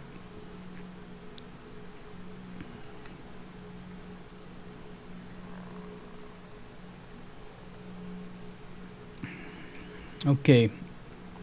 Let's see. Misi says, I'm allowing them to shut down Vidjoki. Let me bring that up right quick. Thank you. And I'm not going to offer an opinion on this because this is local stuff. This is for the locals to figure out. I don't have any say in this, but it does affect me, so you have to put the information out there. In Manila, they're cracking down on public drinking and smoking, so don't be walking around with a beer, drinking in public, even sitting on the sidewalk in front of somebody's house, drinking and smoking in public. They're cracking down on kuyas, men walking around with no shirts on. So if you go jogging or whatever, you're a tourist or a expat and you're used to like going jogging with your shirt off, put a shirt on. The other one is they're cracking down on Vidjoki after 10 p.m. So at 10 p.m., cut the damn Vidjoki off. And the other one is minors violating curfew. So if you got teenagers, make sure when the street lights come on, they come home. They're doing a pilot program down in Manila, but they're going to expand it out.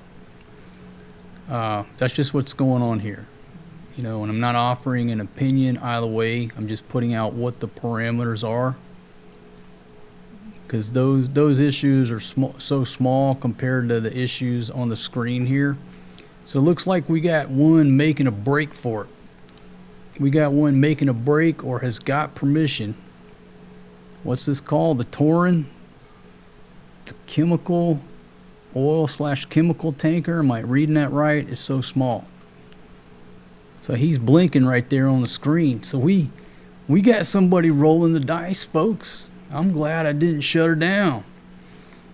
I'm not a betting man. But what do y'all think? Because all of a sudden, this guy's pointed outbound. He's pointed outbound. He's pointed outbound. Okay, we got 4 folks pointed outbound instead of a gaggle. And then we got this gentleman up here, looks like he's still steaming towards picking up the inbound track here. Is it possible that we may have some resolution and some movement here in the middle of this live stream? Or are we about to see this guy halt in place and turn around and this dude cut a U-turn like the rest of them? It's getting exciting. Real world events. Big picture events taking place here on the screen in real time. I'm able to broadcast this in real time to a worldwide audience. Communication, worldwide communication. Man, remember back in the 80s when it cost $1 million to make a long distance call? Much less call any other country. You had to get your parents' permission to make a long distance call, and the answer was always no. Now we're sitting here watching what's going down in the Middle East. Real time. Okay, Tiptoe says somebody paid the piper, which could be. We just read an article where they said the Parliament is currently, as we speak, drafting some type of law or resolution for the fees, and I mean, who knows? Or is this ship captain just gone completely mad? The crew has gone out of their minds and they're just at the point where they're like, fuck it, let's go. Don't care if you blow us out of the water. We are not sitting in the damn Persian Gulf not 1 minute longer. Don't give a rat's ass what y'all say. We're rolling. Could the situation drive an individual ship captain and his crew to that point where they just buck everybody? Don't give a fuck what the company says, what you say, what the U.S. said. Fuck it, let's go. I could see it getting to that point. You know, back during the lockdown, I was a hostage on my balcony, going out of my mind. Had I been... Imagine my balcony was the bridge of a ship in the same situation. At some point, this guy would have cranked the engines and put the hammer down and said, fuck it, we're going. If they want to blow us out of the water, so be it. Now, I say that, but yesterday what I said was, if it were just me on the ship, if it were just me on the one muff diver, I would have already rolled the dice. But when you have a crew and you're responsible for the lives of others, you make decisions differently. But I can only speak from my standpoint. I think at this point I would have gone so mad if it was just me on the one muff diver. I would already have just chugged a couple of beers, put the hammer down, and just roll. Turn the fucking radio off. I would have cranked up some damn Jimmy Buffett and rolled the dice. They want to hit me? Okay, whatever. Just make sure it's a good enough size drone or rocket, because I don't want to limp away from this bitch.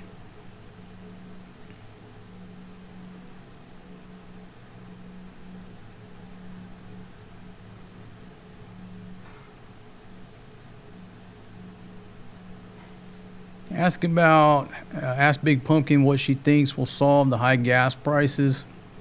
Her assessment is too much blah, blah, blah, bomb them already. She's tired of hearing about it.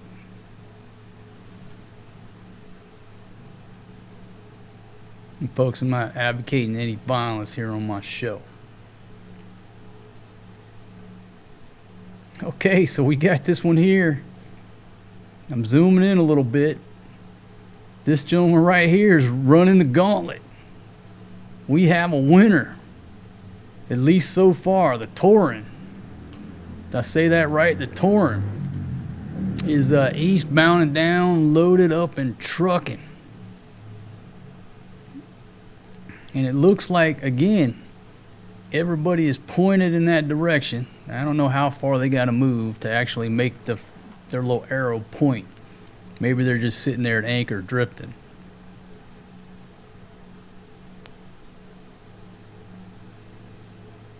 But we got one. We have a winner. How far will this gentleman go? Can he go all the way? Am I saying that right? That's the Torin, right? And right behind him is the Guardian. Okay? So the Guardian and the Torin. At least the Torin is making a break for it. Folks, breaking news. Got the Torin making a break for it.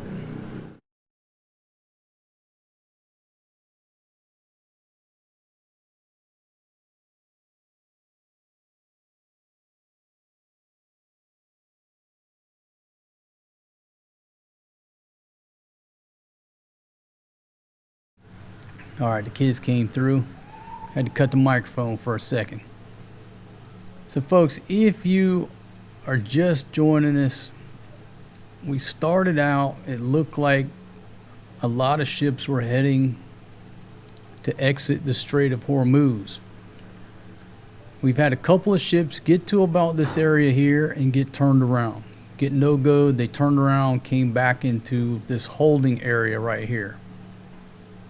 So all the ships that we saw earlier, they came up here like full steam. They hung out right here. Even the one ship we saw that got to this point was a Chinese ship. They got turned around. Even the Chinese ship got turned around. So at that point, I concluded that the Strait of Hormuz is not open. It's closed. We've had this string of ships coming here. Looks like they're headed towards the inbound lane, which is north of that little island. They seem to be continuing to march. And we have a captain here running the gauntlet. He's either got permission, there's been some new information, or he just has not got the word yet to turn back, because the others made it to about that point. If he continues on, now look at here, we're starting to get everybody in line heading that way. Has there been some developments? No good by the Islamic Revolutionary Guard Corps telling the ships to turn back. That's who's no-going them.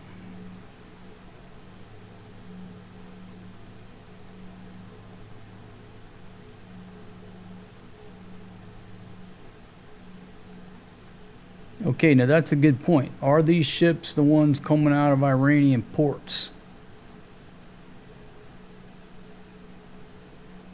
Folks, sometimes I miss little important points like that. So this horse right here,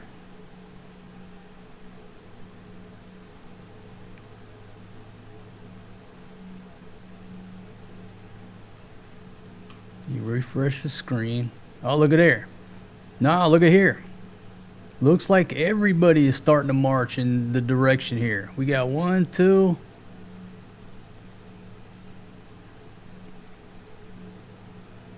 We got 3.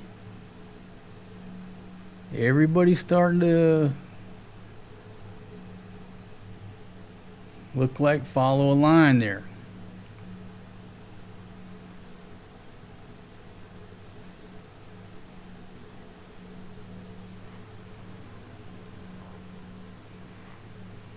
And folks, did I mention I'm not a ship captain, nor do I own a shipping company?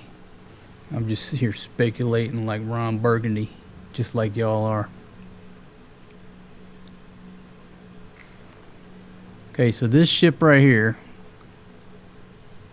is coming out of Khor al-Zubair. They're coming from Iraq.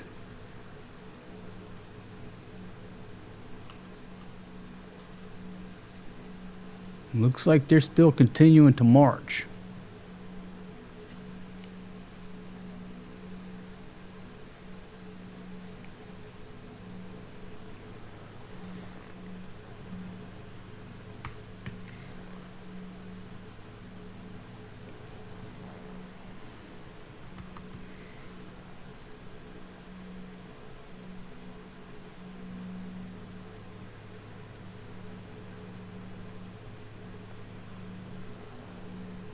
Okay, so Port of Fujairah, located on the UAE's east coast outside the Strait of Hormuz.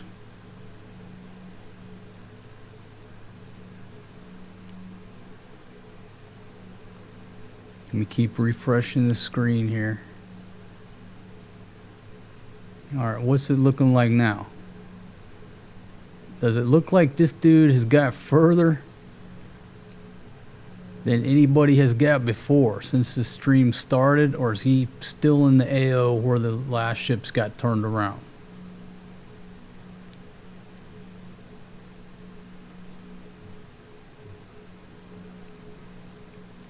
Okay, so let's see, is that Fujairah right there?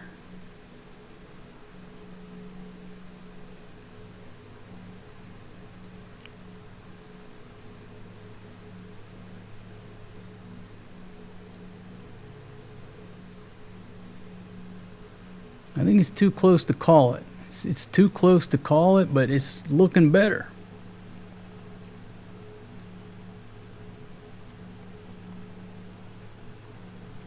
Okay, let me change the graphic to reflect the time.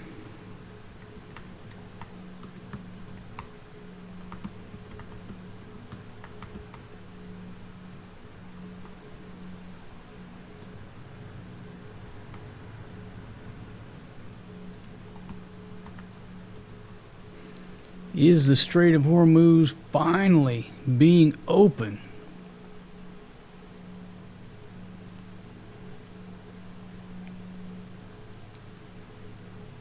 Maybe I jumped the gun too soon.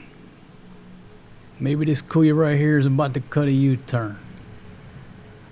I don't know. But unless I'm crazy, this man here, the Black Maya, seems to be continuing on. Followed in line by the Trimu 3 LPG tanker.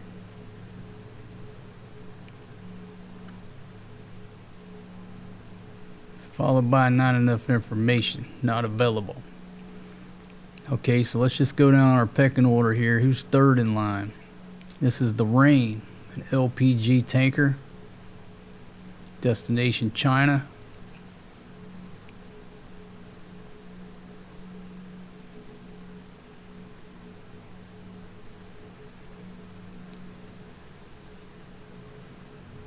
Okay, so we got some movement to where I have to question. Now it's the question, is the Strait of Hormuz finally being opened? What do you think? Let me go to your comments. Based on our expert political analysis, based solely on some red arrows on a map, is the Strait of Hormuz finally being opened? What do you think? Don't think they will, Marcos. All right. Can you open another window with military ships? I could open another window. I don't know. I mean, they're not going to show military ships on there, if I had to imagine. But if I open another window, I might mess this one up. So I'm going to keep it simple. I mean, I'm assuming there wouldn't be any military ships on this map, but I don't know. Maybe there are some broadcasting a transponder. I don't know.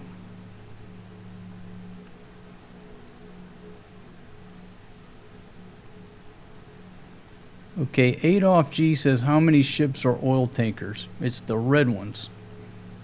The red ones are oil tankers. The green ones are cargo ships.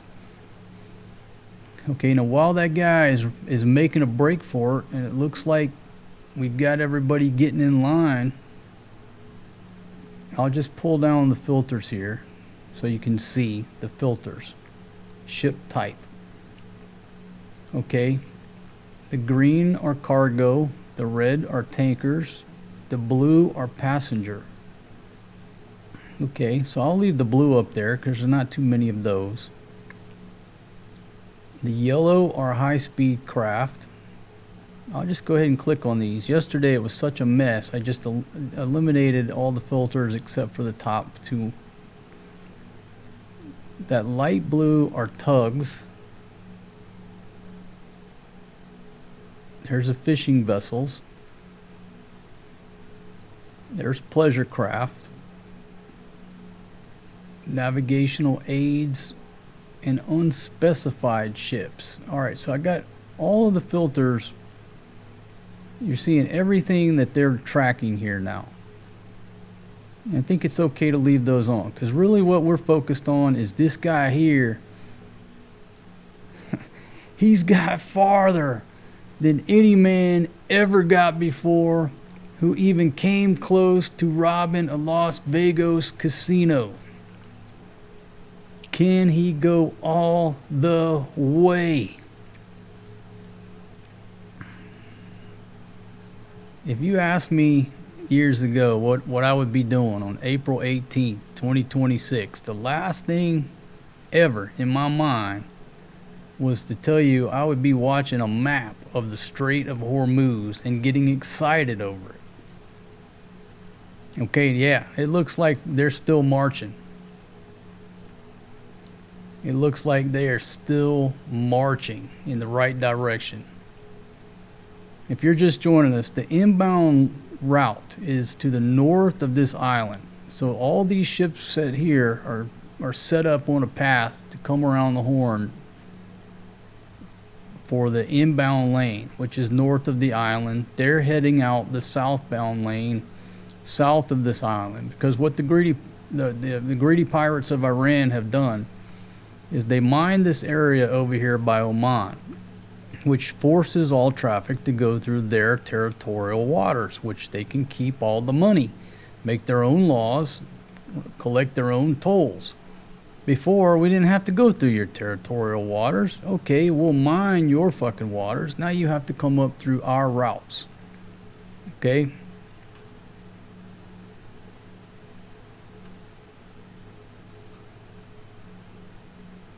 But I think this dude here is the Torin. The Torin is the breakout ship. At least on our tracking thing here. How many ships have went that weren't broadcasting? I don't know.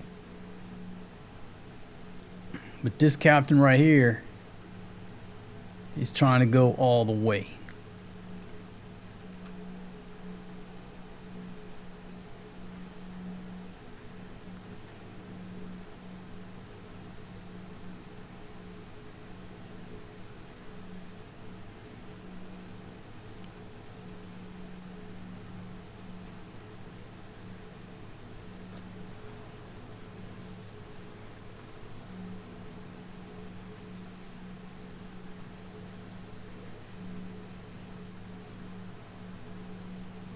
Okay, with this map looking like a couple ships are breaking out, let's go and check Al Jazeera to see if there's any update.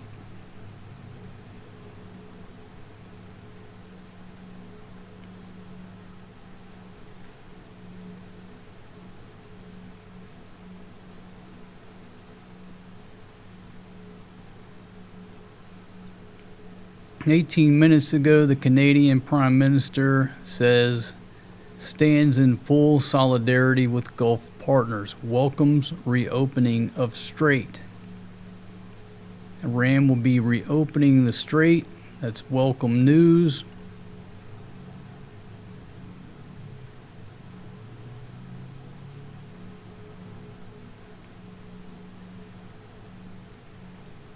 Okay, 38 minutes ago, first cruise ship transits Strait of Hormuz since the war began. The ship tracking site, marine traffic, that's what we're on. How did we not see the cruise ship? Maybe I didn't have maybe the filter missed it. The ship tracking site, marine traffic, said a cruise liner, reportedly sailing without passengers, has successfully sailed through the Strait of Hormuz, the first passenger vessel to make it through since the war began. So yeah, we didn't see it because my dumb ass had that filtered out. It's blue. That's the blue navigator, Chinese owner and crew. Let's see, the Malta flag Celestial Discovery had been docked in Dubai for nearly 47 days. It's currently heading towards Muscat, Oman. Okay, so let's see if we can find it. Right there. Is that it?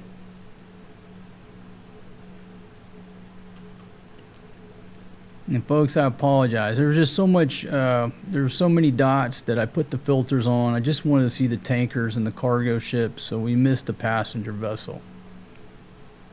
Celestial Discovery.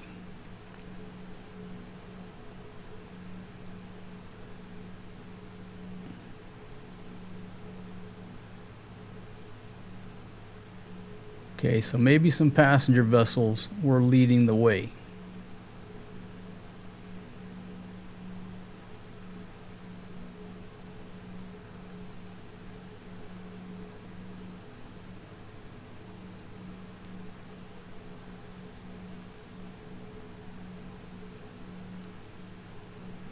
Okay, well, I guess I'll let that one slip through.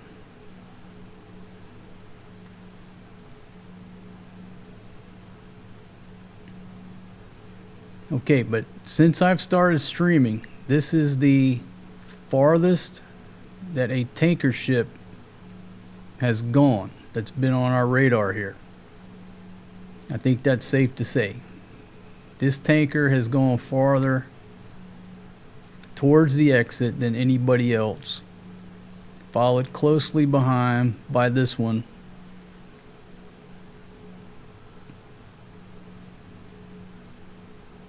So it looks like we got 4.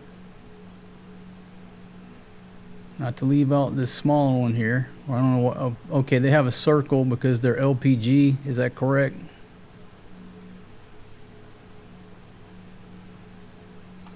So everybody's headed in the right direction. They're headed towards the exit.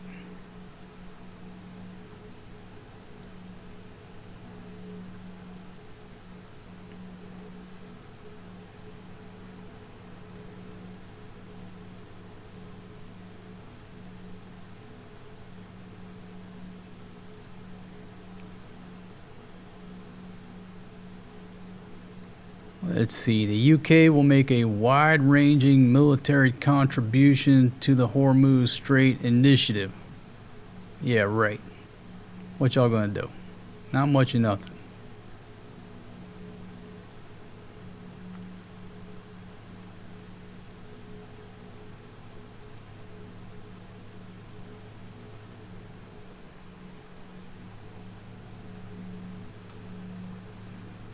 Go to DJT, see if he has a new comment. Okay, 47 minutes ago. Anyone sick of winning yet? And that's pinned.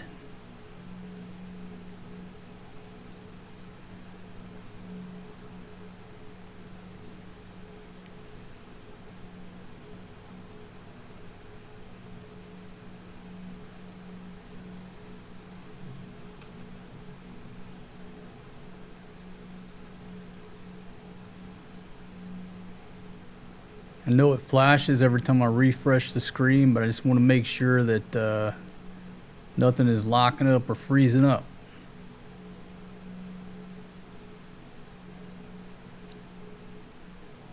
This dude here is leading the way, going farther than any man has gone before during this live stream. And again, verify the filters. Okay, so we're showing all the ships that can be shown now.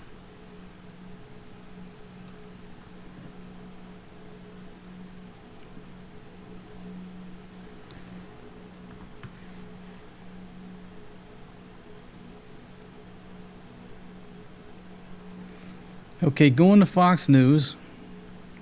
You know, again, this is just a confusion of the war of information. Trump says he may end Iran ceasefire if no deal reached by Wednesday.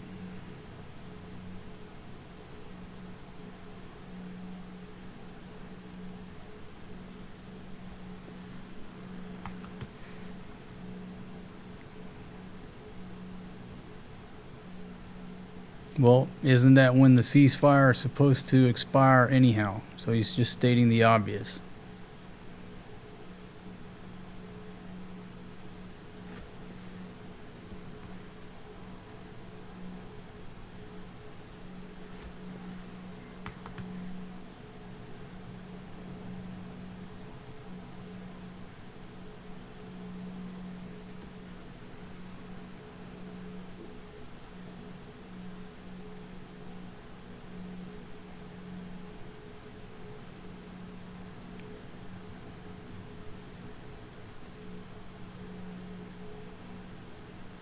Okay, so nobody really reporting anything but Al Jazeera noting that the cruise ship went by.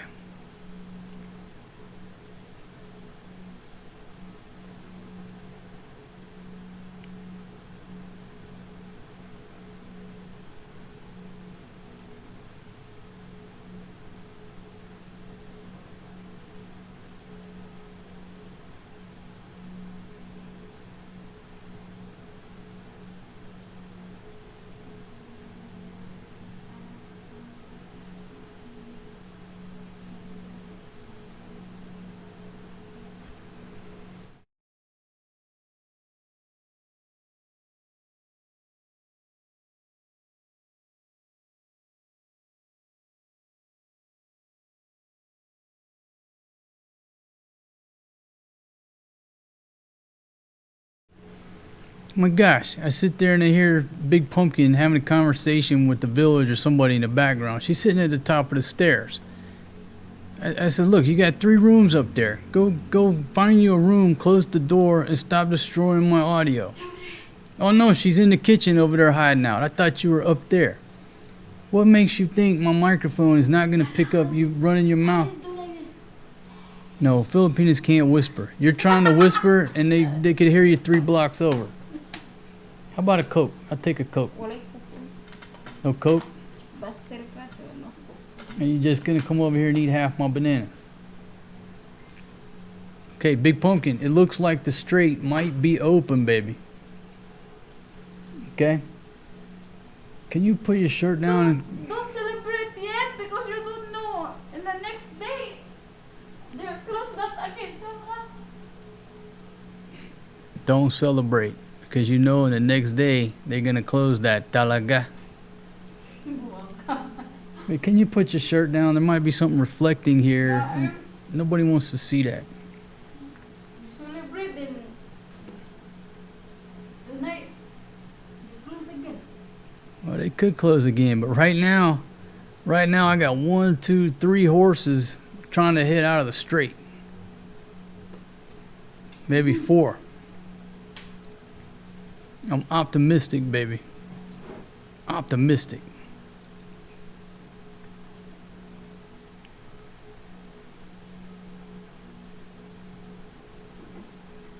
Yeah, according to Iran, pretty much everything Trump has said is not true. That's according to Iran.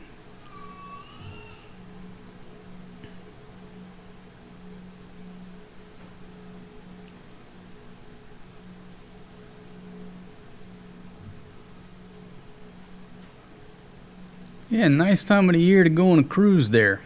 Yeah, probably get some pretty good deals on Persian Gulf cruises right now.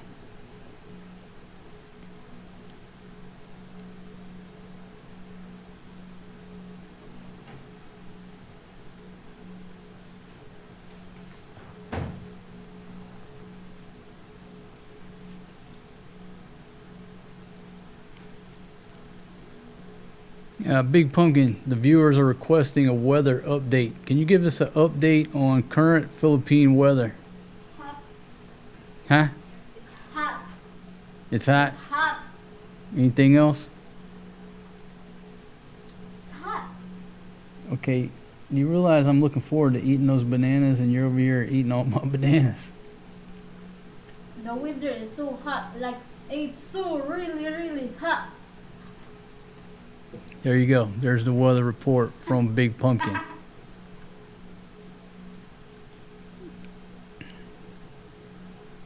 Okay, so South Florida Sam says, you're right. The torrent is blazing the trail. 3 others are following right behind. They're using the torrent is playing Minesweeper. So yeah, so the torrent, the captain of the torrent said, you know what? Fuck it, let's go. And these guys are like, hey, get in right in their wake. They're going to hit a mine. They're clearing it out. Stay right on their 6, which is smart. Boom! Kuya Steve coming off the top ropes of the octagon. Mango shake money for beautiful Maria and Forrest G, the handsome rooster. Thank you very much, Kuya Steve. We certainly appreciate it. Certainly appreciate it. And as far as we know, just on current prices here in Angeles, last time we went out, 2 mango shakes were still 100 pesos. No price increase on the mango shakes, right? What was the price of chicken yesterday, baby? Can you give us an update per kilo at The kilo, exactly kilo is 284, but I 284 on what? What kind of chicken? Chicken breast? Yeah. 284 a kilo on chicken breast. That's a little up a little. The chicken wings 244. Chicken wings like 244, maybe up a few. Our rice has only went up 1 peso per kilo. But what was the 40, diesel? 64 now, the rice. So our rice was initially 63. It's a 64. It's still holding. Just 1 peso elevated. What was the diesel price, Big Pumpkin? 122? Are you sure? She's reporting 122. I hope she remembers that was diesel. Gani, but I just remember the diesel. 122. Gani, the diesel 122. So there you go. 122 pesos on diesel. All right, folks, if you're just joining us, at the beginning of the stream, we had a bunch of ships marching towards the exit, but a couple got turned around and they were in this holding pattern here. At this point, the Torrent has gone further than any tanker ship during my stream has went to the south of Larak Island. The outbound lanes are south of Larak Island. The inbound lanes, the ships have to go to the north of this island, effectively being forced into Iranian waters with their new route because they supposedly mine the area down here. So now giving them good reason to charge a toll. The greedy pirates of Iran, that's what I'm going to call them. But it looks like the greedy pirates of Iran are allowing some ships to leave. So I changed the graphic on the bottom from no, the Strait of Hormuz is not open, to is the Strait of Hormuz finally being open. I'm going to reserve judgment until this initial patrol right here rolls out. And if they successfully make it, then I'll say, okay, it appears to be open. But it ain't over till the fat lady sings.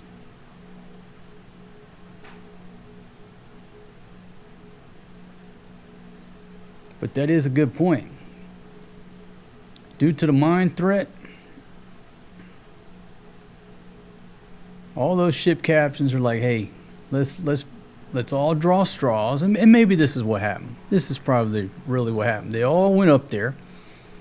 They all just kind of, hung out together. And they're like, hey, who's going to go first? I'm not going first. Why don't you go first? No, you go first. Hey, man, there might be some mines out there. Who's going first? Okay. Who's going up through the middle? They drew straws. Okay? They did rock, scissors, paper. They did something. And the Torrance captain lost. And they said, dude, you're walking point, man. He's like, you know what? Fuck it. Let's go. I'm ready. Just get on my six. Stay in my wake. Let's go. And maybe that's what happened. I wasn't there. I'm speculating like Ron Burgundy. But maybe it wasn't the Iranians that closed it at all. The ship captains were just trying to figure out who was going to run the gauntlet and walk point.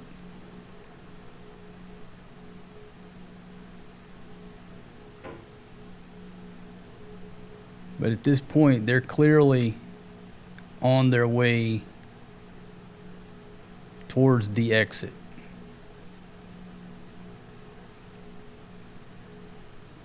Can you imagine the crew of those ships?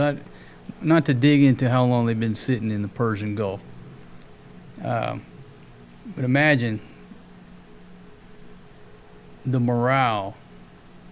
Well, right now it's probably tensions are high. I would say right now tensions are high. They're just worried about not hitting a mine or not getting hit by a missile. But at least the excitement of being underway after being stuck over there for a month. The excitement. And then obviously word is going to filter down to all these other ships. Hey, they're actually making it. Did you hear? There's some folks actually making it out. Let's go. It's for real this time. They're actually passing Larak Island. Come on, Captain, let's go. At least that's how I would be feeling.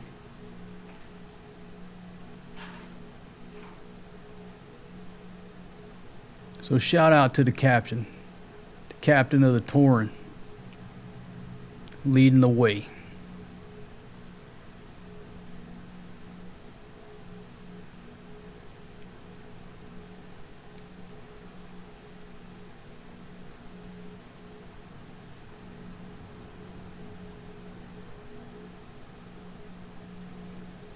Okay, from Al Jazeera, the U.S. loans fuel firms 26 million barrels of oil from strategic reserve. So the U.S. Department of Energy loaned out 26 million more barrels at its West Hackberry site to 9 oil companies. Now, as a dumb redneck, I would be saying, why is Trump saying, come over here and fill up on oil? Right? We got plenty. Selling the world oil. And meanwhile, the U.S. Department of Energy is loaning 26 million more barrels to 9 oil companies. Things that a redneck wasn't meant to understand. I don't get it. This marks the third such release under the Trump administration's 172 million barrel pledge to the International Energy Agency's collective action to stabilize global oil supply. How can you have to tap the strategic reserve on one hand, and the other hand you're saying come over here and fill up, we're open for business, we got plenty of oil, and tankers are coming over to the US and filling up to take to other countries?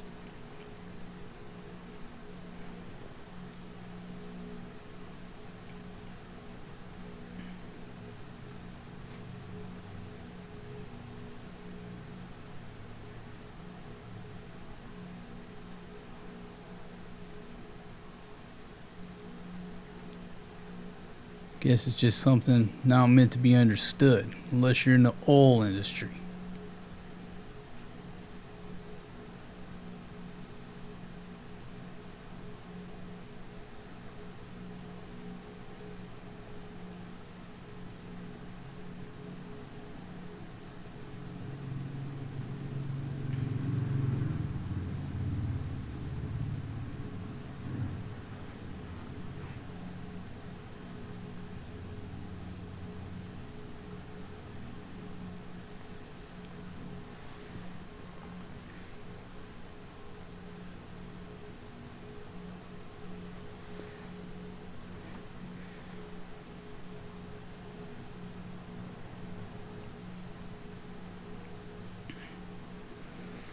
Okay, not exactly related to the Strait of Hormuz opening at this particular moment, but related. You go to the New York Post, the top headline is Troubled Waters. Navy denies poor quality food on warships deployed to Middle East after viral photos of rationed slop. Okay, I'm going to put that article up on the screen in just a second. Let's refresh. Make sure the screen's not getting locked up for some reason. The Torin has gone farther than anybody has gone on my live stream so far. I think it's okay to confirm that. At least a tanker. The red are tankers. The green are cargo ships. And the blue is a passenger vessel. That's the Blue Navigator.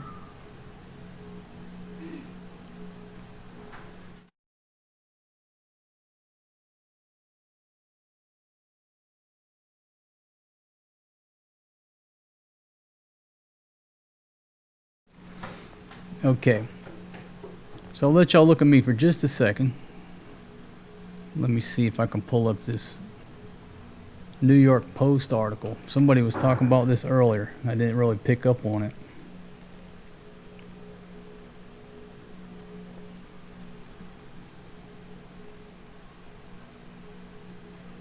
Make that a little bit smaller.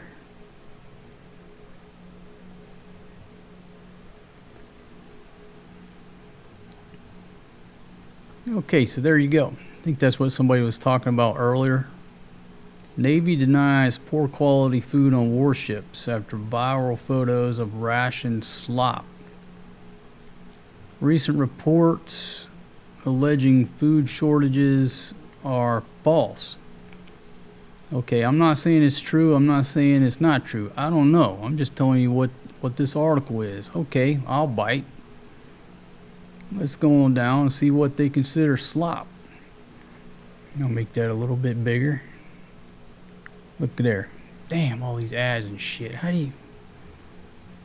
What's the world coming to? There's too much of this. Okay, the U.S. Navy denied a report Friday that warships deployed to the Middle East were short on food, and sailors were purportedly being served what some on social media described as rationed slop.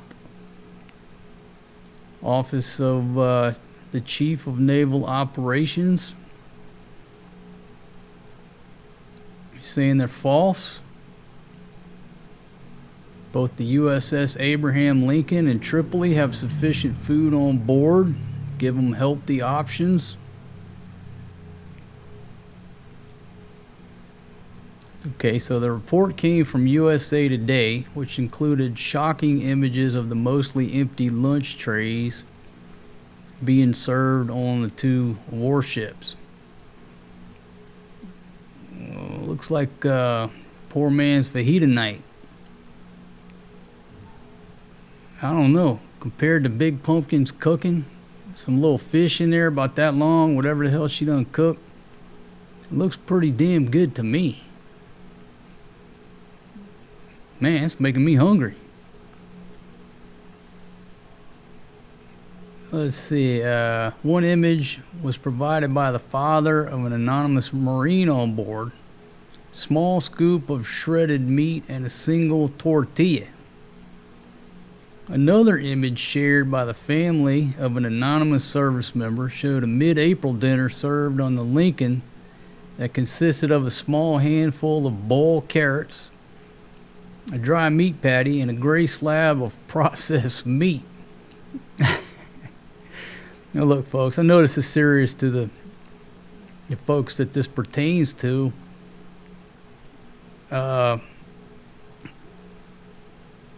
Shit, Big Pumpkin would tear up that slab of processed meat. I can make a sandwich out of that patty. Carrots look good. The food is tasteless and there's not nearly enough and they're hungry all the time. Social media said that gray slab of mystery meat resembles the inside of a shoe. No, the insole of a shoe. I guess it does. Something you wouldn't give to dog in famine rations. Okay.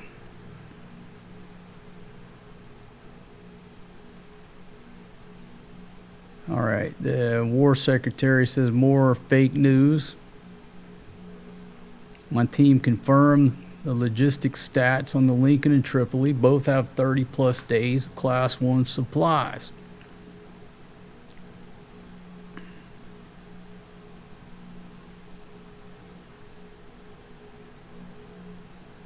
Okay, so don't know if the reports are true or not.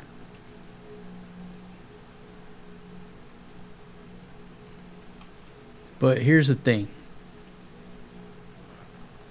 Okay, technically, it's war.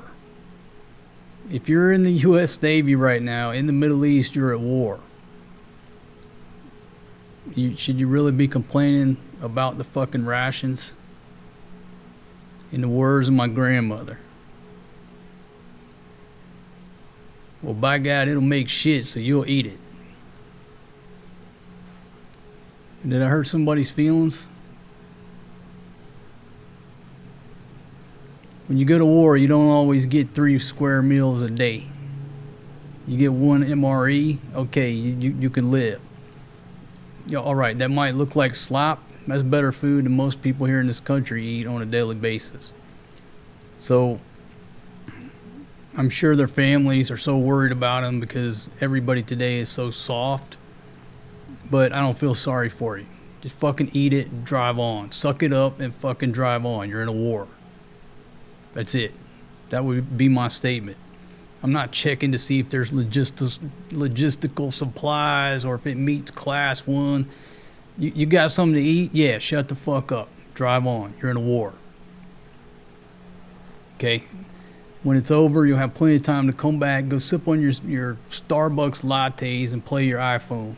Talk about how bad you had it because you fucking had to eat a can of Spam.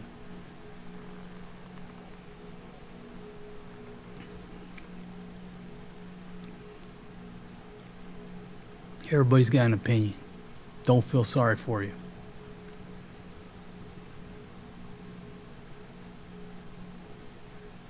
You don't get 3 meals because we can't afford it or because we don't care about them. It's not about caring. Okay, sometimes a situation ain't fucking perfect. Life ain't fucking perfect. Find yourself in the military in a war. Life is not supposed to be perfect. The fact that you have internet access to take a picture of that fucking food and transmit it to your family, okay, you're not in a bad situation. The fact that you tell me you have a fucking iPhone and you can take a picture of that food and transmit that to your family and you have the mechanism to complain about it, I'm not worried about you. Not worried about your welfare. You're fine. Suck it up. Fucking drive on. You'll be back to Starbucks in no time.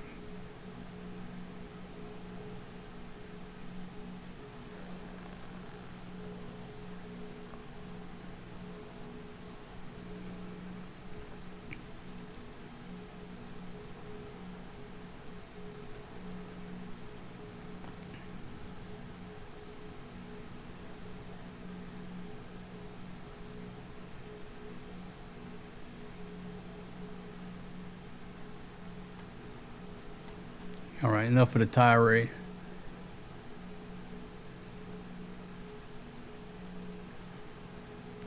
What do you think? Let me just ask this question, and we'll move on. What do you think the men of World War II were eating? Okay?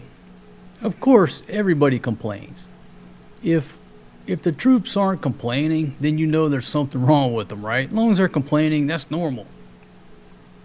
But in this day and age, you can take a picture, send it to your family. Now the family fucking sends it to the media, and everybody's crying because you got to eat a can of Spam during a war.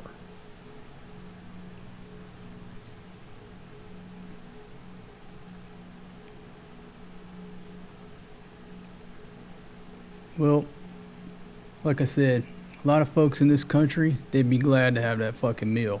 Throw a scoop of rice on there, they'd be eating better than they've ever ate. So I don't feel sorry for them.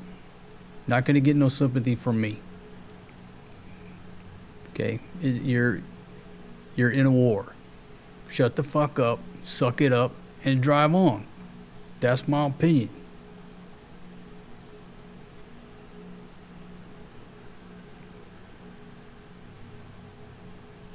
Some people here in this country, folks, live on a scoop of rice with a small fish or two to flavor the rice, a little soy sauce. That's what they eat, and they're glad to get it. So I don't want to hear people complaining about having to eat what was on those pictures. Is it going to win any awards? No. But you'll be okay. Got war stories to tell. There I was, forced to eat fucking Spam that looked like shoe leather. My old lady, she loves to eat Spam. If you serve up Spam or bring a can of Spam home, it's not like, oh my gosh, we're so poor, we had to eat some processed meat or Spam. They don't look at it like that. They're excited about a can of Spam. Even the fake Spam. They love it. It's a delicacy. Now, in the past, when we've served that up, or we gave out cans of Spam as playing games or vid jokey contests, people have seriously hit me up. You should be ashamed of yourself, giving them cans of Spam or what have you. Well, that's because you ain't never been to the Philippines. They love it. It's not a punishment. She loves to eat Spam. You bring her home some Spam, she's happy. They want to eat it.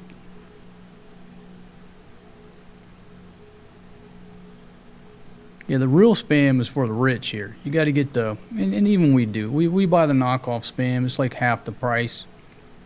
Almost as good.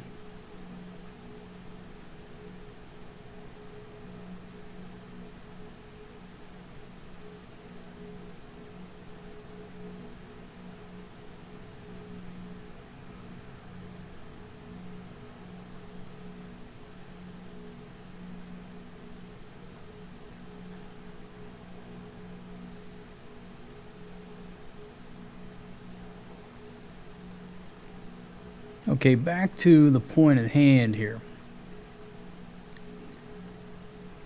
We started out the stream. There were ships coming up to this area and staging right here, like in a staging area. A couple of ships had made it out about to this point and got turned around. So since the stream started, we've seen folks turned around, put him back to the bullpen, and now we see them breaking out. Since I started streaming, this is the farthest any tanker has gotten. So is the question now, do they have the process ironed out? Where they're coming up here, just staging in a holding area, getting clearance, and hey, follow the leader, like somebody said. These guys are following the Torin because he's clearing the way of any mines. They're staying right on the 6. Let him run the gauntlet. He drew the short straw and is leading the way. But so far it appears they're still motoring on.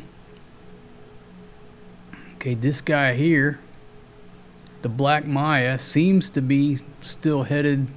I don't know if they're going to curve around here, but they would have to, right? Because the blockade would supposedly prevent them from going there. So assumably this guy's got to curve around, follow the inbound lane north of that little island.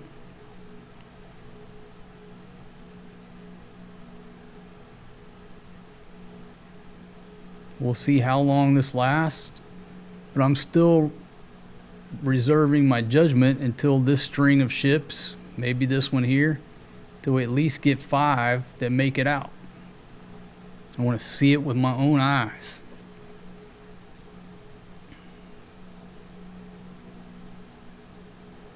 Okay, Wade says the U.S. Navy turned them around, not Iran. Okay. Well,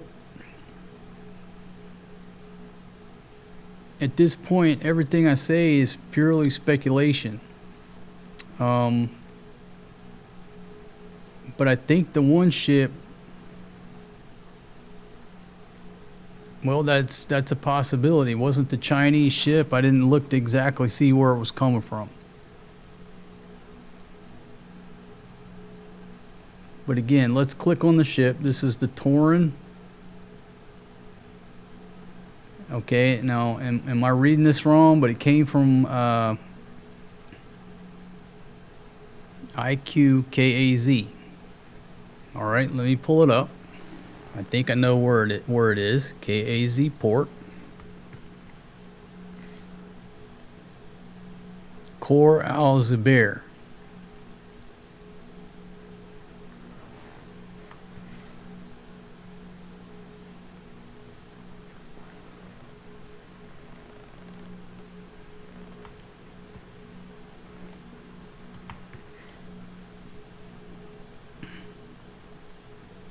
Just want to look at it on the map to make sure I know where it's at here.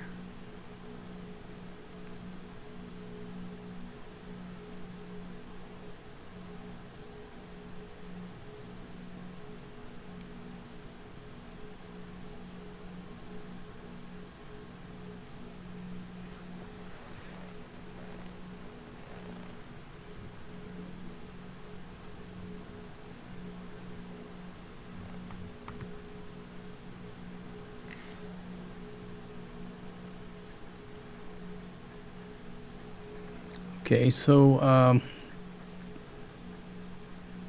came out of Iraq, headed to Fujairah, right? So this should not be a tanker subject to the blockade.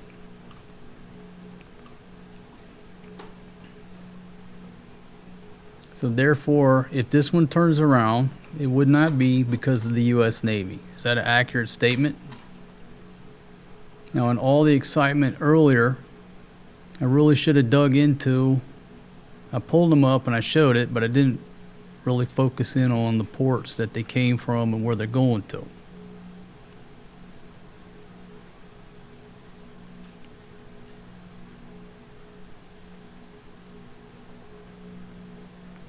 But in the same sense, nobody was going anywhere.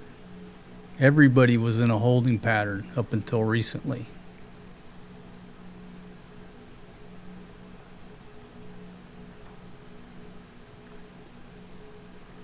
Okay, the one that's following.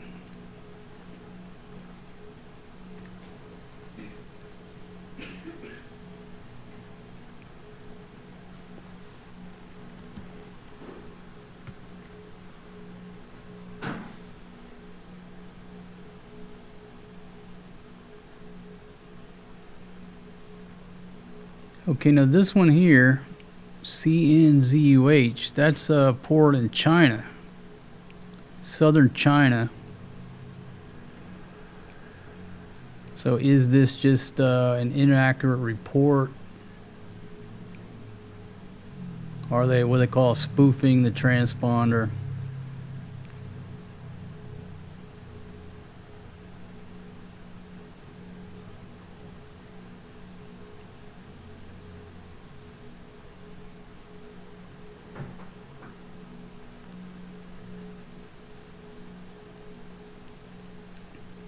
Okay, so what's the common denominator? China, China,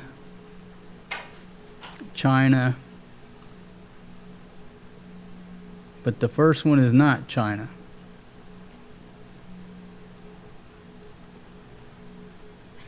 I don't know if we can deduce anything from that.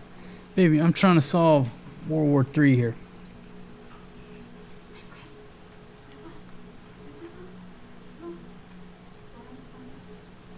Okay, it says the Torin is Panama flagged.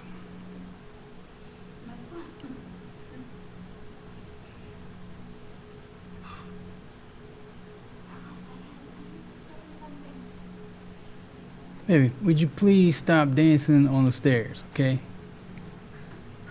trying to distract me. That's why I can't focus. The old lady's over there wearing these stretchables trying to distract me. It's effective too.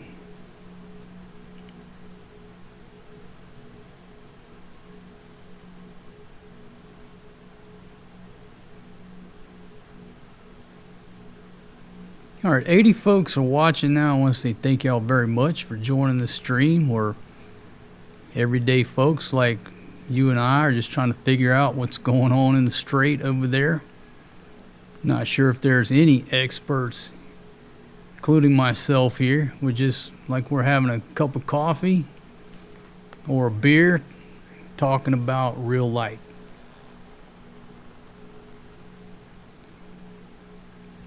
And what we're doing right now is keeping an eye on this string of ships, which are the first tankers to break out since I went live. So we're trying to see if these four, and hopefully more, follow suit, and there is some type of breakout headed outside the strait. So go to Al Jazeera, see if there's any updates. 10 minutes ago, U.S. Navy chief denies food shortages on aircraft carrier and amphibious assault ship. Here we go. Recent images posted on social media show empty food trays. The health and well-being is my top priority. Okay, to tell the truth, it's not your top priority. At least back in the day, mission accomplishment was always 51%. Welfare of the men was always 49%. And every crew member continues to receive fully portioned, nutritionally balanced meals, the statement said. Did somebody forget to tell everybody that they're sort of in a war? That there's a war going on?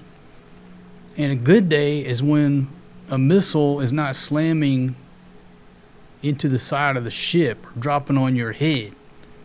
That's a good day. Not arguing that the salad bar is out of cheese.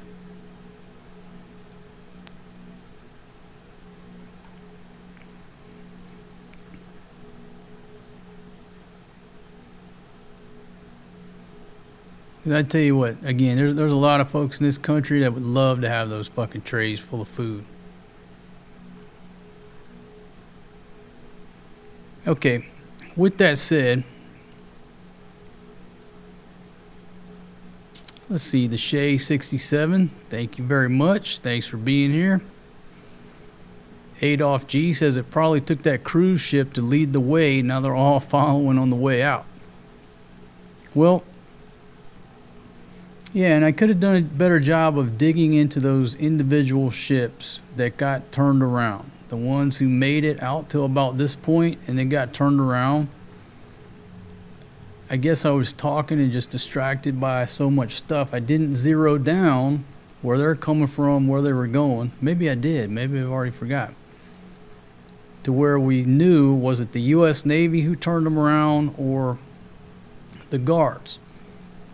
But it seems to be the guards because everybody was holding in place. Nobody was going for hours. Now people are going. So the Iranian military put the wabash on everybody because they were all, as they continue to all be in a holding pattern here. The U.S. Navy's not telling everybody here to gather and stop. They're waiting on clearance from Iran to be able to follow this crew right here. Okay, so with that said, old single dad is going to take a 5-minute break. Take a 5-minute break. I will be right back. If I'm not back in 5 minutes, just wait longer. What movie's that from?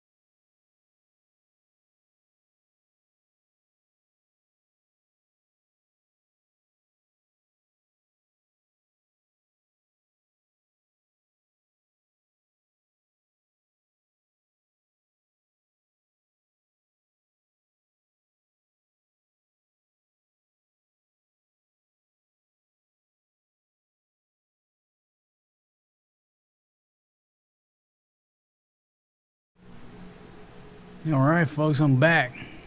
Take a little quick break right there. Okay, are these ships continuing? Nobody's getting turned around at this point. Let me refresh the screen. Okay. It appears as if they're still marching. Okay, the Torrens leading the way, followed by the Guardian, who is tight on their 6. Not messing around. Followed by the Rain, followed by the Aquamarine. Who's next?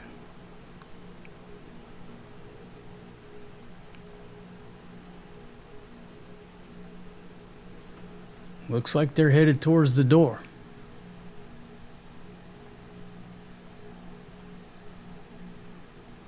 See, Lawrence, how you doing?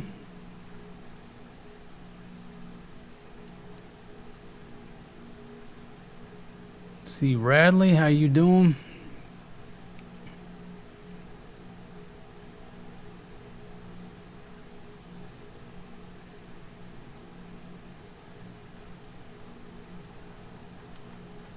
All right, folks, I got 114 thumbs ups, 4 thumbs downs. Make sure I'm in the center of the microphone here. Overwatch, how are you? Checking in from Waco. Get the right angle on the dangle here. Here we go. If you're just joining us, is the Strait of Hormuz finally being opened? When I first started the stream, it looked positive. Everybody headed that way. Went into this holding pattern, and we saw a couple get turned back. And I said, no, it's not open. Doesn't look to be open. News outlets started to report the same thing. But now we're seeing a string of 4 ships that seem to be motoring through.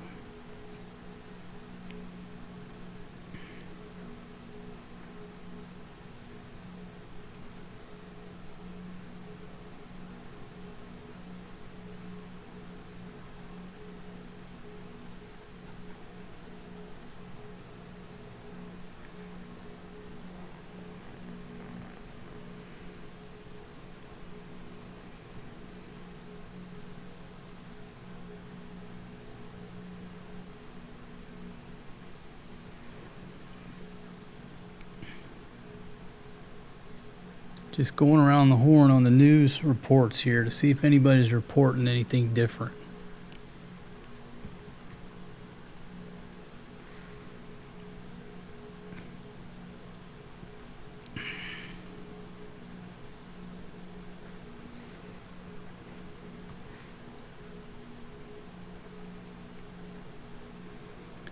And again, it's just, from the New York Post. Headline article is talking about the U.S. Navy having to deny poor quality food on warships. Does everybody realize that this is a war that has the potential to get really nasty? And it's a situation over whether or not a country is eventually going to have nuclear weapons, and over nuclear material, and a shipping route that is affecting the entire world, where countries are worried about running out of fuel, not just the price going up. And if this is what we're going to complain about as Americans and the American military, the U.S. military, this is what they're going to complain about, is because every meal is not a 5-course meal. If this is what's going to make the news, this is what everybody's going to focus on, right? Let me pull up the other pictures here. All right. We stand 0 chance against China. If this is what people are truly worried about in the United States of America. We stand no chance against the Chinese.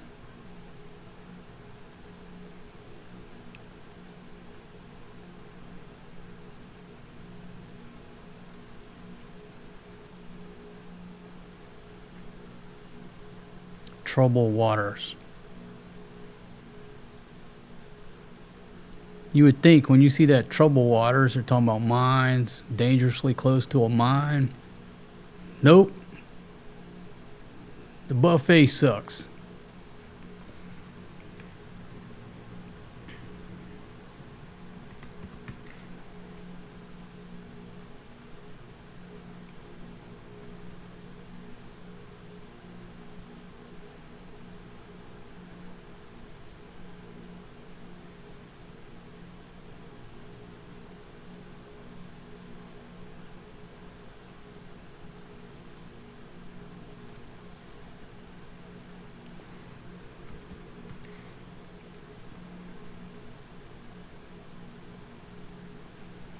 Okay, to just go over some bullet points here.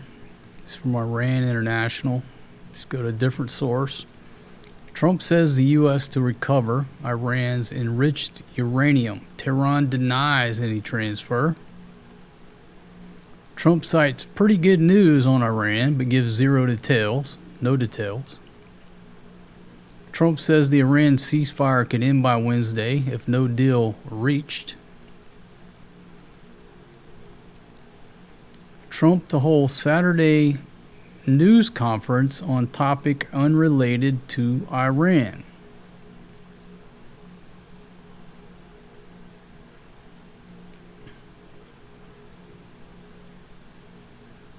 Okay, is this going to be, we talked earlier where there was a article about some UFO disclosure coming up.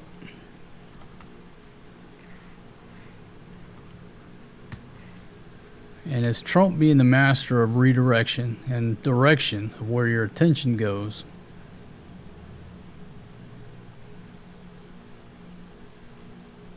he has plenty of other topics to talk about to redirect our attention away from Iran. So I'm just at questioning.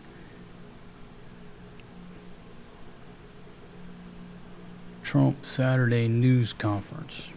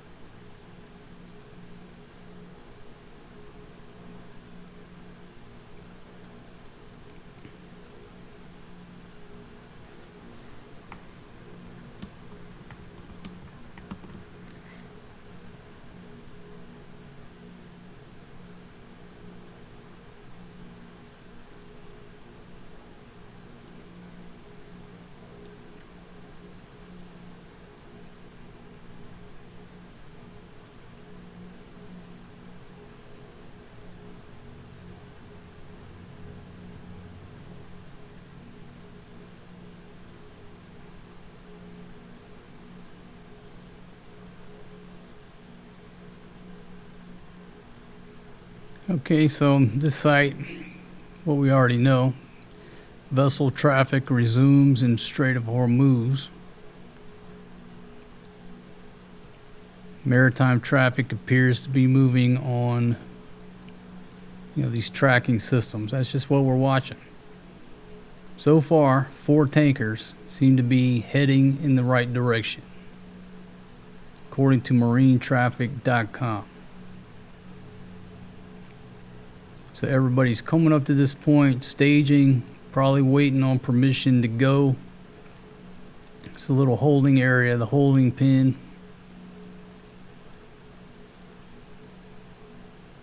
We'll see if that's the trend.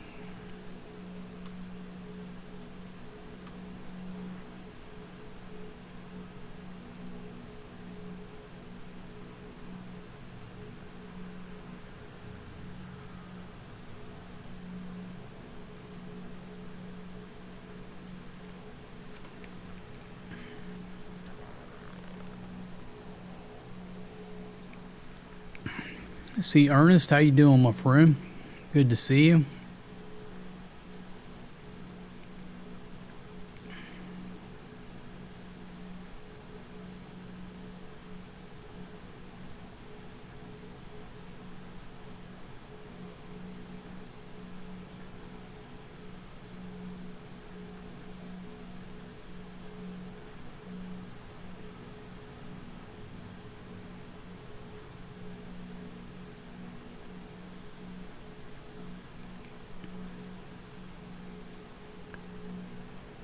Yeah, that's what it looks like. Looks like a convoy headed through the straits there. And I gotta zoom in. I gotta zoom in close because what's going on here? Did the Guardian? Looks like the Guardian has overtaken the Torrent. That's why they were getting so close. Breaking news here, folks. If you put your money on the Torrent, you should have put your money on the Guardian because that horse breaks late. Everybody knows this.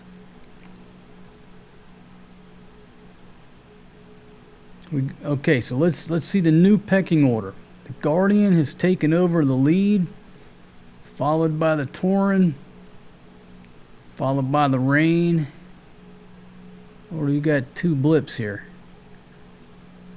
Looks like we got two showing the Rain, followed by the Aquamarine. Or do you say Aquamarine? Never figured that out.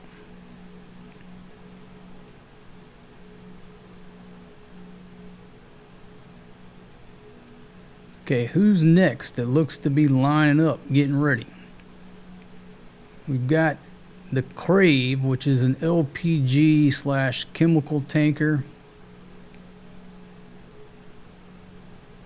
coming out of Dubai.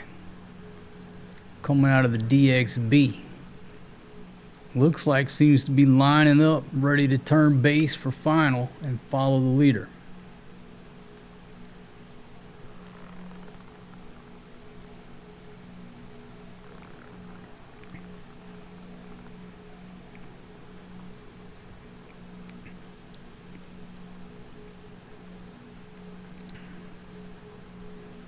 So let's go on some just theories and assumptions, right? So let's assume that the strait is open today. The article that we were talking about earlier was talking about how the lag time of, the transit time of vessels is finally up, where the last tanker that left the Persian Gulf just pulled into Long Beach, an Iraqi tanker. And so therefore there are no more tankers in the pipeline, which there have been up until this point. Now they're pretty much out of the pipeline. And so now you've got that 30-day lag time or several week lag time of nothing showing up. So if it opens today, there's still that downtime that's really going to start putting a hurt on folks.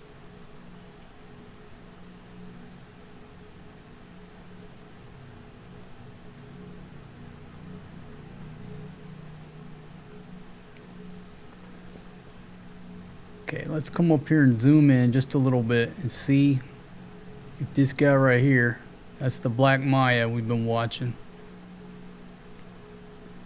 The Black Maya should be turning off to the port side here to come around this horn right here of this island.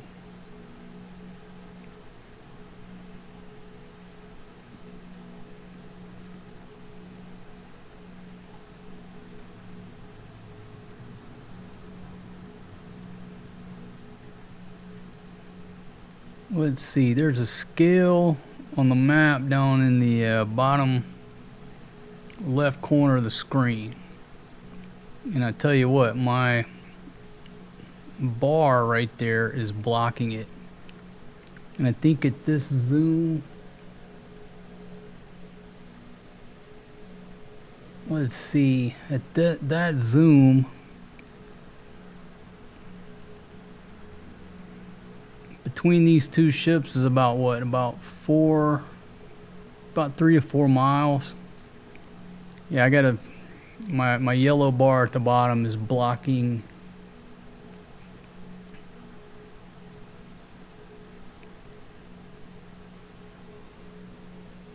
Okay, so now let's see. You say 1 inch is about 3 miles. So that's about a 3-mile distance between those two vessels right there, roughly. About 5 kilometers.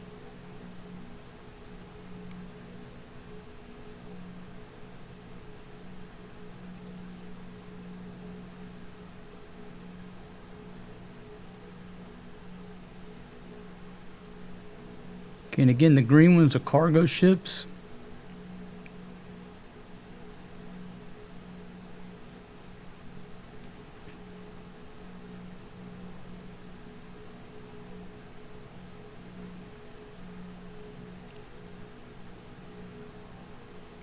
Let's zoom out and see if it looks like more ships are heading in the direction.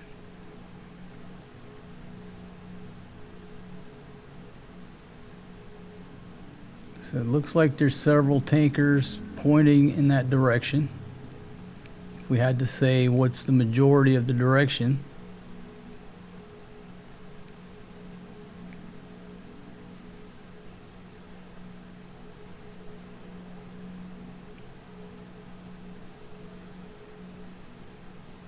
you know, because when they're stationary, you can't really tell which way they're pointed. They're sitting there.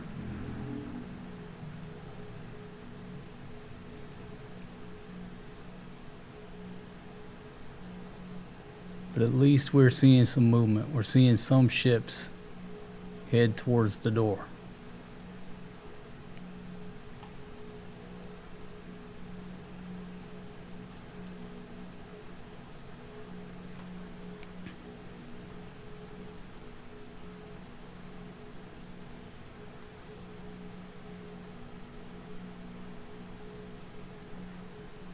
Now it's about 5 clicks.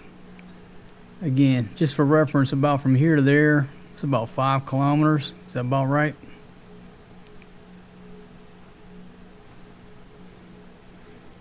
Let's see, Kill 71905. How you doing?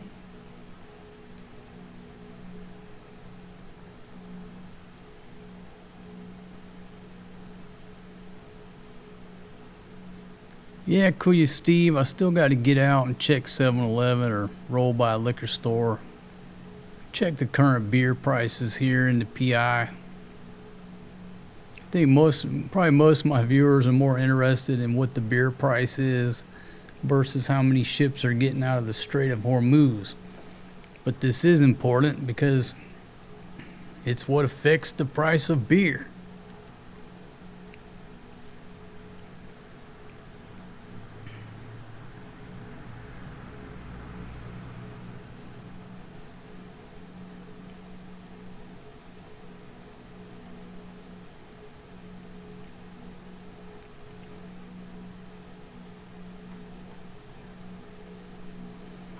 All right, can I zoom out and see what the traffic is on the open ocean? Let's do it.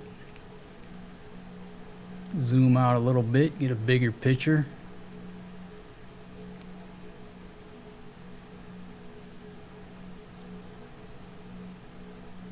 Okay, so you've got some arrows pointing inbound, coming into the strait.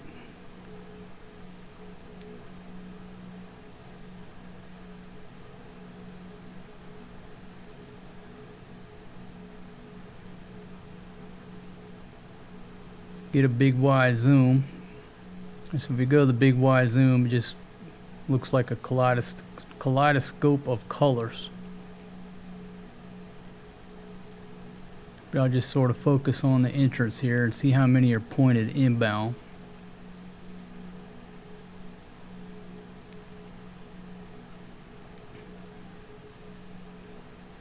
I mean, there's a few. You know, before it was over 100 a day, roughly 100 a day. So there's a few pointing inbound.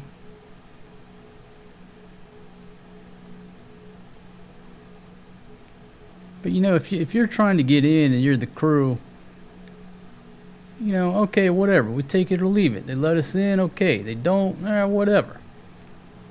The ones who are about to go out of their minds are the ones that are trying to get out, who have been there stuck on that ship for over a month.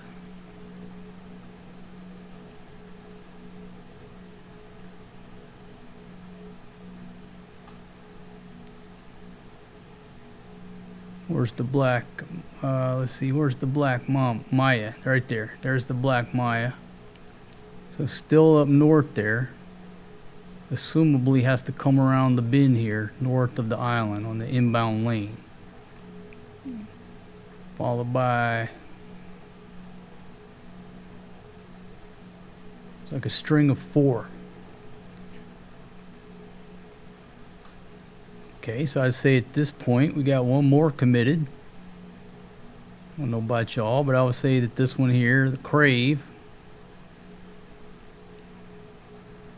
coming out of Dubai, LPG / chemical tanker. Looks to me like it's committed.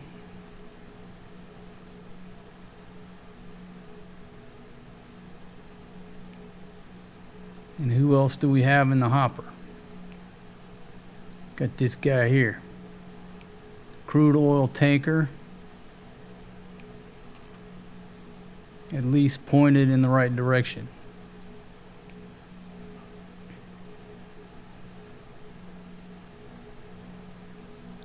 Okay, and I see that circle and I leave them out, but at the circle, let's see, it's crude oil tanker.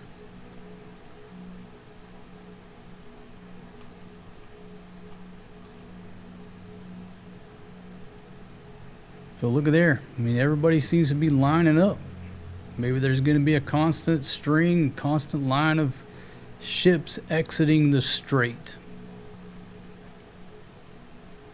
Okay, Mike and Glad comes in with some very important information. Heineken Silver, a big can, was still the same price at 110 pesos.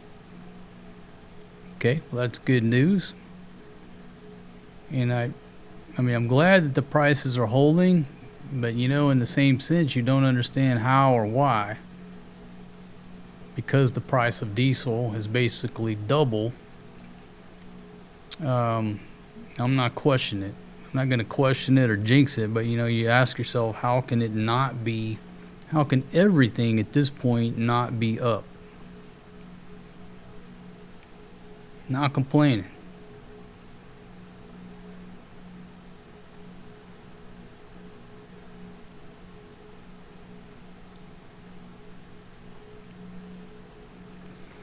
Okay, so talking about the entry lane, this is the map that we pulled up on BBC. Okay, so it looks like the greedy pirates of Iran, they intentionally mined this area to force the traffic into their own territorial waters. Why? So now they can charge you a fee. Don't go here, it's dangerous. Why is it dangerous? Because we put mines there. Now you got to come up here. The inbound lane is going to the north of Larik Island. Southbound is just south of it. Don't go over here. Come up here so we can charge you.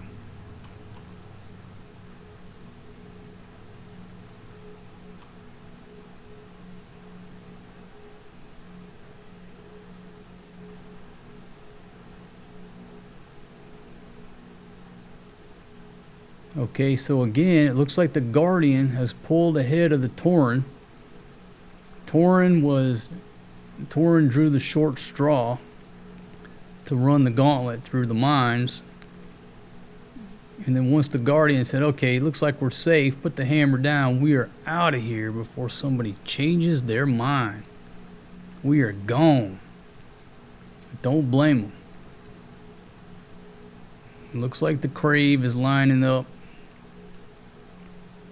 Everybody's getting in line.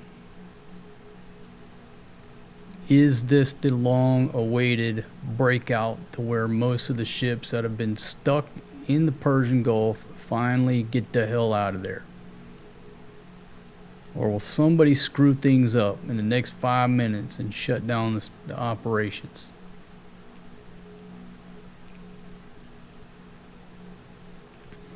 Because think about this from having cards on the table. You got 100 and something ships, or whatever the number is, stuck inside that Persian Gulf. What are they to the Iranian military? They're targets. They're just more bargaining chips. But if you empty out that Gulf, it's just less targets that they have to threaten to hit. So they empty out that Gulf, Bad for the Iranians, but good for the Americans, because if they start hitting them again, it's just less targets that they can hit, right? Does that make sense? So Iran would be better off if they just kept holding all those ships hostage inside the Persian Gulf.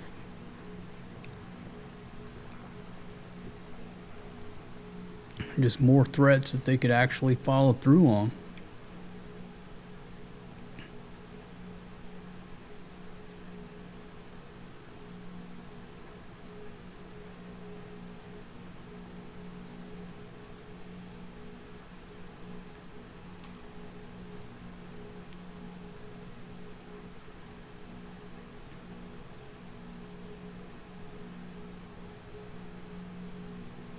Okay, there's the Black Maya. So that's an inbound tanker. Doesn't seem to be making a whole lot of progress. Maybe they're held up trying to get some clearance or instructions on how to go through here, waiting for their slot.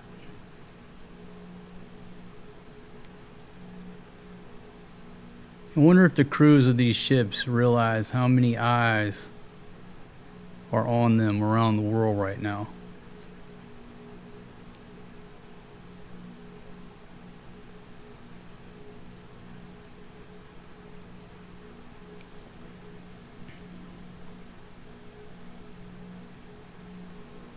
Okay, so Kel says the last ships carrying fuel from or before the attack on Iran are getting to the Philippines now, Australia also. So shortages haven't occurred yet, but will begin shortly. And that's what the article said earlier that we read.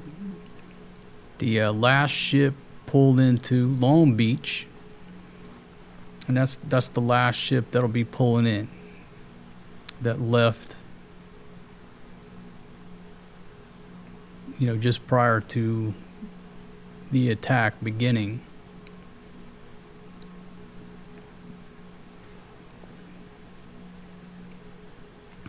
Yeah, so let's make the assumption that if we make the assumption that right now the strait is open, no bola, okay?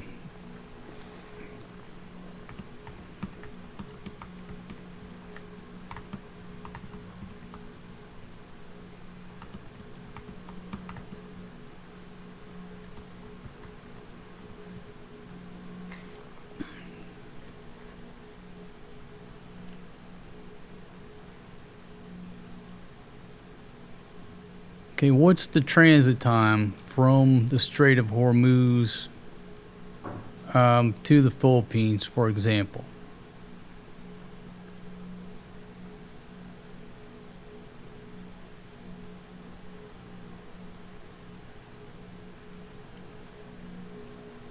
Okay, here's just a local news report talking about it. Around 20 vessels began sailing towards the Strait of Hormuz on Friday evening, but soon halted, with some turning back.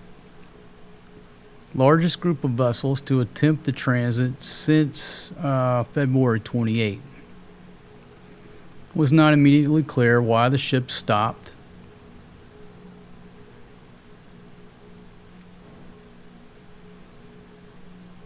So at 9 o'clock, let's see, well, that's Greenwich Mean Time.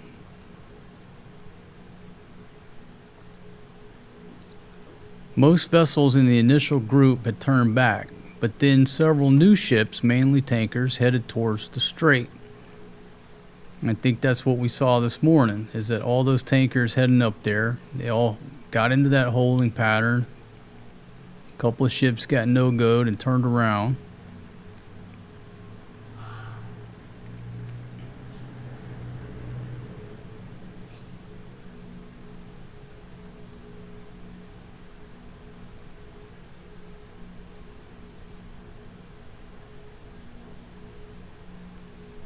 Okay, again, this shipping group, BIMCO, and this is reasonable. Initially everybody's cautioning, hey, just don't get in too big of a hurry.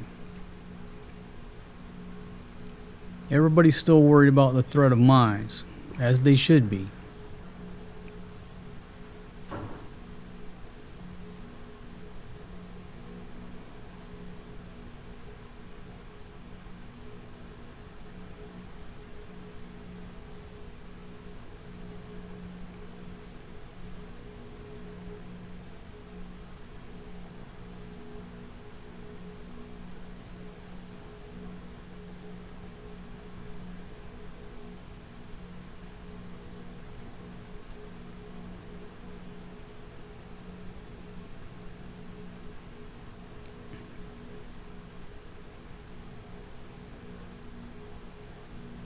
Let's go to Al Jazeera and see if they've got any update.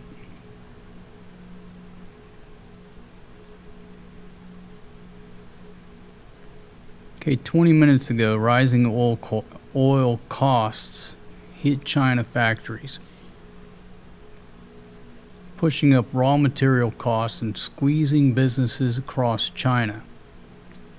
One plastics vendor in Beijing says costs have jumped more than 25%, forcing businesses to reconsider pricing and profit margins.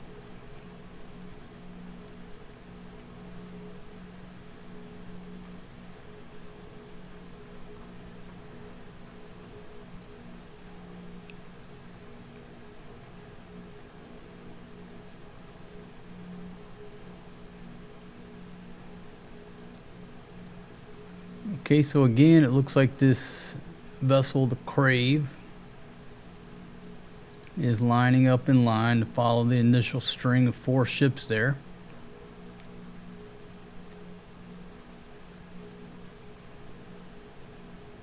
Looks like followed by 2 more.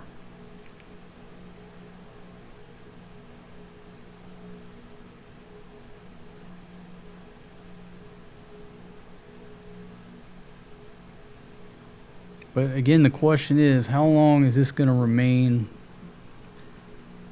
the status quo?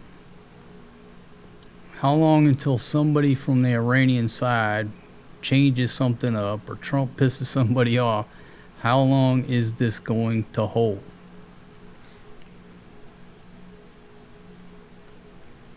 I think that's the million-dollar question.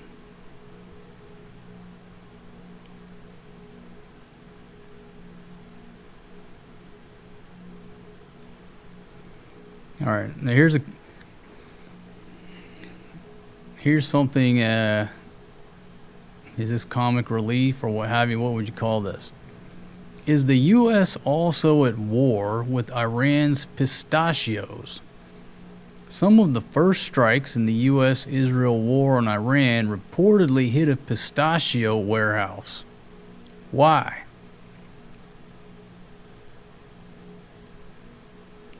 Here's a look back at how the U.S. pistachio industry has reaped rewards from decades of hawkish U.S. policy on Iran. Just when you thought things couldn't get any stranger.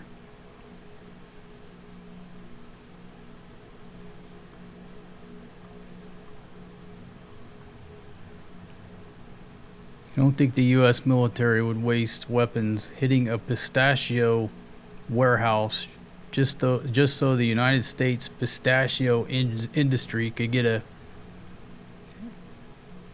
few steps ahead.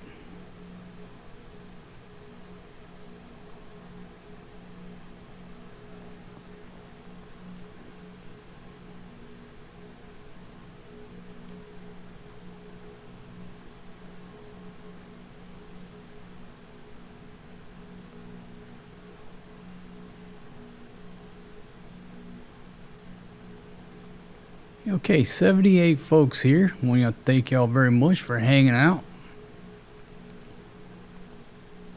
watching real world events happen in real time here. Okay, doesn't appear to be any of these ships turning back. They're headed towards the exit. One more ship in the hopper. These look like they're lining up. So far, so good.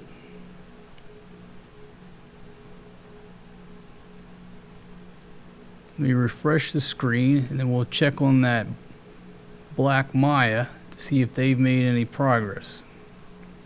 Looks like they might be holding up right there, trying to get instructions on how to enter through here. Followed by 4, 5 more tankers. If you're just joining us, the red are tankers, the green are cargo ships, the blue are passenger vessels. That's the blue Navigator, which is a, well, it says that's a cable layer. Chinese owner and crew.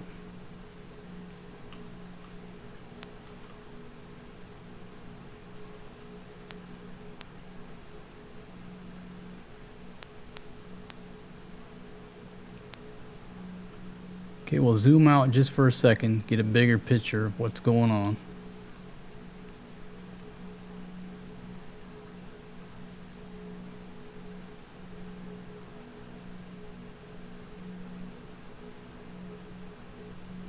But there's our first 4 up there. Again, heading towards the door, heading towards freedom.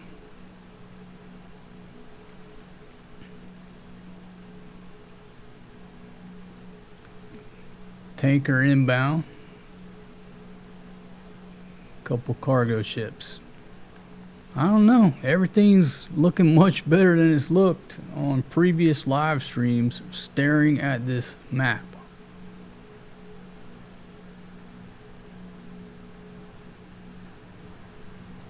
Will this get shut down in the next 5 minutes? Man, anything's possible, what we've seen here. But this is more action than I've seen since I've been staring at this map.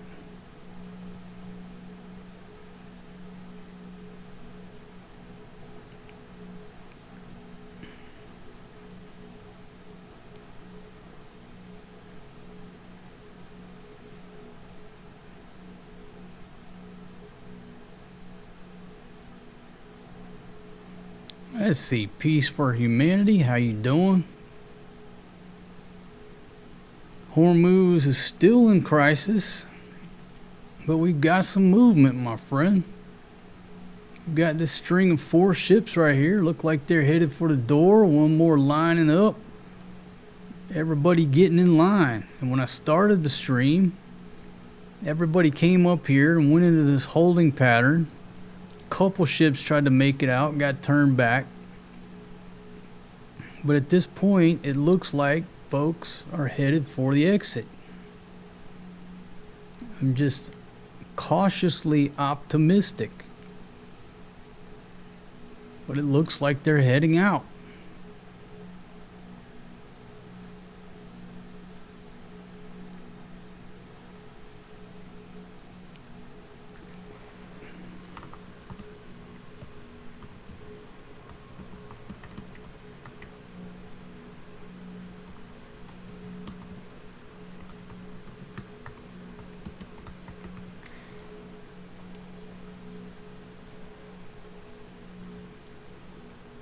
Okay, so, all right, Kel brings up a good stat.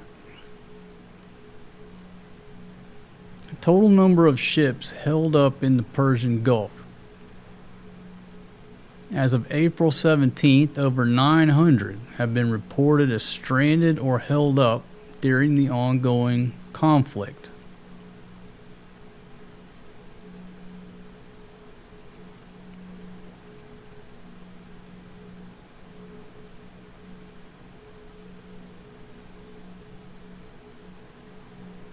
Stranded personnel, approximately 20,000 seafarers have been reported as stranded aboard vessels in the region, facing rising security risk, fuel, water, and food shortages.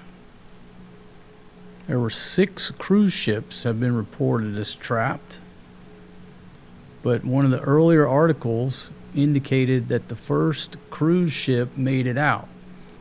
Now, earlier I had the filters to only show the cargo ships and the oil tankers. So that cruise ship may have went out and we weren't tracking on it. May have went out right under my watch because I had the filters on there.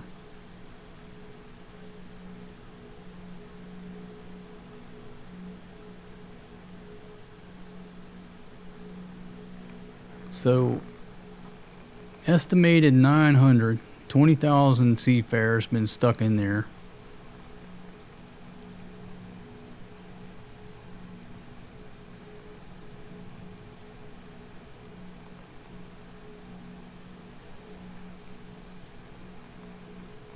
Let's see, 2 days ago, Reuters was reporting around 25 total vessels passed through there.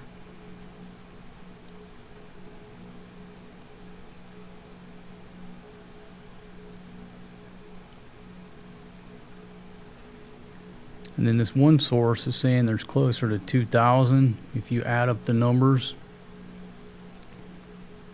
So we say between 1,000 and 2,000 ships.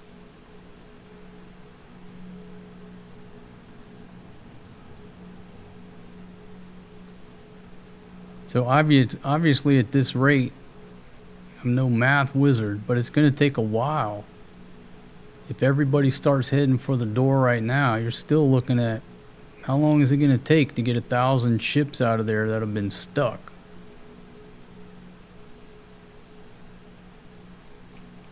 I mean, I'm celebrating. It looks like 4 are going to make it. Maybe I better knock on wood and not jinx them. But it looks like 4 could go all the way before I shut down the stream, followed by a few more. Somebody can do the math. If everybody headed to the strait right now at the average speed they're traveling, how long would it take 1,000 ships to exit if they all filed in an orderly fashion right now? It's going to take a while, right? Too much math for me to do.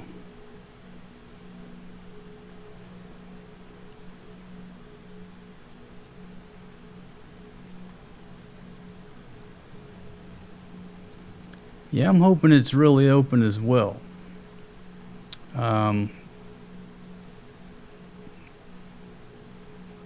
This is obviously a good sign. It's obviously a good sign. The question is, how long is it going to hold?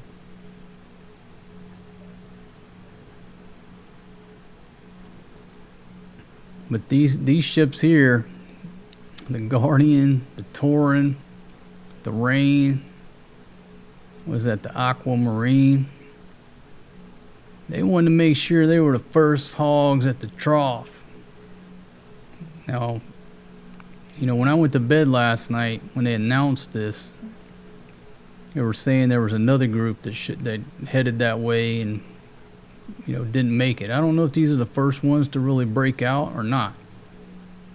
But at least we've got an initial breakout going on with people lining up and people heading that way. And again, I'm no math wizard, but that's like how many hundreds of % increase over 0? Is that a 400% increase than what we've been staring at? I don't know.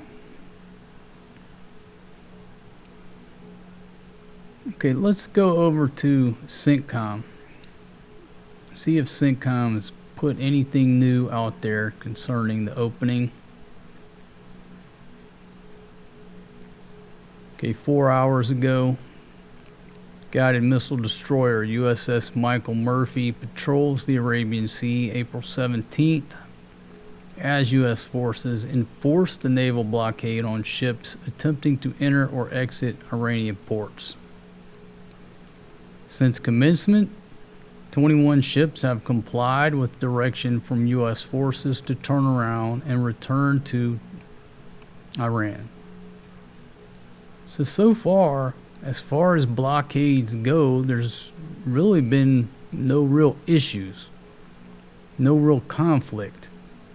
The biggest conflict of the blockade is sailors arguing over poor quality food in the mess hall.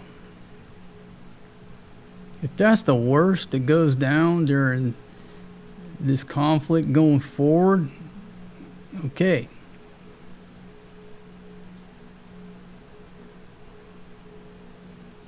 Alright, so just putting out stuff, tweeting stuff out.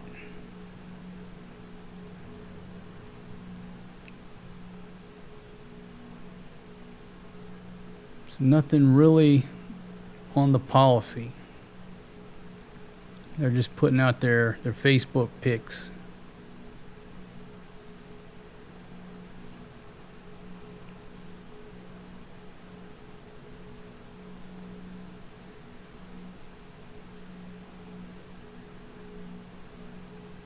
Okay, U.S. Navy diverting a merchant vessel. Let's see, maybe old Single Dad can put the audio up there. Okay, let's see. Watch your ears in case that's too loud. Can we hear that? You to your next port of call. Thank you for your cooperation. This is Worship 112, standing by at channel 16. Hopefully you can Motor hear vessel that. Molly, There's this the is audio Worship that's going 112. with it. We will be escorting you to your next port of call. Thank you for your cooperation. This is Worship 112, standing by at channel 16. Motor vessel Molly. So nothing really new from CENTCOM. Again, this is the original post last night where they declared it completely open for the remaining period of the ceasefire. Go to DJT and see if he's put out anything. Well, it's 1:46 a.m. DC time. Anyone sick of winning yet?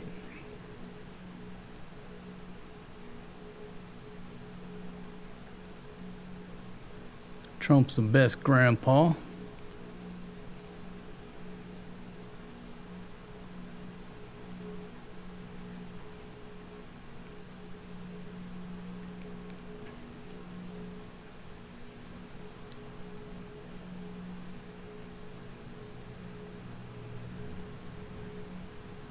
Okay, more politics. I'm just searching for anything directly pertinent.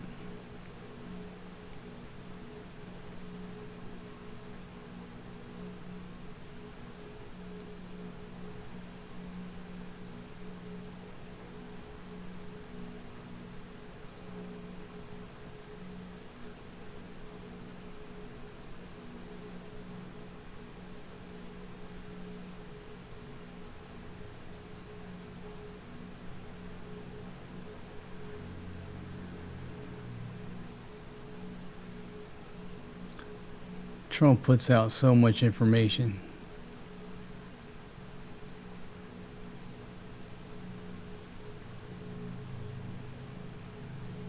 Okay, interesting graphic right there.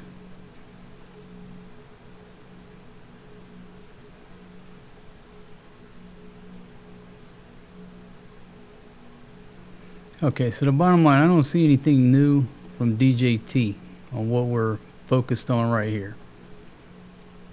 Is the Strait of Hormuz open?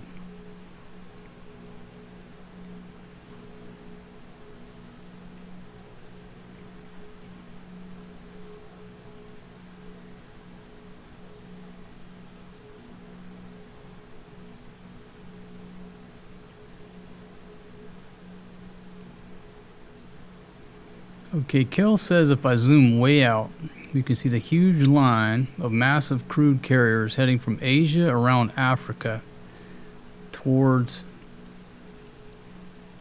Venezuela, Texas. All right, so let's zoom out.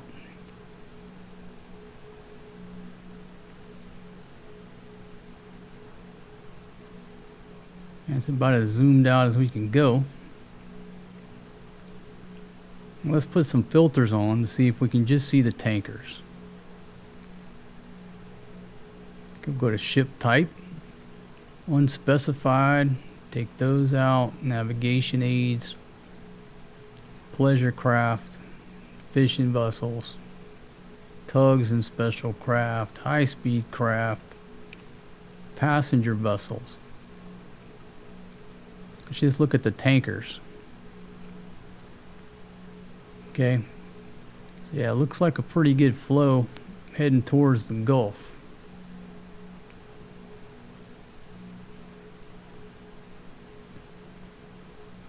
So again, the red is our tankers.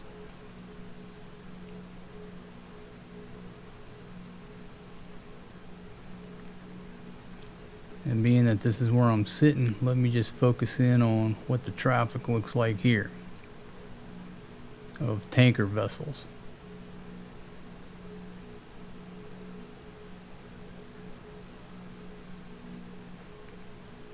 Unfortunately, we don't see too much red.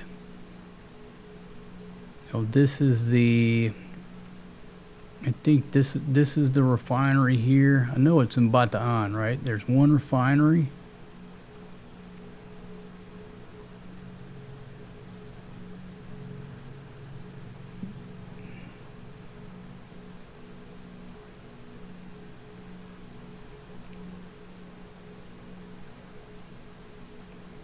Okay, so again, just zooming out, all the red are tanker traffic.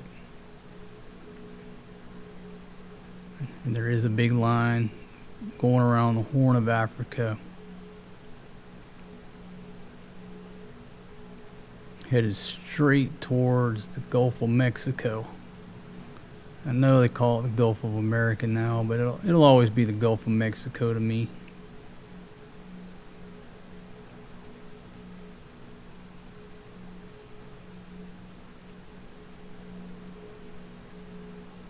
Okay, so I'll zoom back out. Let's get back over here to the AO. Put that in the center there.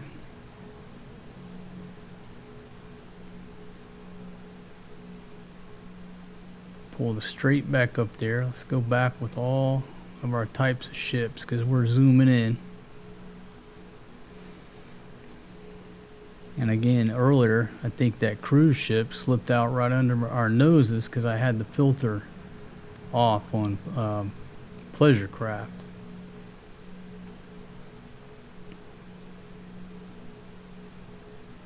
All right, so what are we seeing?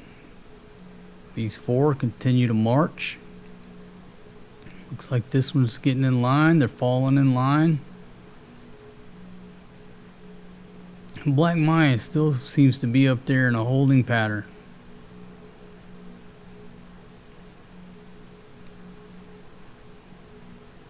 So we'll have to wait and see. Wait and see on the inbound traffic. So far, haven't witnessed the tanker come in on the inbound lanes. But looks like if you're just joining us, everybody's getting in line to get the heck out of there. At least four. But that's four more than I've seen during this whole, well, at least all the time I've been live streaming.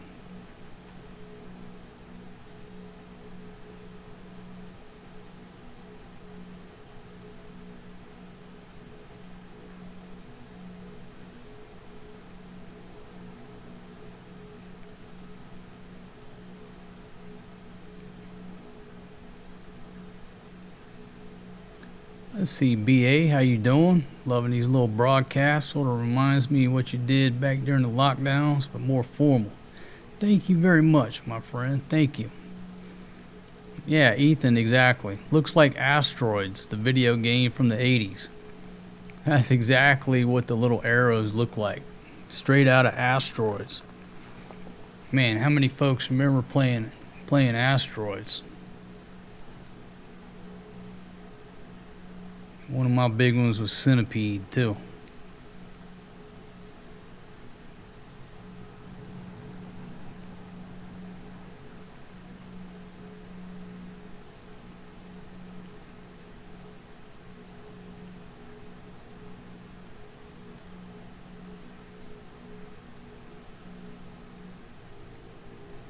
Okay, Kill says Chinese commentators are calling Trump our nation-building comrade.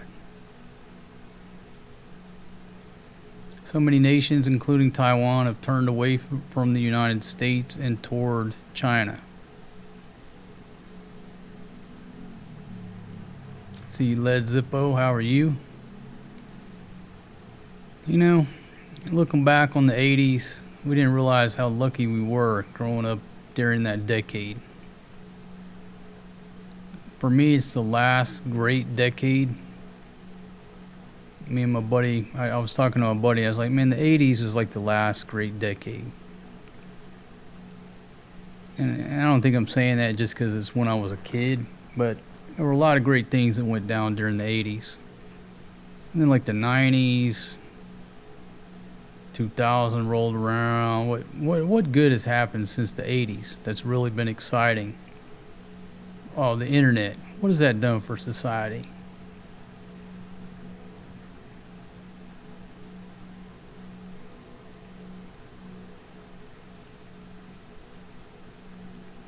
Okay, so 4 minutes ago, here's an update from Al Jazeera. And folks, I just go where the news is and who keeps stuff updated and who stays on topic. Al Jazeera seems to do all those things, especially with this region. It's not rocket science, right? The world reacts to the Strait of Hormuz reopening with cautious optimism. Those are the words I talked about earlier. Governments, international organizations, shipping companies are all among those responding to the news with cautious optimism amid mixed messages from the U.S. and Iran. Exactly. It's just mixed messaging. The captain of that ship said the uncertainty is what's killing us. That's the best word in one word. How would you describe this situation? Uncertain. Uncertainty. All right, 15 minutes ago. Strait has been announced as open, but we're dealing with a very complex situation. Iran is using it as a pressure point, form of leverage.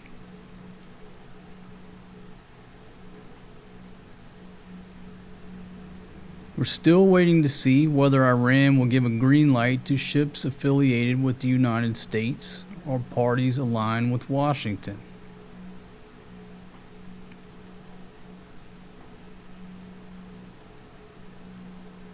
Iran's still talking about coordinated routes. In other words, you have to go through our waters so we can control it.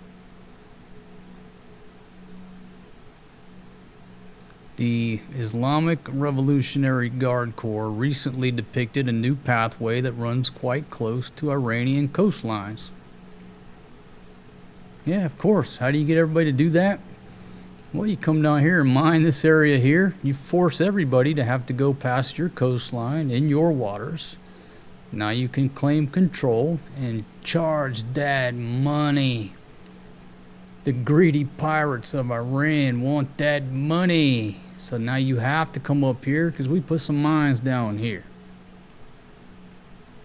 They're just pirates. Greedy pirates. Criminals. Thieves.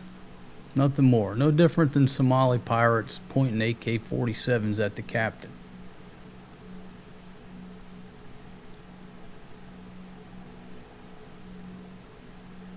Okay, our initial 4 seem to be still underway. The Guardian seems to be putting a little bit of distance ahead of the Torin. So if you're just joining us, the Torin started out as the lead ship running the gauntlet through the minefield. And then once it appeared that everything was good, the Guardian overtook the Torin and has got the hammer down. They said, we're getting the hell out of here. The Rain and the Aquamarine. Lining up is the Crave. Looks like followed by, which ship is this here? The Sanmar Herald. To be followed by the Desh Garima. And I'm not sure if this one's in the pecking order. The Rich Starry. Not sure. Can't tell which way they're headed because it's a circle, not an arrow.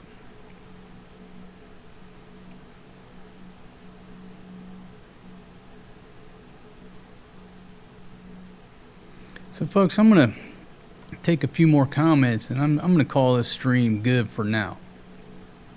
I know that the minute I say that, these 4 ships are like going to cut a U-turn. But I'll start going through the comments now with the intent of, after I read some comments, of shutting the stream down. Because it looks like the Guardian is getting the hell out of there. Okay. Now that's a Chinese ship, right? They got the hammer down. They're getting the hell out of Dodge. These folks ain't too far behind. They're actually not going very far. They're just going right around the corner.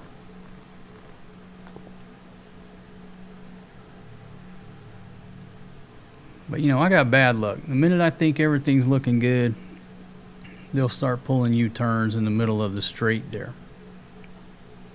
But that's my intent at this point, to say thank you for joining me on today's talk. Looks like I got 81 folks still here watching. Thank y'all very much. You know, what's crazy is you'll go to some of these news sites and just look at the live, and you know, we got more folks here hanging out on this live stream chatting about the same issue than some of the big news organizations have.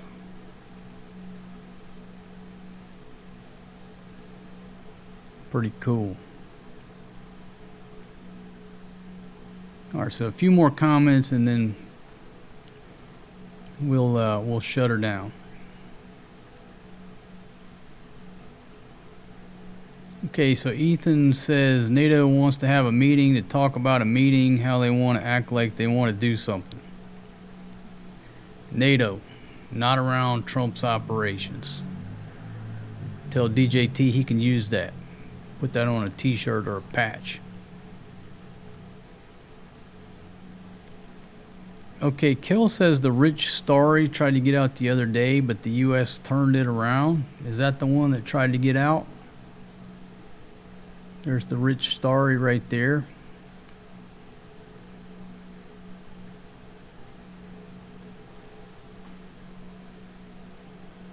Lou Guapo, thank you very much. Led Zippo.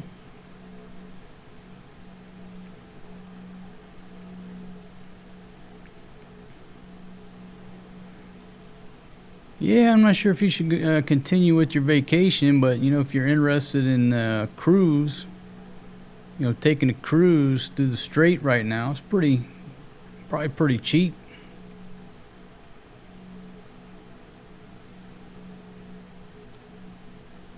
You know, Oliver North, the colonel, years ago, I was on a flight, sitting there in first class. Boom, here come none other than Oliver North himself. Came past me, went on back to coach, and took his seat. You know, pretty cool. You're just sitting there, dum-de-dum, and you look up and you see somebody who you were watching on the news years ago as a kid. We're on a flight, I think, from Atlanta to D.C. Anyhow. I wanted to go back there and say, hey, man, you can have my seat up here in first class. I wanted to do that, and I was like, I better let it go.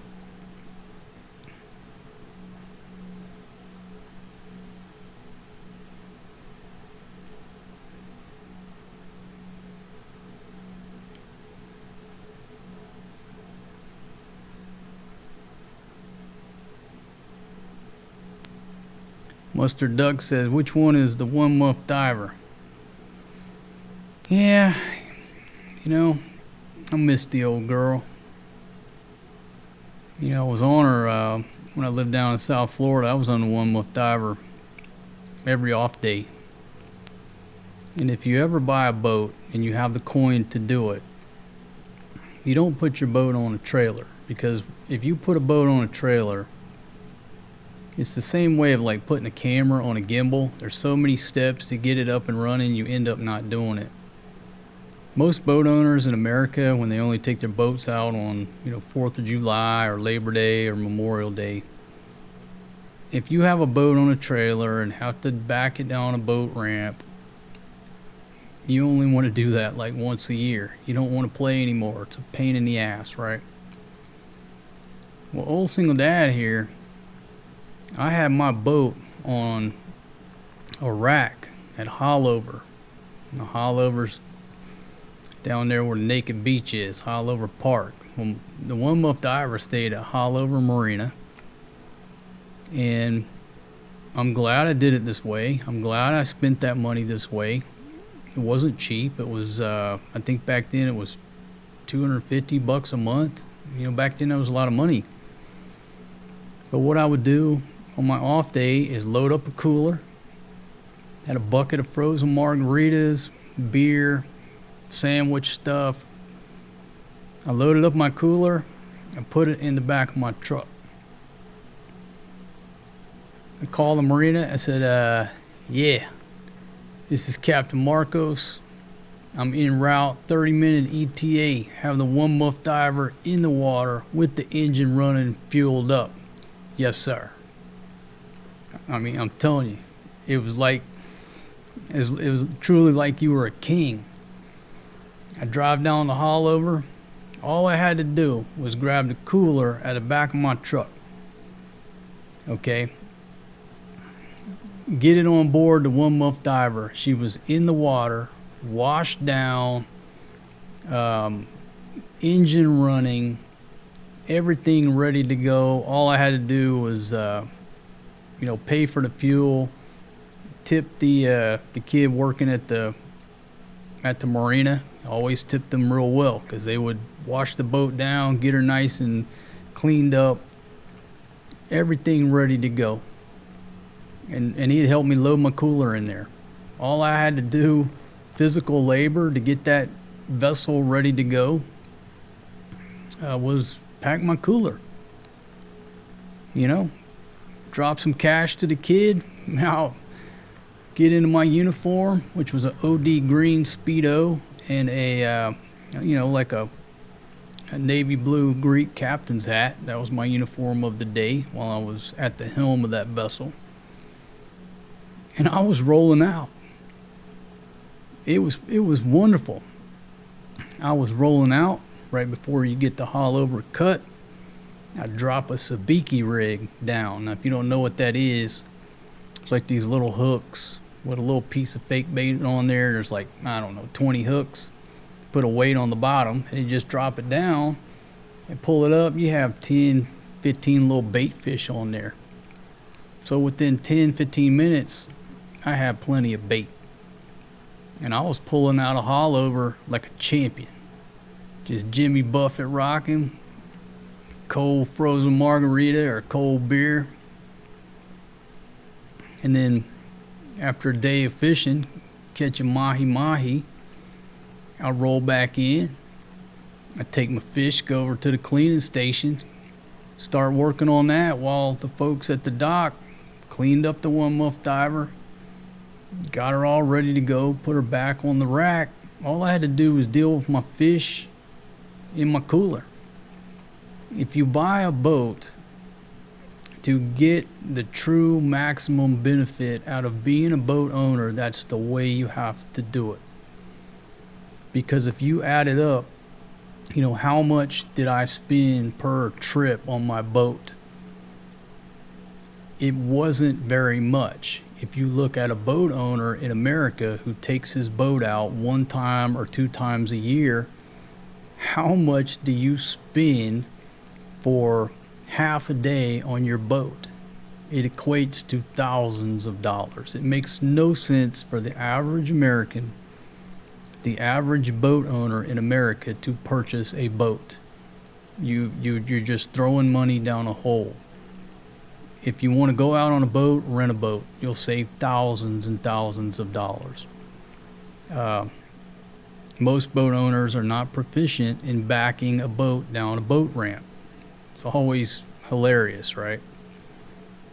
So if you're going to buy a boat and you truly want to spend some time on the water, You keep it in the marina on a rack where you just put that call in. Yeah, I'm en route. Have the 1-month diver, engine running, fueled up, ready to roll. Yes, sir. There you go. So even with me paying whatever it was per month, $250, $300 a month back then, I was on that boat so much, and it was so easy to put her to sea, that every time I was on that boat, my cost was a fraction of what the average boat owner has to spend. Does that make sense? That's my 2 cents. Go from that lifestyle, take the boat up to Atlanta, and number one, when she sat through the first winter, it was never the same. Number two, having to trailer a boat and back it down into the lake, what did I do? I became a typical American boat owner. Just too much work to get the boat on the water. There you go. I still spent a lot of time on the boat, but it was on the trailer at my house. I would still sit in the back, drink beer, listen to music, take chicks on there, play the guitar, but we weren't on the water. We were on the trailer at the house.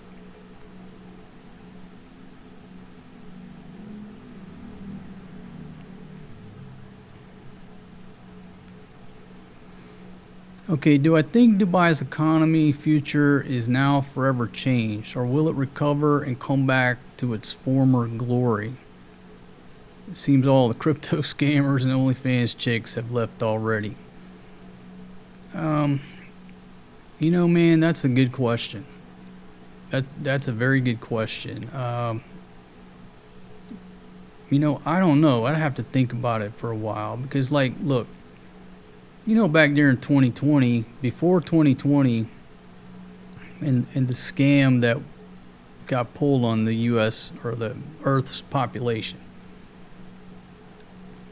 has people having fun truly returned? 2020 was like it's when the hammer came down on people living life and having fun, and it's never returned. It's like nobody has fun anymore. Nobody wants to have fun anymore. People quit drinking after that, even though a lot of people were drinking during the incident. But it's like since 2020, the fun has never went back to pre-2020 levels. So is this going to change Dubai, that region? I don't know. But obviously people will be a lot more cautious. Now, I was saying all along, you go somewhere outside your home country, you rent. Right up until the bombs started dropping in the Ukraine, people were doing videos, you know, retire in Ukraine, how much is a condo, cost of living, right? Because nobody thought anything was going to happen there. They're retiring there. It's wonderful here. Then the bombs start dropping. Then people don't want to play anymore. You get the hell out. So at this point, with what's going on, is anybody interested in going and buying a condo in Kiev that's in this chat? I'm not interested. So with what just went on and what's going on, am I interested in taking a big chunk of my money if I were looking to settle somewhere? Would I want to go buy a condo over there with all this shit going on? Potential to return?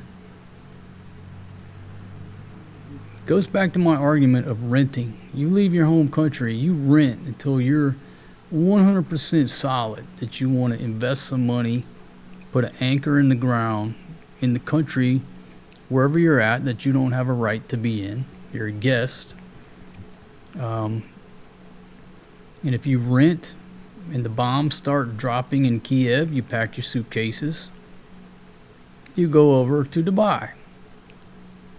You're living happily ever after, you're renting, Here comes some incoming drones and missiles. You pack your 2 suitcases, you get on a plane, you go somewhere else where there are no missiles and bombs dropping on your head.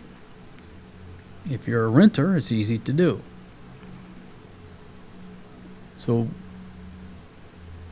will it be the carefree safe haven with that sense, that false sense of security that it'll never happen here? No, it'll never go back to that. Because people thought we're inherently safe. We're safe here. And it has been demonstrated throughout this process that people are not 100% safe in any of those countries. So I still love the places, but now everybody has a different perception of what can happen, right? Before, I don't think anybody thought, no, it's safe here. It's a very safe place. It's inherently safe. Well, right until drones start dropping on your head.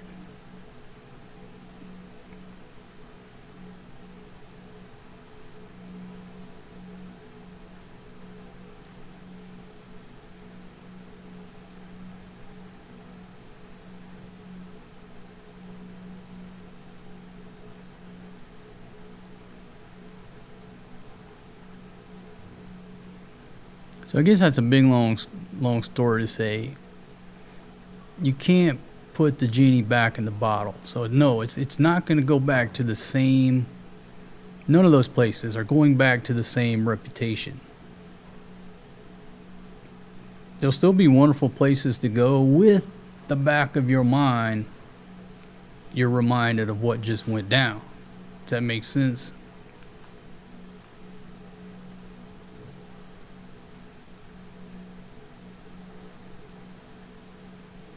All right, 78 folks watching. I said I'm going to shut her down. Let me refresh the screen over here one more time to see if I'm confident that these ships are making it out.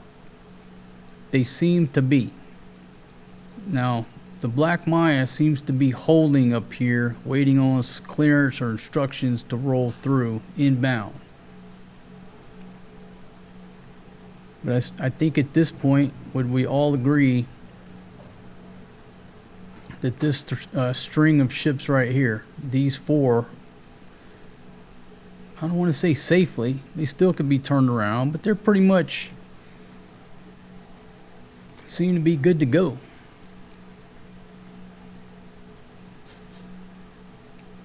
Big Pumpkin, baby, give me 5 minutes, okay? 5 minutes.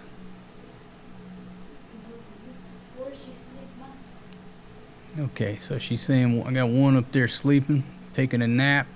Saturday here, Saturday afternoon here in the PI.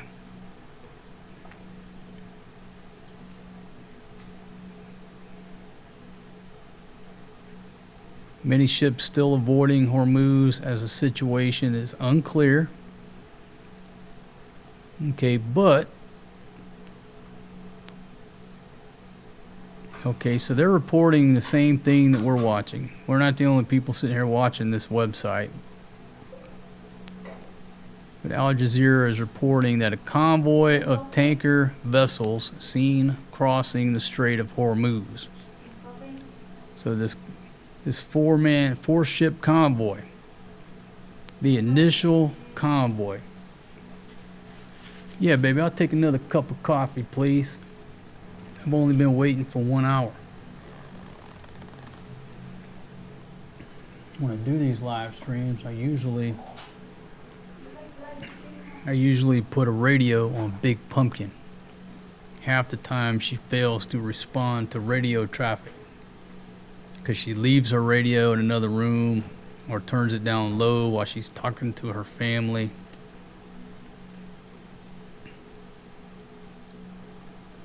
Yeah, so it seems like everybody's watching the same thing we're watching.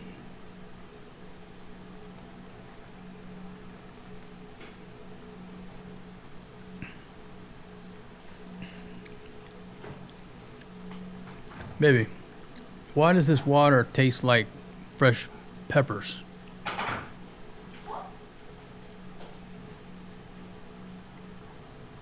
Never mind.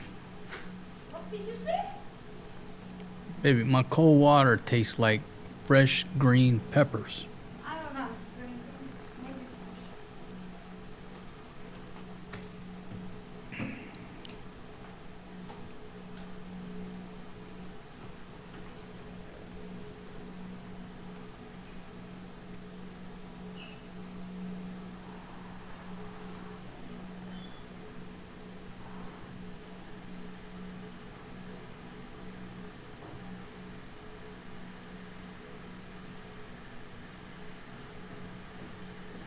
Here's something totally off. Escaped wolf returned to zoo after 9-day search, sparking celebrations in South Korea. So apparently a wolf got loose for 9 days. Now he's back at home. Guess that's good news.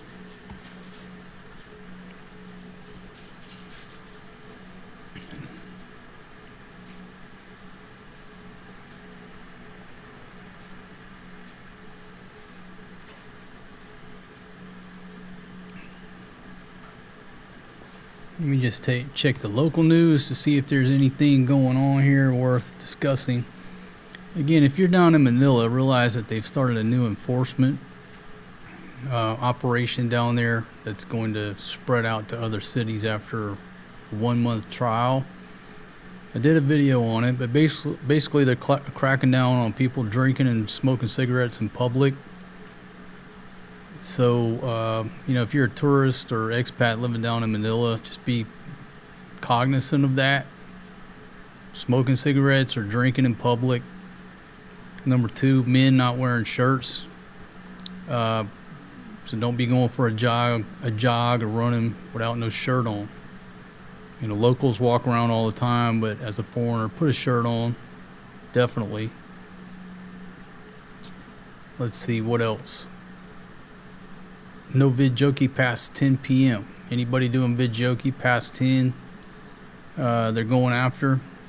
Don't take a rocket scientist to figure out who's doing vidjoki after 10. You look at your watch, hey, it's 10:01. You listen. And okay, let's go over here. And then the other one's kids being out past curfew. So if you got teenage kids, make sure they're at home when the porch lights or the street lights come on. I don't know what time they're enforcing the curfew or what have you, but if you're old single dad with teenagers down there, be aware this is what they're cracking down on right now.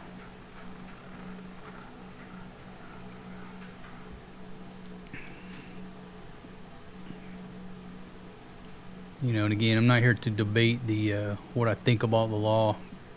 I'm just telling you what the government has put out. Putting it out for your consideration so you don't get caught up in the mess. Right here, Big Pumpkin. Easy, baby. Don't get down on my mouse over there.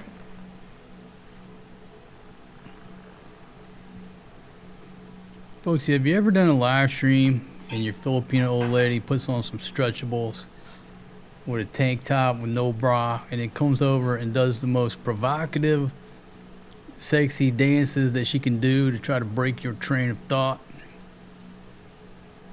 Baby. Oh gosh.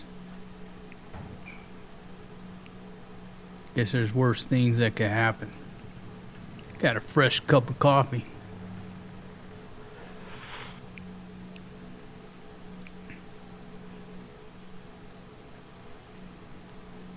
See, more confusing mixed messages. Trump vague on potential Iran ceasefire extension suggests U.S. could resume attacks. You got good news 1 minute, just wait 2 minutes and you'll get some bad news. When the world seems to be coming to an end, wait about 3 minutes and then Trump has solved everybody's issues.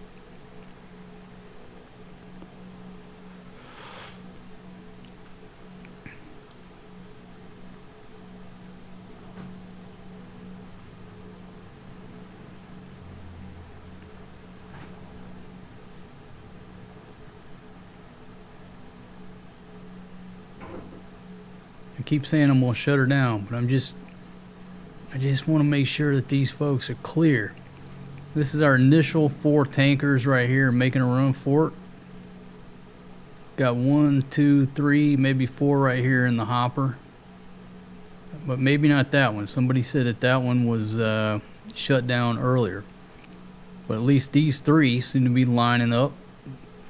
They're lining up, ready to turn base for final. Some pilot talk there. Looks like they're following the same track as our initial 4. So if these 3 follow suit, that would be 7. And that would be 7 more than I've seen during the entire time I've been staring at this tracker over the past few weeks.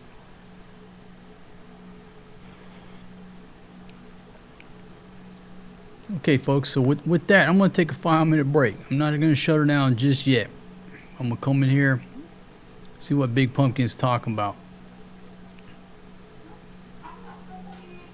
So give me just a second. Y'all stay with me. If I'm not back in 5 minutes, just wait longer.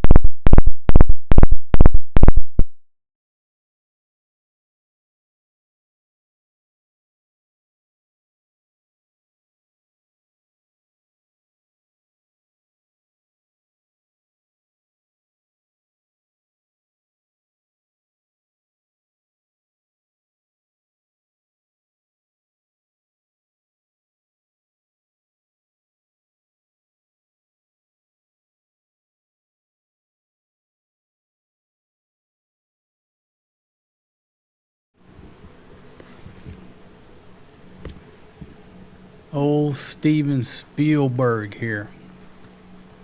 Old Steven Spielberg screwing up the audio. Can you hear me now? Boom! Papa Smurf off the top ropes. Fix your microphone, man. Bad sound. Thank you very much, my friend. You know, I've got several microphones, right? And to do what I'm doing, I really don't have the exact ideal microphone. What? Okay, just give me a second, all right?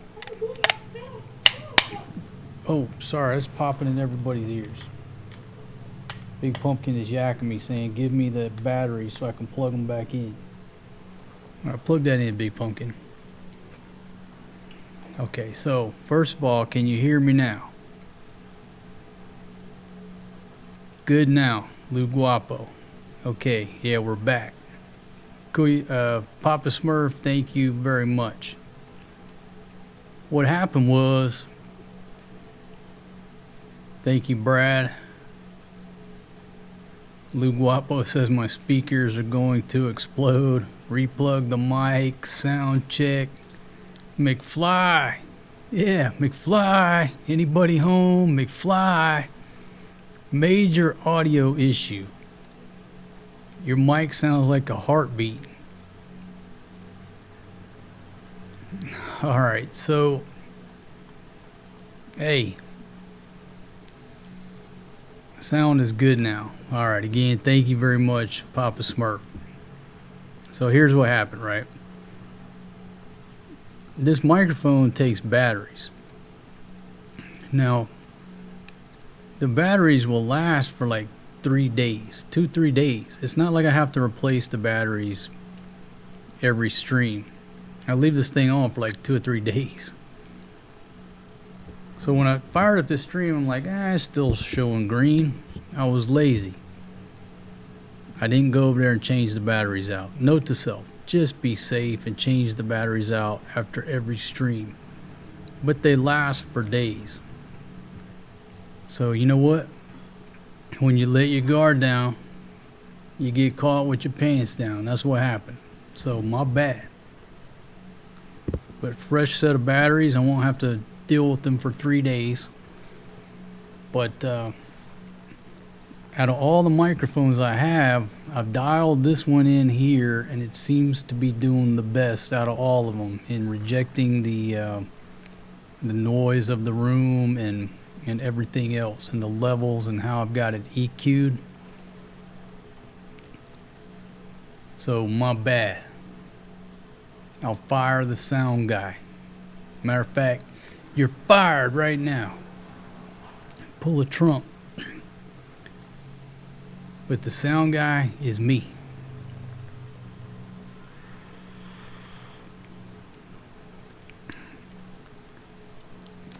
If at least one thing did not go wrong during one of my live streams, it wouldn't be one of my live streams. So, anyhow, you saw what I had to do. It was just a quick change the batteries out. Now I'm good for another couple days. But I'll tell you what's happened. I won't dwell on this too long, but I'm filming on an FX3. And I've had this FX3 for 2 years now. And it comes with an audio handle where you have XLR inputs, right? I rarely use the audio handle. And a couple weeks ago, I started using it, dialed in this other microphone. It was sounding pretty good. Come down here to do a stream, can't get the audio up. I do all my checks, and come to find out, the audio handle is fried. It just will not work.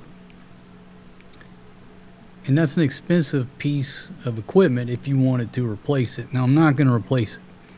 Came with the FX3, obviously. I rarely used it until now, and I fried it. The electricity here in the PI is not grounded properly. Okay, hold on a second. So things aren't always grounded properly here. So I fried this audio handle which I sort of needed because it has XLR inputs. Now that's no more. It's a paperweight. Okay, I got bad luck. Well, then I've got a little external monitor about like that. You know, you mount on the camera or what have you. Come in here a couple days later, that thing is fried. You can't make this shit up. Use a power strip. I do. I got power strips right there. Everything is run through surge protectors, power strips, you name it. Everything is protected as best I can do. And I've fried $1,000 worth of equipment over the past week or so doing these live streams. Anyhow, old single dad's luck when it comes to this game. But the good news is I do got a couple of really nice expensive paperweights now. If I don't want my papers to blow away, I can use an FX3 audio handle or a nice external monitor. Okay, I'll stop complaining. And I'm not complaining, I'm just telling you. But you know, both those pieces of gear I can live without. Right now at this point, they're not worth replacing.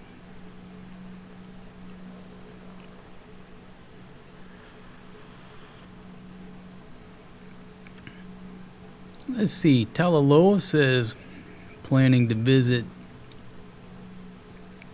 Bonifacio Global City in Manila. Met a girl that works at the Hyatt. That's good. She's got a job, working at a nice spot. I feel things are moving too quickly. Any tips to look out for? My buddy tells me if I get married, get a prenup. Man, that's where do I begin? All my advice ain't gonna go down in this one live stream. Man, you just gotta start watching some of the show, some of the old videos when I talk about specific tips. Watch as much as you can, especially if you've never been here. Watch as many perspectives as you can. But it is good news she's got a job. I like that.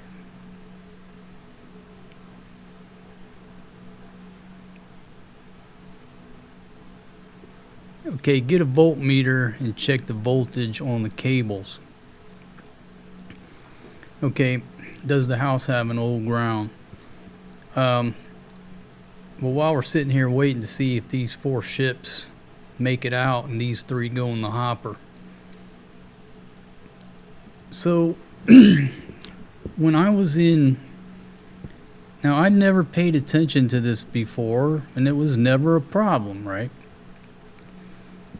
But when I was in Iraq, I realized that I had a MacBook Pro, which is a aluminum, metal chassis, whatever. I realized when I was working on my laptop that it was shocking the piss out of my forearms. And I thought it was something wrong with the laptop. You know, I wasn't thinking. You know, from America, everything's, for the most part, grounded out properly. And it wasn't the laptop. But if you have a MacBook, which is metal, conducts electricity, you'll feel it. You know, even if it's slim, you'll feel it. And you think it's something wrong with the laptop. It's not. It's the system that's not grounded properly.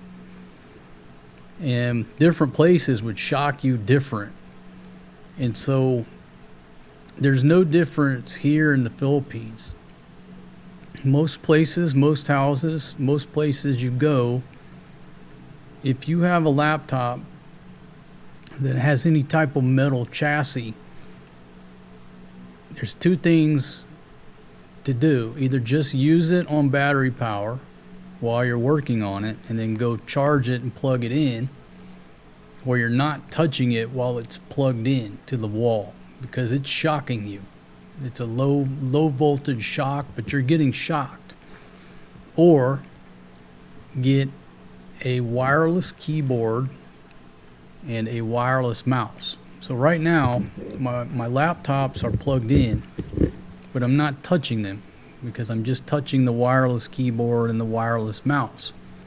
If I were to sit here and touch this laptop, especially if I'm barefoot, you're getting a jolt because shit over here and places like here are not grounded out properly. And iLaugh says I'm reading that picture wrong. I don't know if you're talking about the ladies or the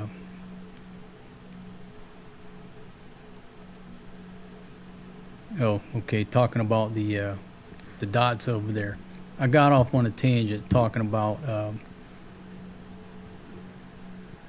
the electrical wiring in here in the PI and places like it.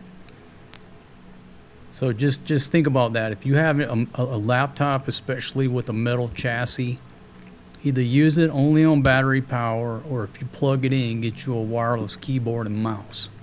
Because you may not realize it, but you're getting a little bit of jolt. And if you really want to check it, just plug it in, and then, you know, this is a sensitive area. You'll feel that little shock. So now the wiring over here, even running it through surge protectors and stuff like that.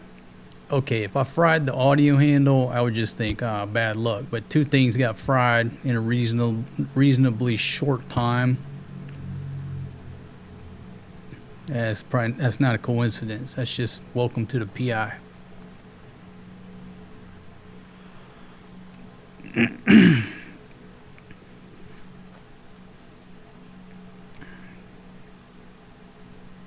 Okay, so iLaugh, I'm not sure what you're talking about. I mean, these, if you click on that, that's the Guardian, which is an LPG tanker, if I read that right. That's a Chinese ship, right? Click on this one. That's coming out of Iraq, going around the corner to Fujairah. See this one here, Chinese, called the Rain, and that one's the NV Aquamarine LPG tanker. I don't know how to read it. Those look like 4 different ships to me. Open to any suggestions or comments on how I'm interpreting this, but that seems to be what's going on, right?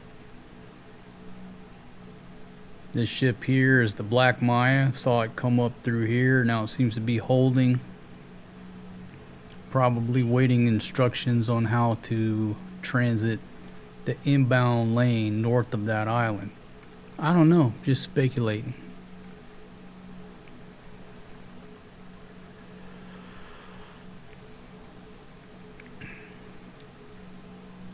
Okay, Alyssa says it might not be the right time to buy a condo given current world events. Well, this is just me, but I certainly wouldn't want to buy a condo in Kiev. And right now, I wouldn't want to buy a condo in Dubai. That's just me.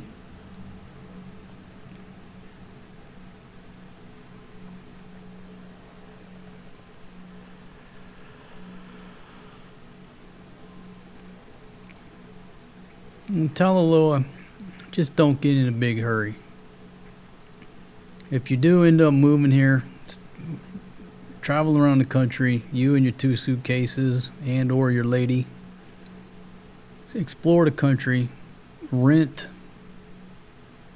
and then after a year, you can decide whether you like the country, you like this city, then start looking around if you're going to go that route. But don't get in a big hurry. Don't get in a big hurry. And what people think is that, okay, step 1, leave America. Step 2, get boots on the ground. Step 3, buy a condo. That's just not the way to do it. Once you buy that condo or buy that house, you can't sell it. For the most part, it's very easy to go buy something, damn near impossible to sell it. Ask any foreigner who's tried to sell shit over here, right? Rent, period. Rent. If you stay here a year and you decide you don't like the Philippines, you pick up your 2 suitcases and move to Cambodia. Never look back. You want to live in Manila, live there for a year. You might just decide you want to go live on an island somewhere. Pick up your suitcases and go. Rent is cheap here compared to the States. Do not be in a big hurry to buy a condo. And renting is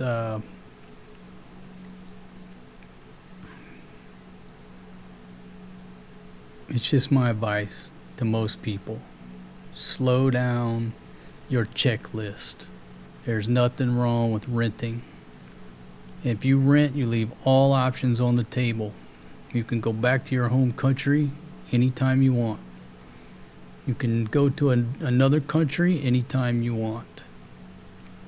Any unrest in the country that you go to, you can leave anytime you want. Just rent. What do you think all the people who moved to the Ukraine and sunk their 401k or their life savings into a condo, do you think they're there? Or do you think they might have got the hell out and now they're just kicking themselves that all their money is there? You rent, pick up your suitcases, get on the next flight out, and just don't look back. Just, that's a closed chapter in your life. Go to the next country, go home.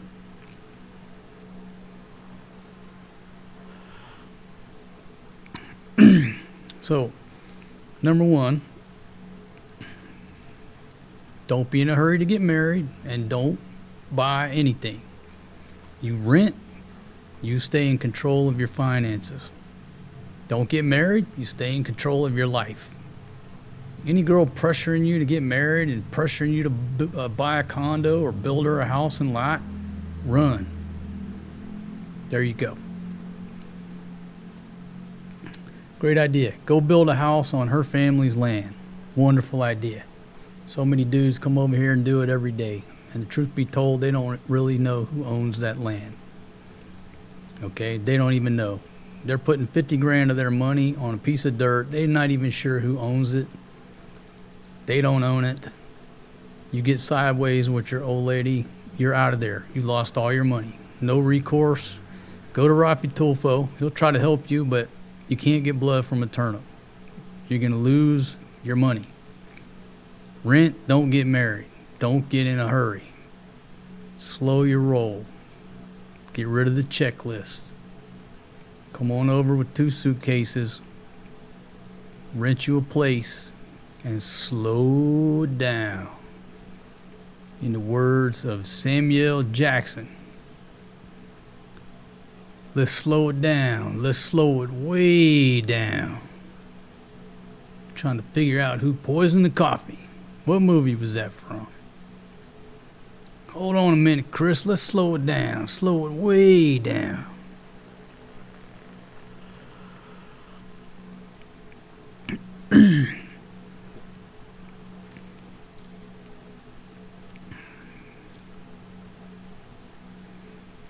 No, look, if you're in the condo business, well, nobody's going to listen to my advice anyhow. I'll just say it. I used to be of the opinion to I'll just buy a condo.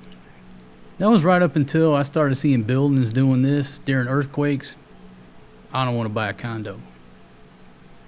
Need I say more?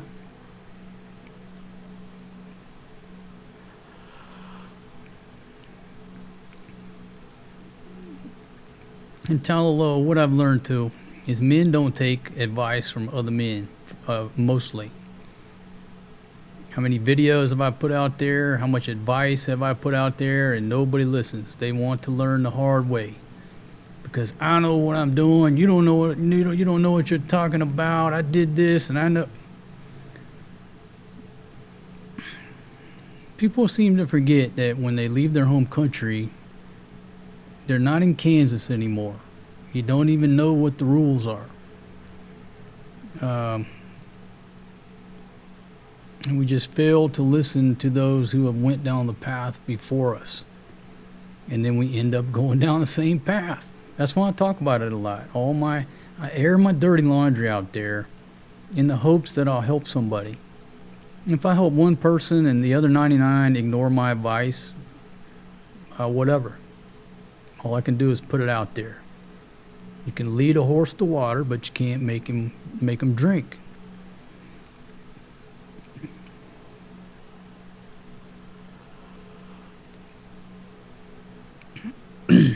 Yeah, don't get married.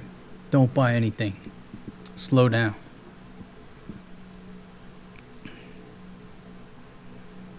That's years of advice in a nutshell.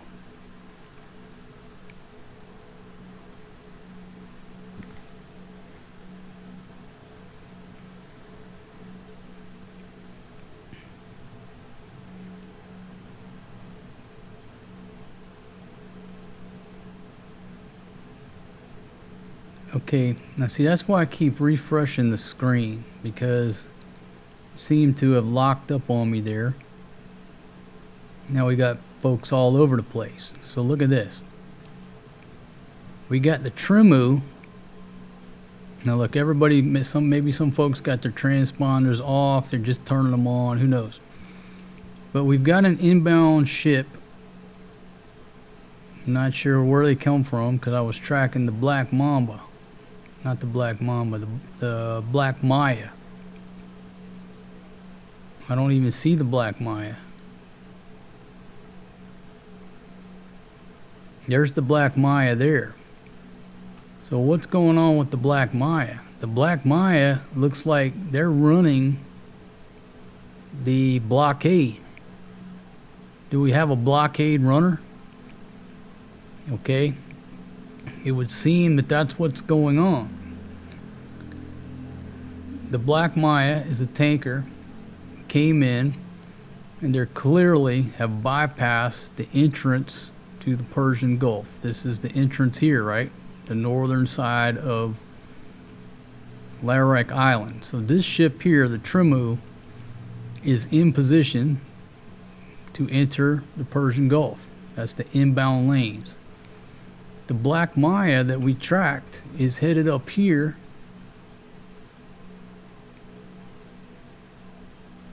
It doesn't seem to be. It's an asphalt tanker. Is this ship headed to an Iranian port in violation of the blockade? Somebody feel free to weigh in on that. Am I interpreting the map wrong? There's not supposed to be any ships going to or leaving Iranian ports. And we were tracking the Black Maya, who was hanging out over here. Now they're way up here. They should be down here in front of the Trimu 3, which is an LPG tanker. So let's come over and see.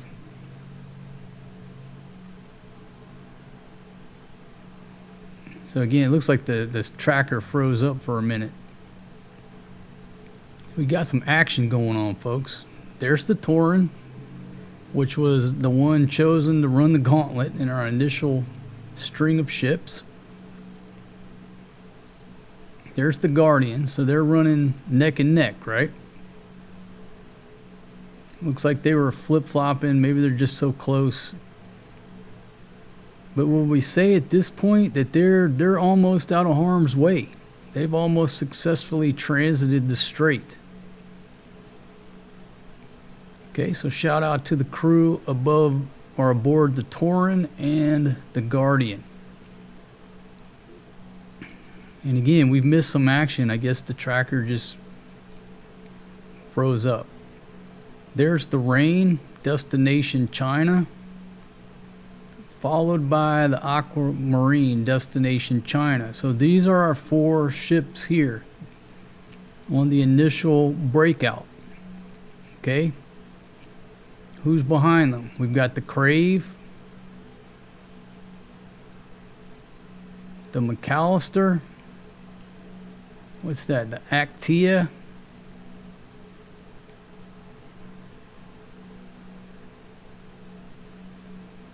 So we've got some action here. And again, it looks like these ships, first ones that we were tracking, they're almost out of harm's way. So again, for the record, I'll put the ships up on the screen there. There's the Guardian, headed to China. So two ships full of LPG headed to China.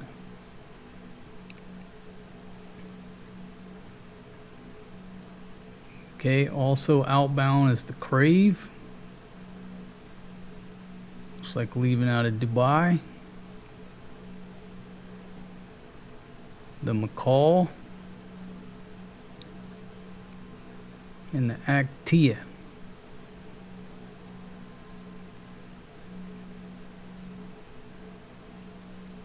And what is this guy doing here? It's a crude oil tanker. And they're a little bit south. They're a little bit south of the track that these others have taken. All of these guys look like they're on the same path and the same track. This dude's running the gauntlet, headed over to Fujairah, just right around the corner.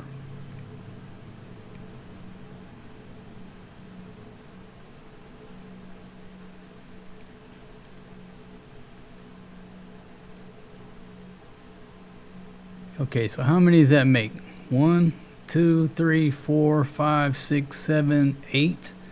So it looks like 8 are on their way out since we've been tracking this.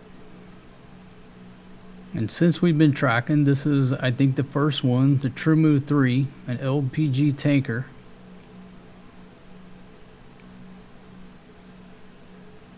Where's that headed to? That's headed to Iraq.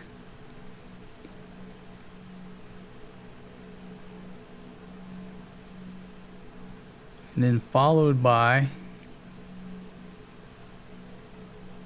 this tanker headed to Iraq as well. So the one that's interesting as to, hey, what the hell are they doing, is the lead vessel here. Where's he at?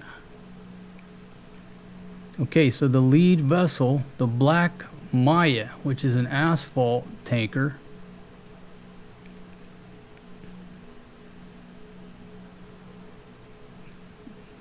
what are they doing up there?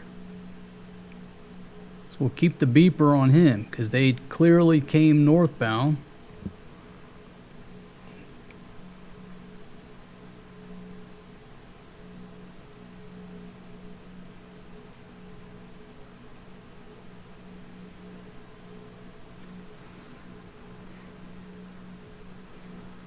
Somebody may want to tweet this guy out over to SyncCom.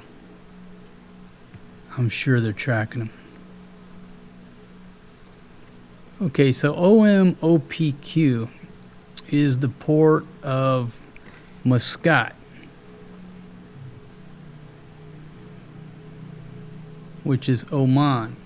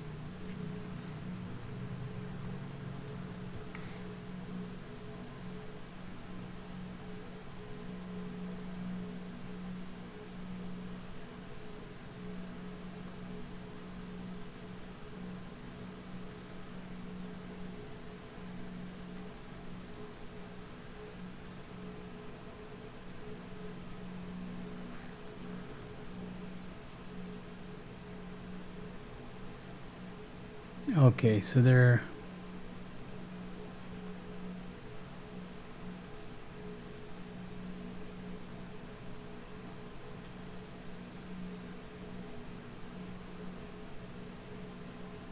I'm not exactly sure what they're doing up there.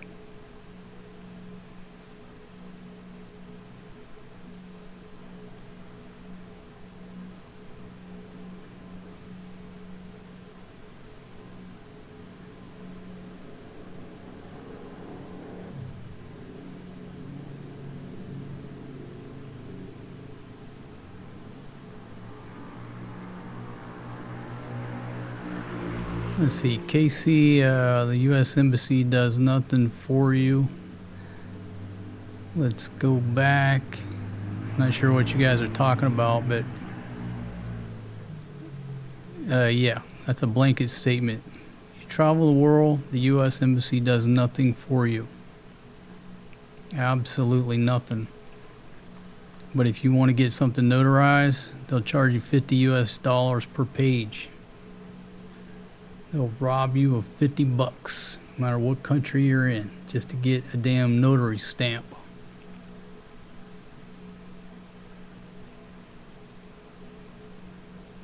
Okay, so I'm not quite sure what this ship is doing up there. Maybe it's a little off. The transponders aren't. I don't know. We just saw them come up through here. The Black Maya. Because they seem to be leading the way to come on the inbound, but they're not.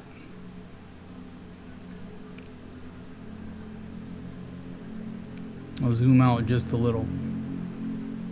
But here are our lead ships right here, heading out of the Strait of Hormuz. So as we've been watching this for hours, and as we were talking earlier, Kel brought up, there's over 900 ships at least still stuck in the strait. Some of them, some reports say more, maybe 1,000 to 2,000 ships. How long will it take just to get the ships out of there that have been stuck? It's going to take a long time. Because we've been watching these guys here for hours, and they've only went from here to there.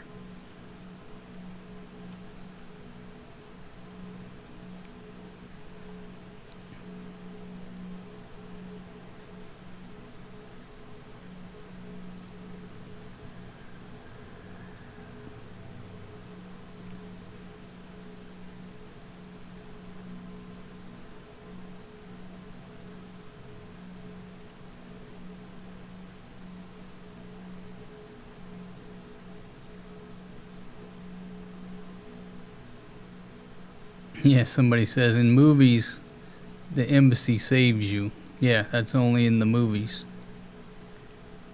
I'll just tell a quick story. I was in the embassy here in the PI. I can't remember what I was doing. And there was a gentleman who went up to the window and basically said, "Hey, I'm out of money. I'm homeless. I just want to get back to America." And basically, what the conversation was, here's a list of charities, charities, NGOs, non-government organizations that you can go to for help. And the guy sat there and pled his case. I did this, I'm not asking for this, I just need a plane ticket home. He sat there and poured his heart out, and what he got was a piece of paper with a list of local charities. Now I'm sure, the international charity, everything was probably listed on there, where they're at, address. That's what he got. He asked for help, they gave him a paper. Go to the Red Cross, ask for help. Go to this church, ask for help. Go to this charity, ask for help. And, I was sitting there listening to the conversation just because, you stand up there in the window and everybody there can hear your business, which is not a good way to do business. But it's the way they do business. So that's what he got. All he wanted was a ticket back to America. And his own embassy told him Go over here to this local charity. Maybe they can help you. Now, with that said, I also heard the chismes on another story. Okay, so I just saw that one incident, right? The embassy is not going to help you. That's the point. We think that the embassy is going to help us. The embassy is not there to help you. Okay, the millions and billions of dollars the State Department gets,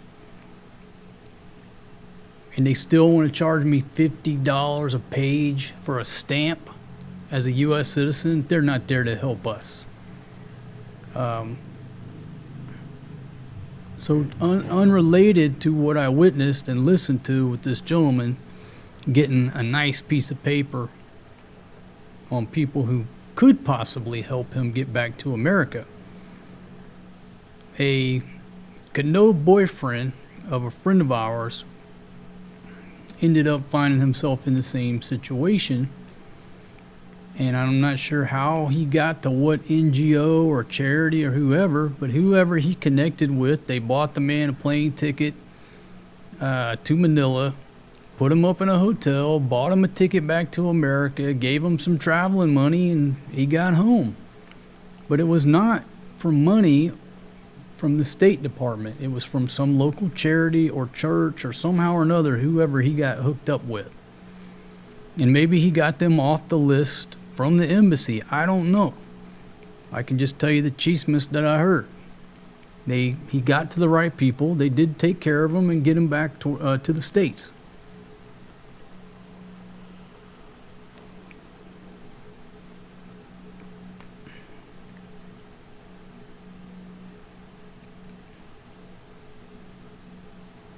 Okay, zoom back in on our map here. There's the Guardian. Guardian and the Torin running neck and neck out front, followed by the Rain, followed by the Aquamarine. Zoom in here because it's sort of getting tight. Got the Idris, looks like outbound. The Crave. The McAllister. That's the Sea Lord, followed by who? The Actia. 1, 2, 3, 4, 5, 6, 7, 8, 9. So we got 9 outbounds right now. And it looks like this gentleman here is coming around. It's an LPG tanker. Is successfully coming in the northbound or the northern inbound route.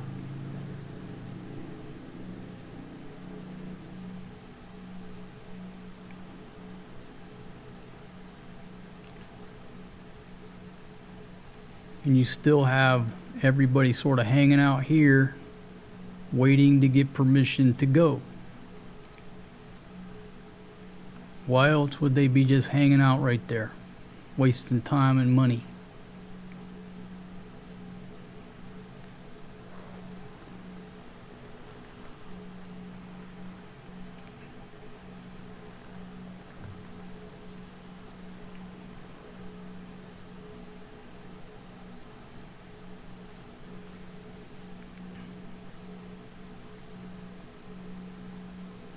Okay, back to your comments.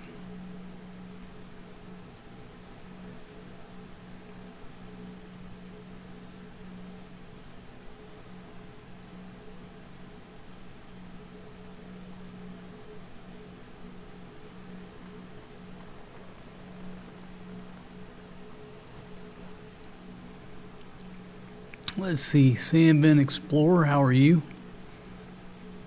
Have not followed the stream, but I might check it out to find out any comments from Fatima. Yeah, it's the same commentary from her. She's tired of the blah, blah, blah. Tomorrow they close the strait. You know, just bomb them now. That's her political assessment. In other words, you're just delaying the inevitable. They open today, they close tomorrow, too much blah, blah, blah.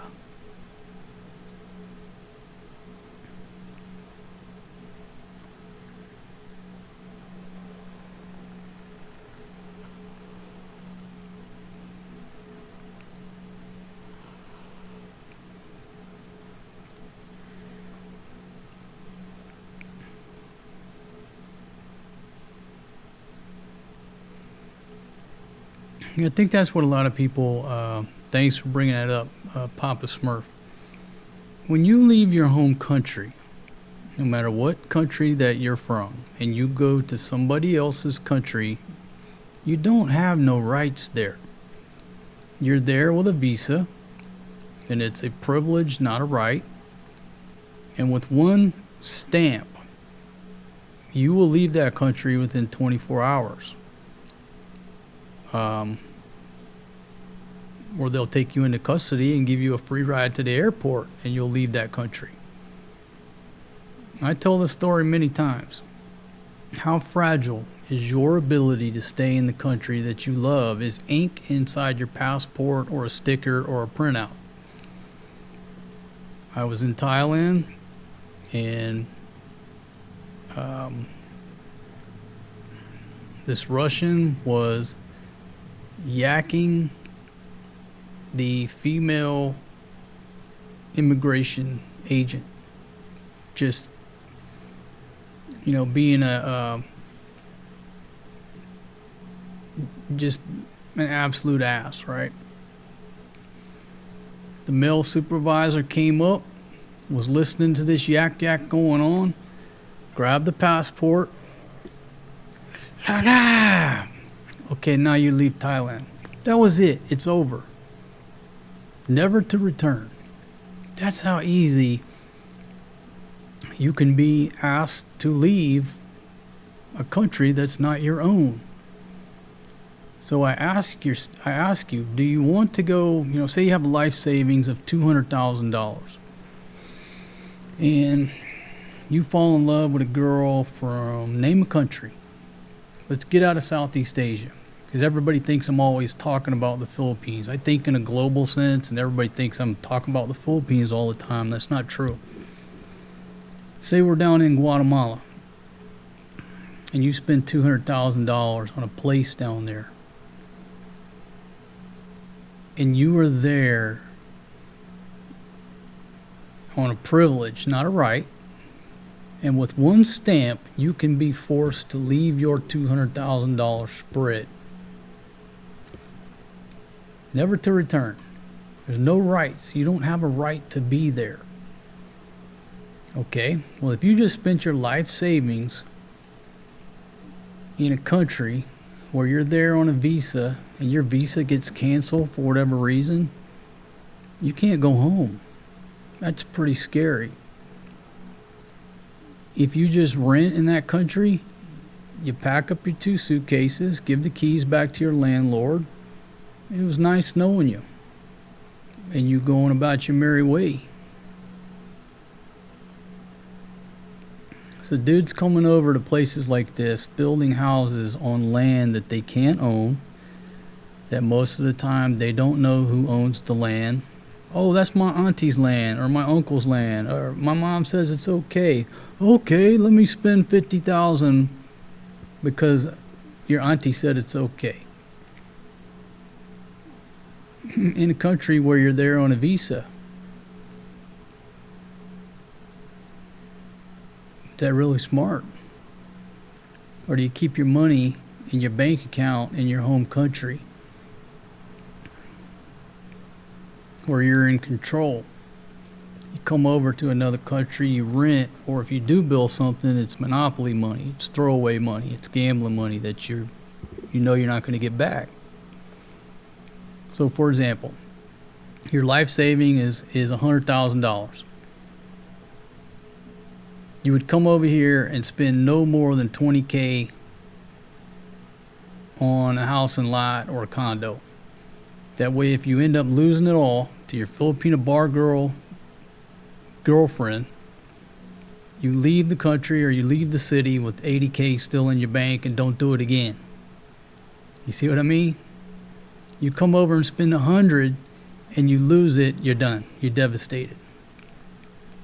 Like 20% of your life savings, and then look at it like you're never getting it back. You'll be okay. But that's not the way dudes do it.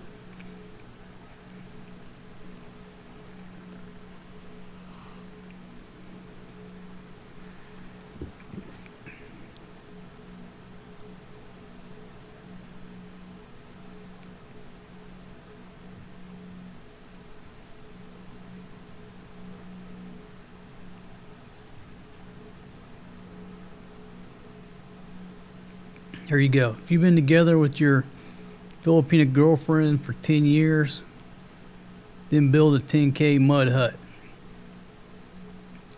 There you go. Whatever you spend, it has to be throwaway money. And we talked about percentages before. I would always say 10%. Somebody said, 20%. I'll do 10%. If you got 100 grand in savings, break off 10%, 10 grand, and say, what can I get for 10 grand? Or better yet, just rent and keep all your money in your home bank account.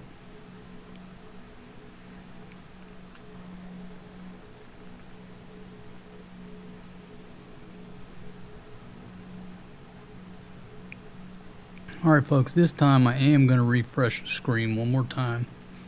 And I'm going to shut her down because my voice is about to go out. Sound like an old man, but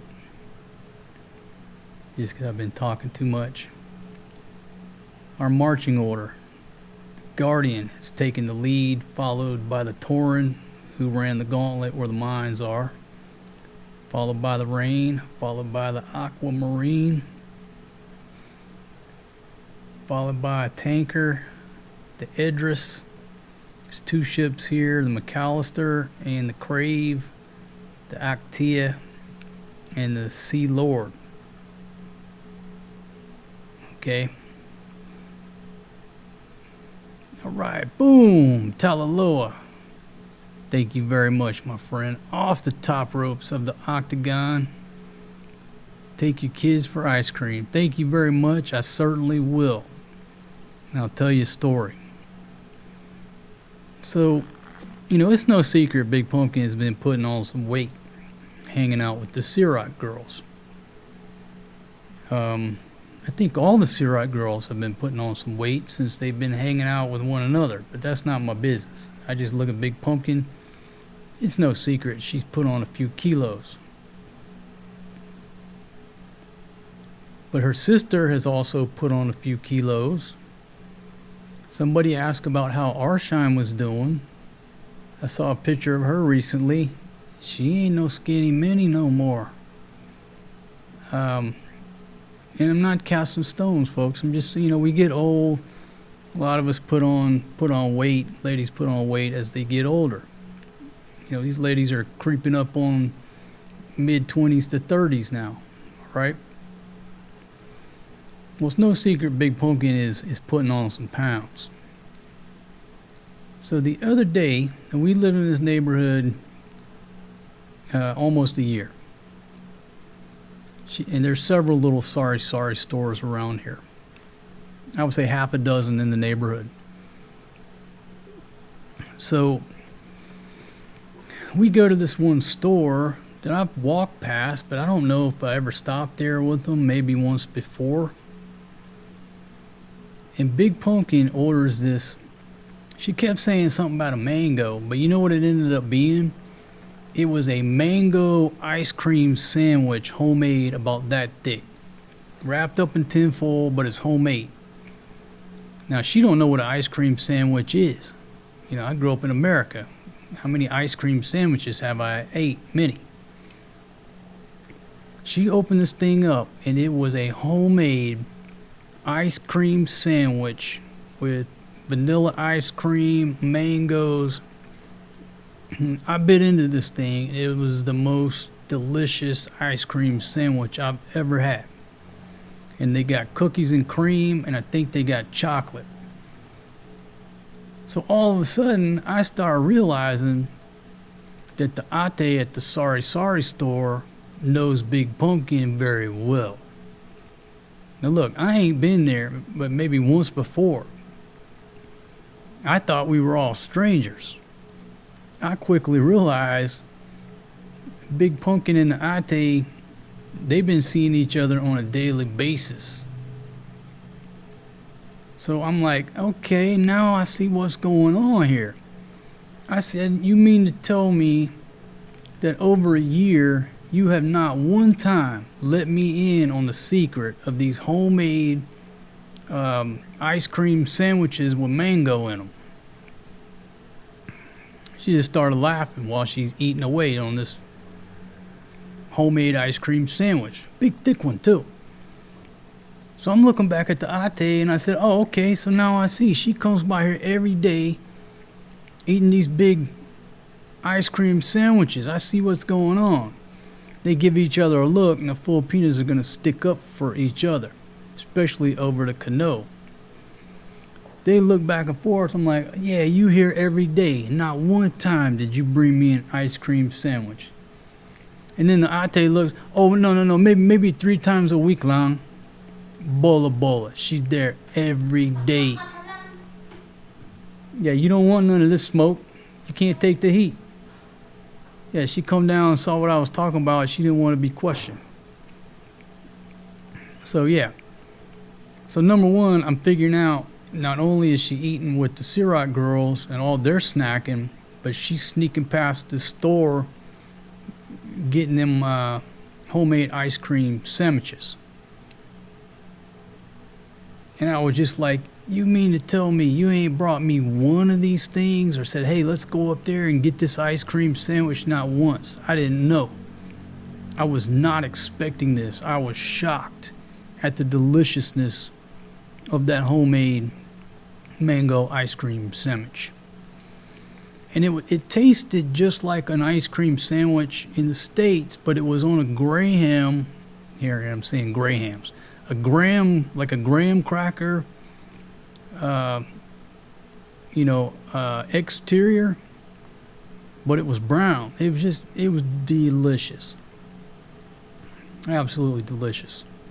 So I think that is one of the big factors, is in addition to everything else I sort of knew that she was nibbling on, she'd been up there hitting them homemade ice cream sandwiches. She probably got a big old utang bill up there for them ice cream sandwiches that I don't know about.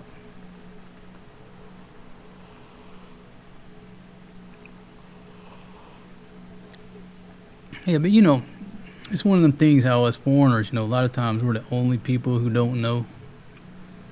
Like you go into her village, everybody there knows what happened to my goats. As far as I'm concerned at this point, every goat that you'll ever see in her village are descendants of my initial investment in my goat herd. I think I initially invested in 5. If you're not tracking on the story, supposedly a stray dog, a rabid dog, filtered through the village and attacked 3 goats. And out of all the goats in the village, they were 3 of my goats. And they had no choice but to eat the goats. I said, okay, what happened to the other 2? And then there's redirection. No answer for that. The math didn't add up. But it's like I felt when I went to that Sorry store. Everybody knew that they were regulars there, and Maria was in on it too. Everybody knew but me. I thought it was our first time meeting the auntie. No. I laugh, says, poor old John still can't get a beer.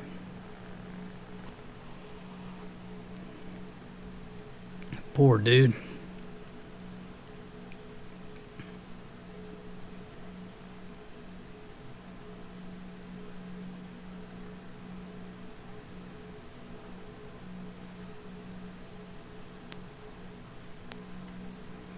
Okay, folks, one last time and then I'm shutting her down. This time I'm serious, because at this point, it seems, I guess, pretty safe to say, right, that the Tauren, the Guardian, now look at here, here's two transponders. There's the Tauren, there's the Rain, there's the Aquamarine.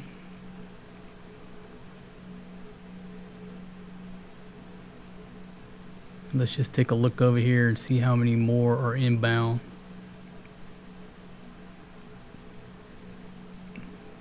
Seems to be a few headed in that direction. Looks like the arrows are pointing towards the strait.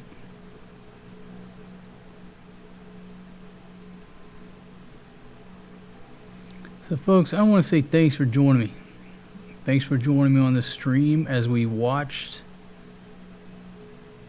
to see what was happening in the Strait of Hormuz. Obviously all kind of conflicting reports coming from every news source, coming from Trump, coming from the Iranians. Who knows what the hell to believe at this point. It changes minute by minute. Oh, yes, babe.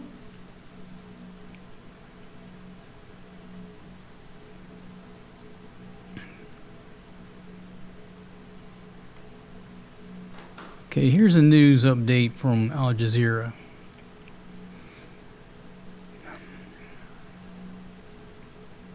The Revolutionary Guard Corps arrests over 120 across Iran over preparations for attack by the enemy.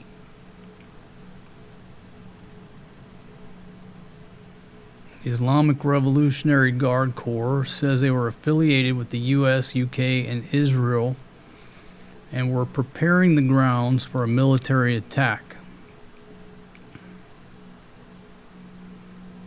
They arrested 7 suspects in the country's east who were sending coordinates of sensitive locations to their headquarters. Further 69 people were arrested, including 3 espionage teams, according to the report. So if you sort of read into that, Iran is sort of thinking that more strikes are coming their way. Pakistan's army chief concludes 3-day visit to Tehran. All right, let's give the Field Marshal a shout out here. Field Marshal Asim Munir, aka codename Lionel Richie, has completed a 3-day visit to Tehran.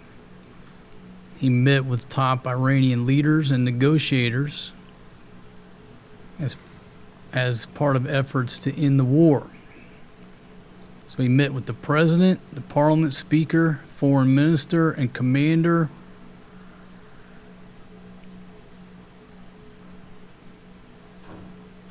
Let's see, Major General Ali. Who's this? What's this gentleman's name? Ahmad Vahidi.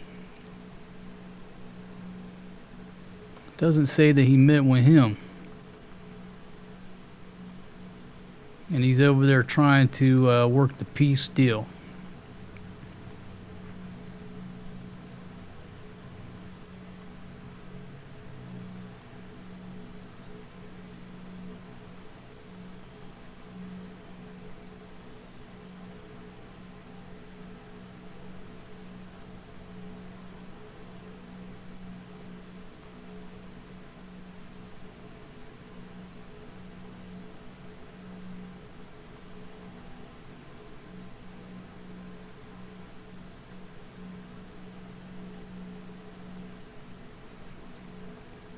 Okay, so here's a quote by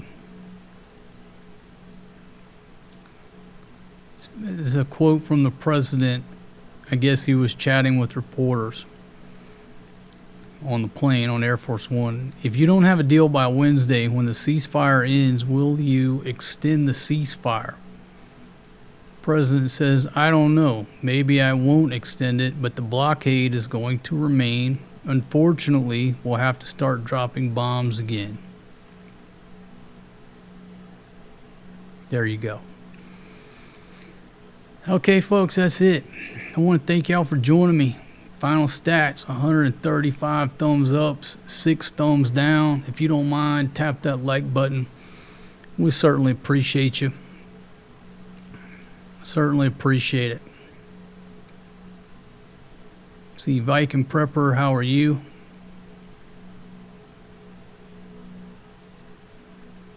Yeah, if somebody figures out exactly when the ceasefire ends, please put it down in the comments when the video posts so I can update my timer.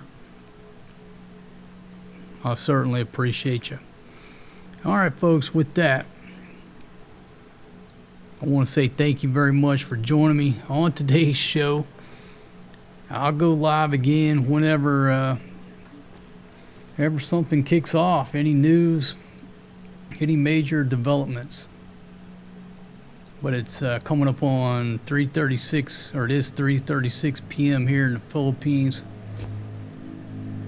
I'm going to call this one done.